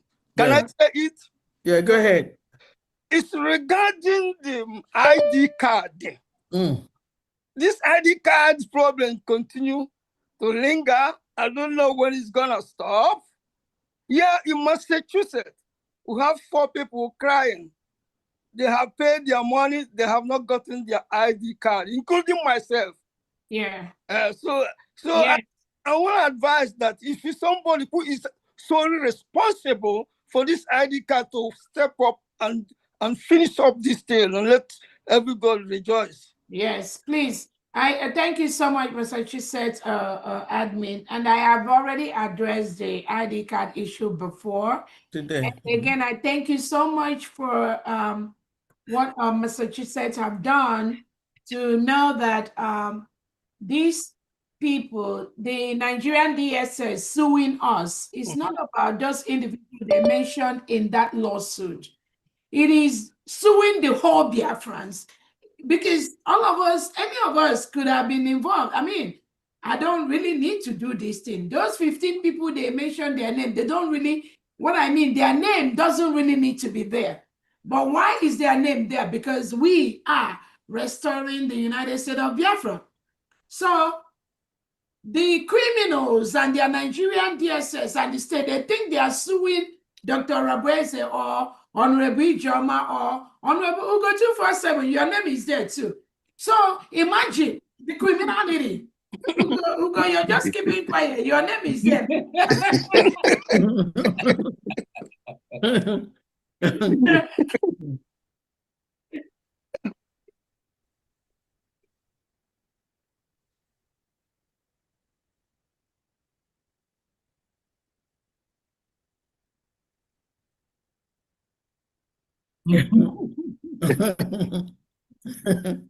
So you can see how foolish, I call it the foolishness of the criminals in Nigerian state, the DSS.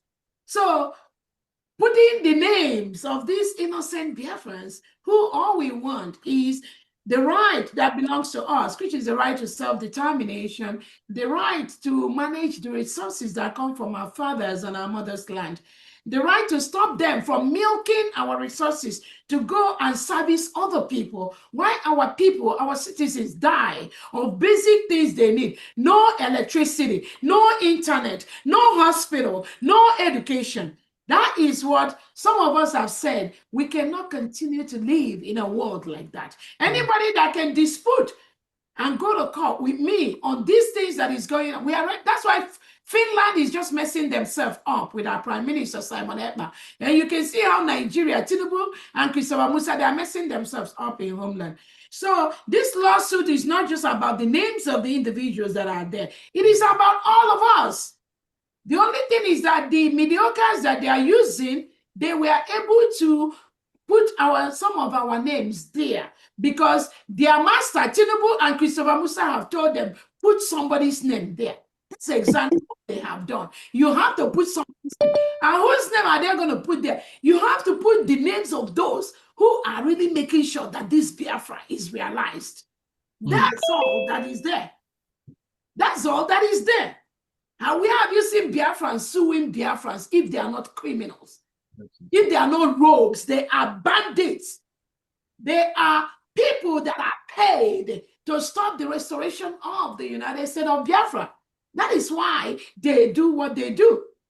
And they think they are hurting Ugo 247 or Dr. Obese or this, you know.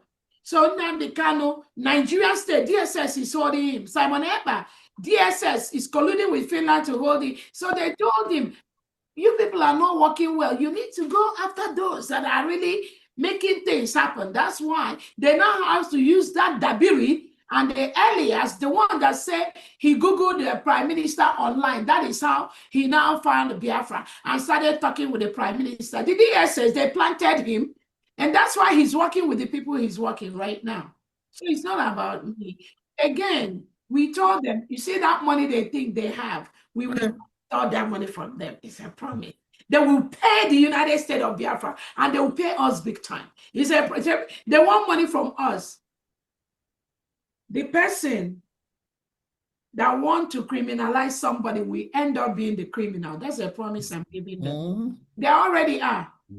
Because they've lost in diaspora. They've lost in homeland. They are attacking each other. Those of them that think they got everything, they got the men on ground. The Biafrans told them, oh, you produce one man on ground. Produce one military you have in the United States of Biafra. Even the Biafra Republic government in exile, the Biafra de facto, the USB, it belonged to us. I was the chief of staff of BRGIE. I will decide what they do. So they are already have no reason to be doing what they're doing. But in the midst of all that, they challenged us that we don't have nothing. We challenge them, oh, you produce your own military. You say you have somebody, you have military in homeland, produce them. During the Memorial Day, any sensible person during the Memorial Day, the remembrance of our heroes and heroines, you're supposed to bring something. Let Biafrans see that. Did they bring? Not even one. Not even one person. They have nobody. Because Biafrans have rejected them, both at home and abroad. They have nothing to show except the criminality of Christopher Musa, the DSS, and Tinubu that is using them. And those people paying them, using them, have realized that the power is not with them. They have nothing. So they will come out and be making this noise just to confuse people like them. Biafrans know where the mantle of leadership is. And all Biafrans have keyed into that. I'm telling you, 99% of Biafrans are with the United States of Biafra government as I speak. Amen. Yes. Amen. Amen. Amen. I'm telling you, that little 1% are the ones, those of them in the DOS cabal, working with the Nigerian DSS. And you can see them calling all the criminals that used to attack that used to attack this government. They are finding way to bring them back. The one that call himself 10,000 teeth or 7,000 teeth.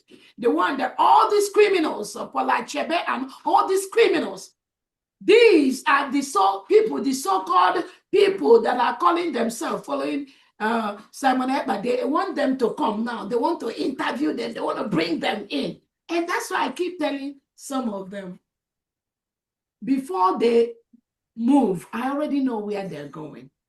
Again, Biafrans may be too busy to pick some of these things. So, but when I pick them, I'll keep on bringing it to the attention of Biafrans. So this court case they instituted, it's not about me.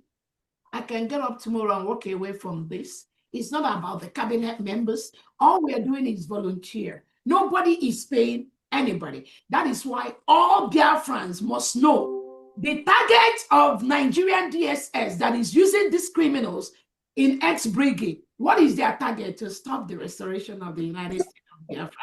Why are they holding Simon Ekpa? To stop the restoration of the United States of Biafra. Why are they holding Nnamdi Kanu? To stop the restoration of Biafra. Why are they suing us in DC to stop the restoration of Biafra? Their agenda is the same. Do not be deceived. Their agenda is the same thing by the Nigerian government. But like me, my target is not them. They are too small. My target is the Nigerian government. Christopher Musa. Those are the people we are looking for, not these riffraffs that are making noise on social media. Again, we've won this. Do not be moved. Do not be moved with all these crayfish flying around. Do not. Do not. Ikohe, you go, their cup is full. And the whoever had you as well. Like this, trust me. Thank you so much. Biafra freedom is irrevocable. Yeah. Yes. My DPM, I'm sorry not to buzz in. I just have a quick question, please.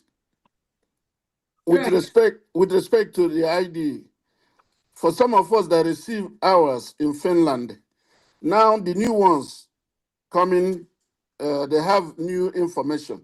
Yes. What do we do? Do we wait until please renewal? wait. Please wait. Actually, we had a meeting with it. They're going to gauge you, Anna. They're going to gauge. Okay, you mean those that already got the first batch, right? Yes, the one that we received from Finland. Okay, just hold that one because they're taking the second batch and the third batch. So the new information, the only new information they had moving forward on the second and third batch is, like I said before, they're going to be adding the state where you come from. No, not the state. Not the state. They're going to be adding your town. Of your town, not state. So everybody knows their town. So they're going to be adding your town in the second and third batch. So those of you that just be happy you even got to one first. So you're going to keep it like somebody said. Then because some people are already using their ID card, a Biafra ID card for pass in different places all over the world. So just hold that one. And once they finish doing the second and third batch, then we will think about those that got their first batch without their town in Biafra land. We can now think about what to do with them, whether they have to reproduce that first batch, but let them do the second and third first, and then we'll come back to that. Thank you so much. Nothing really changed except adding town, so that if you are in Enugu State, in Biafra land, and you go to Aba State and commit a crime, they know where to track you to. Track you down to. Okay. Thank you. Remember, we're still going to get our driver's license, which will be more secured and with more information. And then our passport is coming, which will be like or people are already lining up for their ID card and passport for Biafra. So it's going to get better. Eventually, we might be using more of the driver's license for identification. So don't worry about if your state is on the first batch or not. Thank you.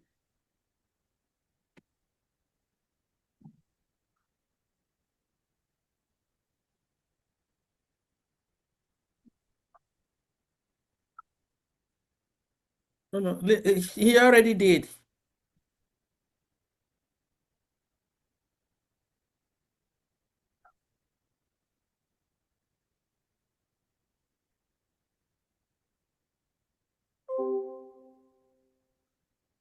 Okay, maybe he's sleeping.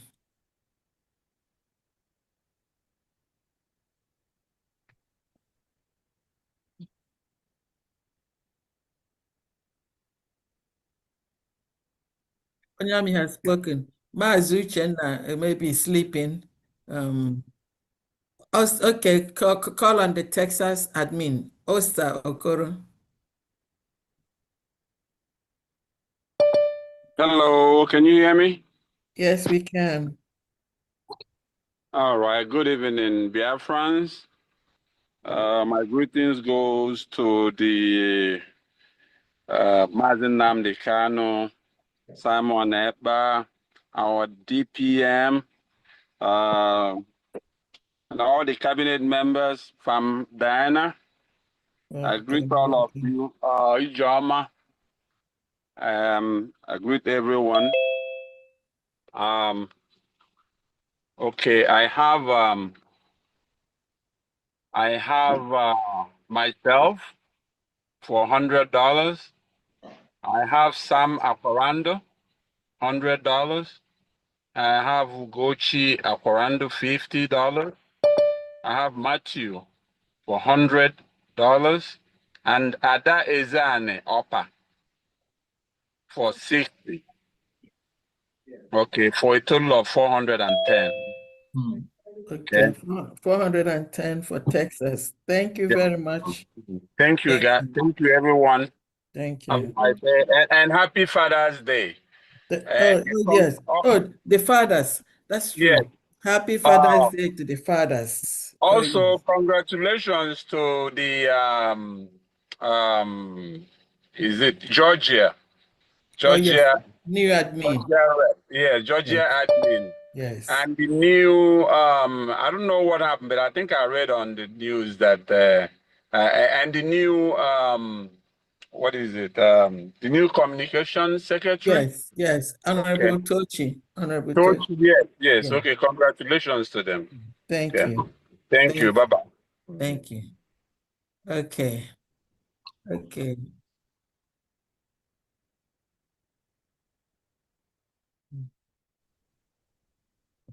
Can you hear me, please? Yes.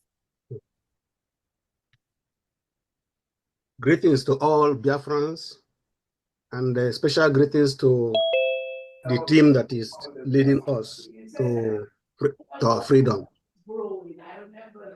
All protocols observed.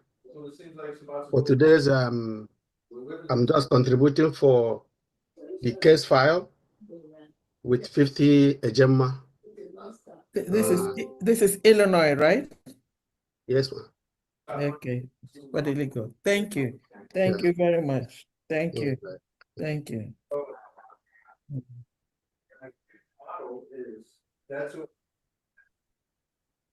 Yes. Oh, thank God. Thank God. Ikabukulam. Yes, Ikabukulam. Thank you. Thank you so much. Ikabukum today. Okay. Well done, sir. Please, I want to ask our DPM. Please, this Thomas Victor. I want to know whether this ID card is he going to reach homeland people? We've not started for Homeland, but I think the Homeland Department, they are working on that. But for now, we've not started. But once we extend the ID card to Homeland, they will announce it to Biafrans. But they are looking into that, and they are looking into finding a way to start having our Homeland people obtain their ID card and driver's license. Yeah. But not now, yeah. Okay. Another question I have is that about my hometown, about my homeland, my own state, Italian state. I want to know because in my investigation, I discovered that Eko is the capital. But now because of the previous person that they appointed, they now make Yatimipo to be the capital. So in my own research, I discovered that it's Eko that is capital. So I don't know whether we can do something about it. Sir, I don't know. You say who told you who changed the capital to what? To Timepo. Who did that? That is where because of the first person that was taking care of that thing before we change. We were doing that our PM, where we now change to another decent. So but the main place is Ikorekpene. I don't know. So that is where.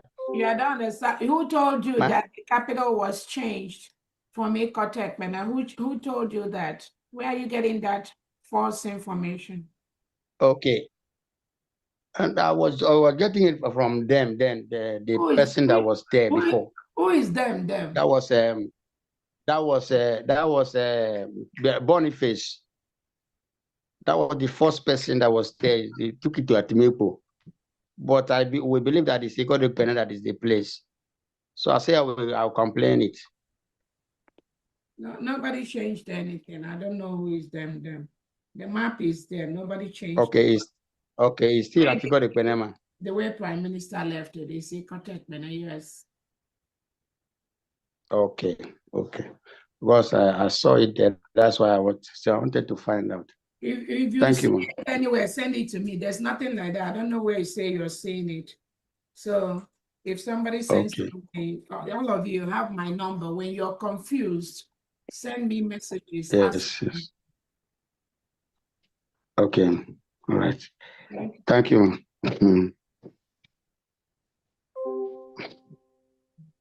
Okay. Yeah. Is Honorable Benchuk's here? Honorable Benchuk still here? Someone sent me a receipt for 30 Ejema. It says from UK. So I want to know whether Honorable Benchuk did mention it. No, Honorable Benchuk is not here. So I'm gonna put this in question mark until further clarification. Thank you. Oh, we're finally done today. It really rained. It rained heavily today, and then even most of the states, really kind of not only doubling, quadruple, like Massachusetts. Some of them that usually give this in 25 made it 100 because of this suit. Biafra say kunugo, makana ịchọ ofu onye ịchọghị ibe ya. And we're going to see where God is really working in a way that kind of mysterious to human beings. We do not know. Onye gburu nwanne ya, onye rere nwanne ya. Like I said, some people do not know na ha gba ọtọ. Onye nwe nwanne gba ọtọ na-amaghị na ọ gba ọtọ. Ihe ọjọọ. So thank you all Biafrans for really making it rain today. And then today is that Biafra freedom is being gotten by truth. We always let the Biafrans know what is going on. And I'm sure after listening to our Deputy Prime Minister today, she really gave you all the information that you need.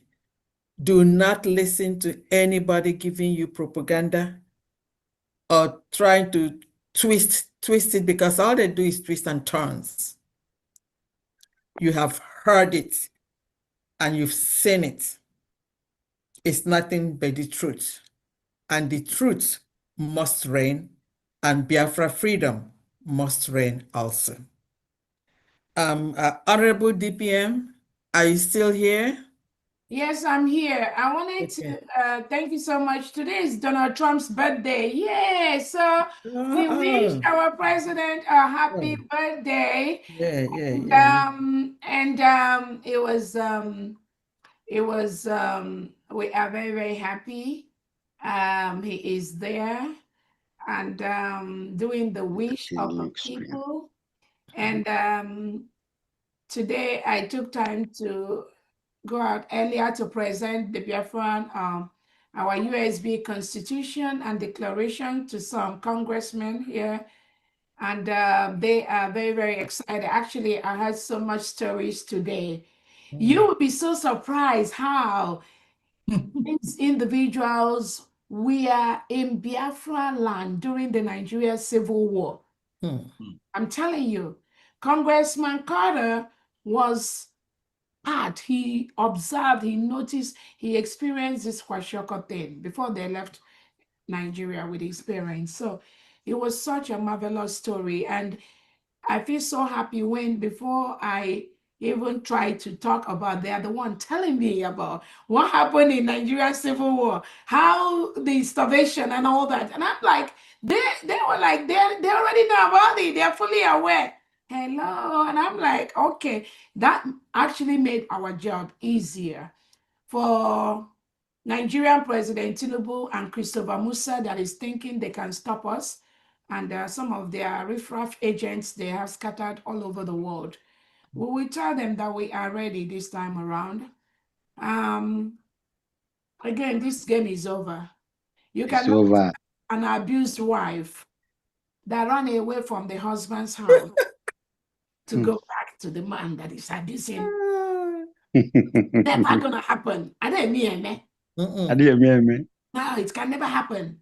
By all laws of Ndemai Hill, all laws, those that are teaching us, you cannot tell an abused wife to go back away from the husband's house after series of abuses, intimidation, beating, hurting, injury, and he ran out from the husband's house. Only a crazy person will tell that woman to go back to that husband's house. That is why Nigeria has failed in all the things they are doing. They can't. That's why they failed.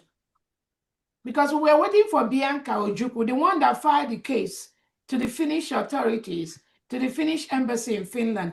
We were waiting to see her in Finland. Bianca, why are you running away from Finland? She missed her flight. Oh, okay. She missed her flight. Bianca Ojukwu, no, why are you running from Finland? Well, So we are quickly to take money from Tinubu and the Nigerian terrorist state, and they appointed you Secretary of Information. Is that Foreign Affairs? Minister State. She's the junior one. There is a major. There's the main Minister of Foreign Affairs. She's the junior one, the Minister of State for Foreign Affairs, something like that. So now they gave you money and you took it. They gave you the position, and then you quickly ran to the Finnish embassy in Nigeria to tell them, oh, your husband has been doing it. Many lives were lost. If this Biafra comes again, many lives will be lost. You quickly ran there to lie when you could have done better to save your people. You went to do the biddings of the Fulani terrorist state. You went to do Christopher Musa's bidding and Tinubu's bidding, right? And you submitted documents to Finnish embassy in Abuja. And then they moved it to Finland through their legal department. And boom, they got our prime minister for questioning. And you think you have succeeded. Now, during the time of questioning Bianca Ojukwu, you would have come to Finland now. You submitted those documents in Nigeria. Why didn't you come to Finland to bear witness? Why didn't Tinubu come? Even the interior, the minister that was in Finland, why didn't he show face to also be part of the people that are going to talk? No, you are a coward. You all are cowards. You couldn't do that. But you sent some riffraffs, Biafran IPOB riffraffs. You sent them to Finland court to go and help you do your bidding, right? To make a mess of themselves. Yes, to make. So you send those riffraffs.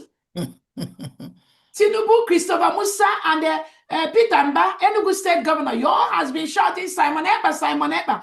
Why didn't you meet Simon Ekpa in court if you are the man or the woman that you are? Why send those riffraffs? Some of them even run away to go there and mess themselves up. And that one was saying, it was Simon Ekpa that is really in charge. It was his biddings that the people do. So you all realize Simon Ekpa is in charge of IPOB, right? But behind the scene, you all say Simon Ekpa is not a part of IPOB, right? Imagine our people. But again, thank God that this thing is happening. Yes. Oh, yes, that it happened. Because if it did not happen, this plan by Christopher Musa and Tinubu and Bianco, no, with these DOS people, some people will still be saying that these are DOS IPOB Nigeria, that they want Biafra. Some people will not know. But now that it happens, Biafrans, you now know who your enemies are. So it's good that it happens. That case is not going anywhere, I'm telling you. It's not going anywhere. But I pity more those Biafrans that are being used by the Nigeria terrorists to fight against other Biafrans. Not that what you're doing will make sense, because Biafra is already here. We met all the criteria. We are defending our nation. What you're doing will not make a single difference. Nigeria will just continue to kill your people, kill Biafrans the way they are doing. They will continue to kill your brothers and sisters. And they're killing innocent people. They are not confronting the United States of Biafra military. No, they are not. They are killing innocent men, innocent women, innocent children, locking up innocent, just like the guy that they just released after 1 year and 4 months. Unarmed Biafrans. So that's all they are doing. So Biafrans, this battle has been brought to your doorstep. You must make sure that Nigeria leaves Biafra land. They have no business in Biafra land. And those of you that are the Igwes or the chiefs and the religious leaders, you need to start telling Nigeria presence, those of them, to leave our land, because Biafra is a sovereign nation. They have no business being there. And those of you wearing Nigerian military and police uniform in Biafra land, you need to start leaving. You need to resign that job. If you really cherish your life, you need to resign, because you have no reason being in Biafra land at this point with Nigerian uniform, because we've declared our independence. We will protect our people. We will protect our land. So thank you so much, Biafrans from D. That's all I have. It rains today. Thank you. It's almost like, oh my goodness, almost 7 going to 8. Oh Lord, Yes. we need to go and rest. Yeah, we have tried. Thank you so much. Honorable DPM, the multi-admin just sent me a message. He's left. I think he's up now. Okay, he's left. He has left? Okay, he has left. The multi-admin. Okay. All right. Please go ahead. Thank you. So again, thank you so much, Biafra. And those that are watching and you've not donated, you can also donate anonymously, please. Go to www.newdimensionmandate.org and donate. Reach out to FAMD for Homeland accounts. We have several Homeland accounts.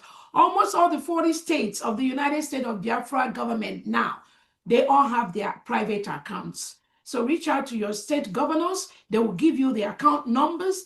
Continue to donate in those accounts. We have the right to donate on those accounts to use the money to build Biafra land. Do not be scared of what Nigerian terrorist state will be doing. You know, no, you don't. If our leader Nnamdi Kanu is scared, will he be doing where he is now? Or our Prime Minister Simon Ekpa?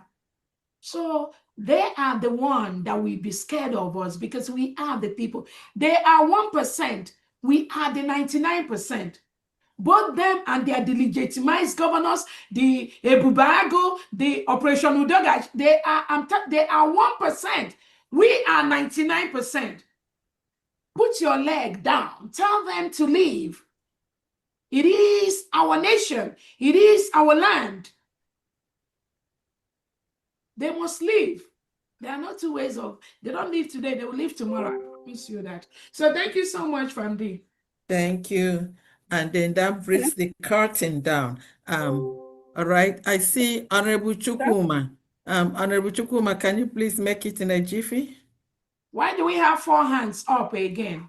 The other ones are not there. Honorable Chukuma, are you there? Okay, good. Honorable Chukuma, unmute yourself. Is that Honorable Chukuma from Guyana? DPM, Okay, please. yeah. I just sent you a message. I just need 2 minutes from you. DPM. Honorable Fandi, Chukuma, can you? Fandi, allow Mota admin. Yeah. Allow Mota admin to donate. He's back. Oh, Uchen Nobi. please, Okay, let me please, okay. man. Uchen Nobi can speak. Unmute. You can donate. Donate your money. We need it. My position All is right, good 7. evening, Bradford. I'm sorry I slept. I didn't know they were calling me. It's really good morning from here to Biafra.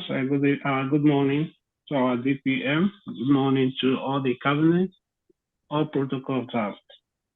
So I will donate 100 Ejema. Thank you. Thank you. Thank you very much. Thank you. That's good. Okay. Okay. Yeah. Mazi Chukuma, are you there? Yeah. Ramzi, thank you. Good evening, everybody. DPM, I greet you all. Thank you. You have I have a very long hours today. I've been on, off and on, and because of my engagements. But however, I'm not taking your time. I just want to answer my presence as usual. So I will give 30,000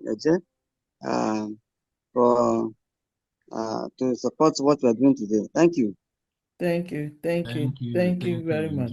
Thank you. Okay, I think that's it. Hello, hello, Mazugo, please give me your number. I wanted to join your program the other day. I missed the number. Mazugo 247. Mazugo 247. I'm not Yes. sure. Okay, Mazi Thomas Victor, you did make a donation earlier. Is that correct? Yes, I make it. Yes. Okay. I don't have okay. Okay. Plus 346. Sir? Come again. Uh-huh.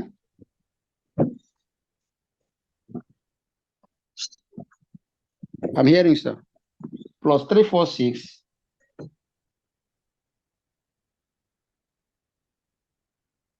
Yes. Yes.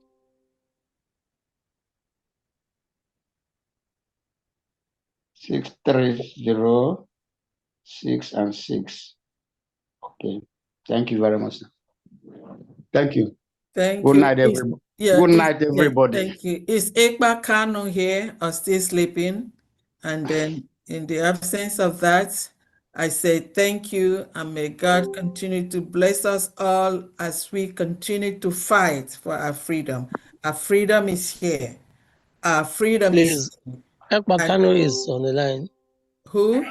Ekpa Kano. Okay, Ngwana. Ekpa Kano. Wait a minute. Yes. Good evening, everyone. The Honorable DPM and all the cabinet members want to seize this opportunity to thank you all on your relentlessness towards the final restoration of Biafra. I am calling from Ohabeni State. I am the Ohabeni admin. We had a little fundraising in support of the new Biafran embassy and the useless Sue. That's the case that is already dead on arrival, according to our DPM. So the case they had is gone. They have no case. So they don't have no case. They are implicating themselves the more. We did fundraising as follows. Mazi Ogbonna Ephraim, 5,000 eje. Mazi Nwagod, 5,000 eje. Ifeanyi Stanley Obeta, 50,000 eje. Nnaji Ifeanyi, 1,000 eje. Chima Bartholomew, 1,000 eje. Ogbu Martin, 1,000 eje. Pastor Innocent, 2,000 eje. John Obeta and wife, 1,500 eje.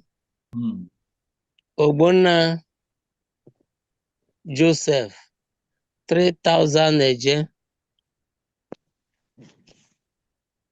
Anonymous, 5,000 eje.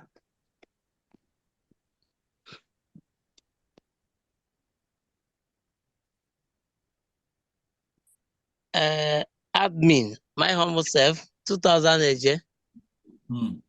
Making it grand total of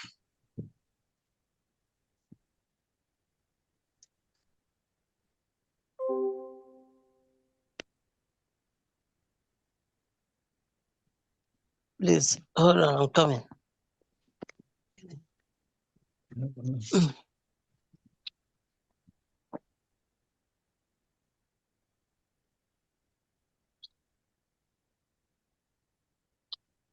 Some Biafra. 76,500 eje. Wow, wow. Yeah. Wow. So for today. 76,500 AJ, is that correct? Yes. Wow. Benny. Yes. Wow. Thank you. So I want to also use this opportunity to remind other listeners that Ohabenyi comprises old zoological local government of Udenu, Igweze North, and Igweze South. So whoever that is from this angle, please reach us. You are highly welcome when you come to us, so that we will get what we are looking for. Thanks, Honorable DPM and other cabinet members. Thank you. Once again. And then that's it for me. And then I say thank you all. And then God bless each and everyone that has donated here. May you never lack anything. May happiness be ours forever. He said, As we going to walk and then stride into a new nation. He We heard all the testimony here today. Akachukwu dị ya. Ihe ahụ na-anaghị ekwe omume, Chukwu na-eme ya. Omego ya. Our children, our generations to come, they will always be thankful and proud of what we are doing here today. Thank you, and may God bless each and every one of us so that we meet again next week, Saturday. Thank you.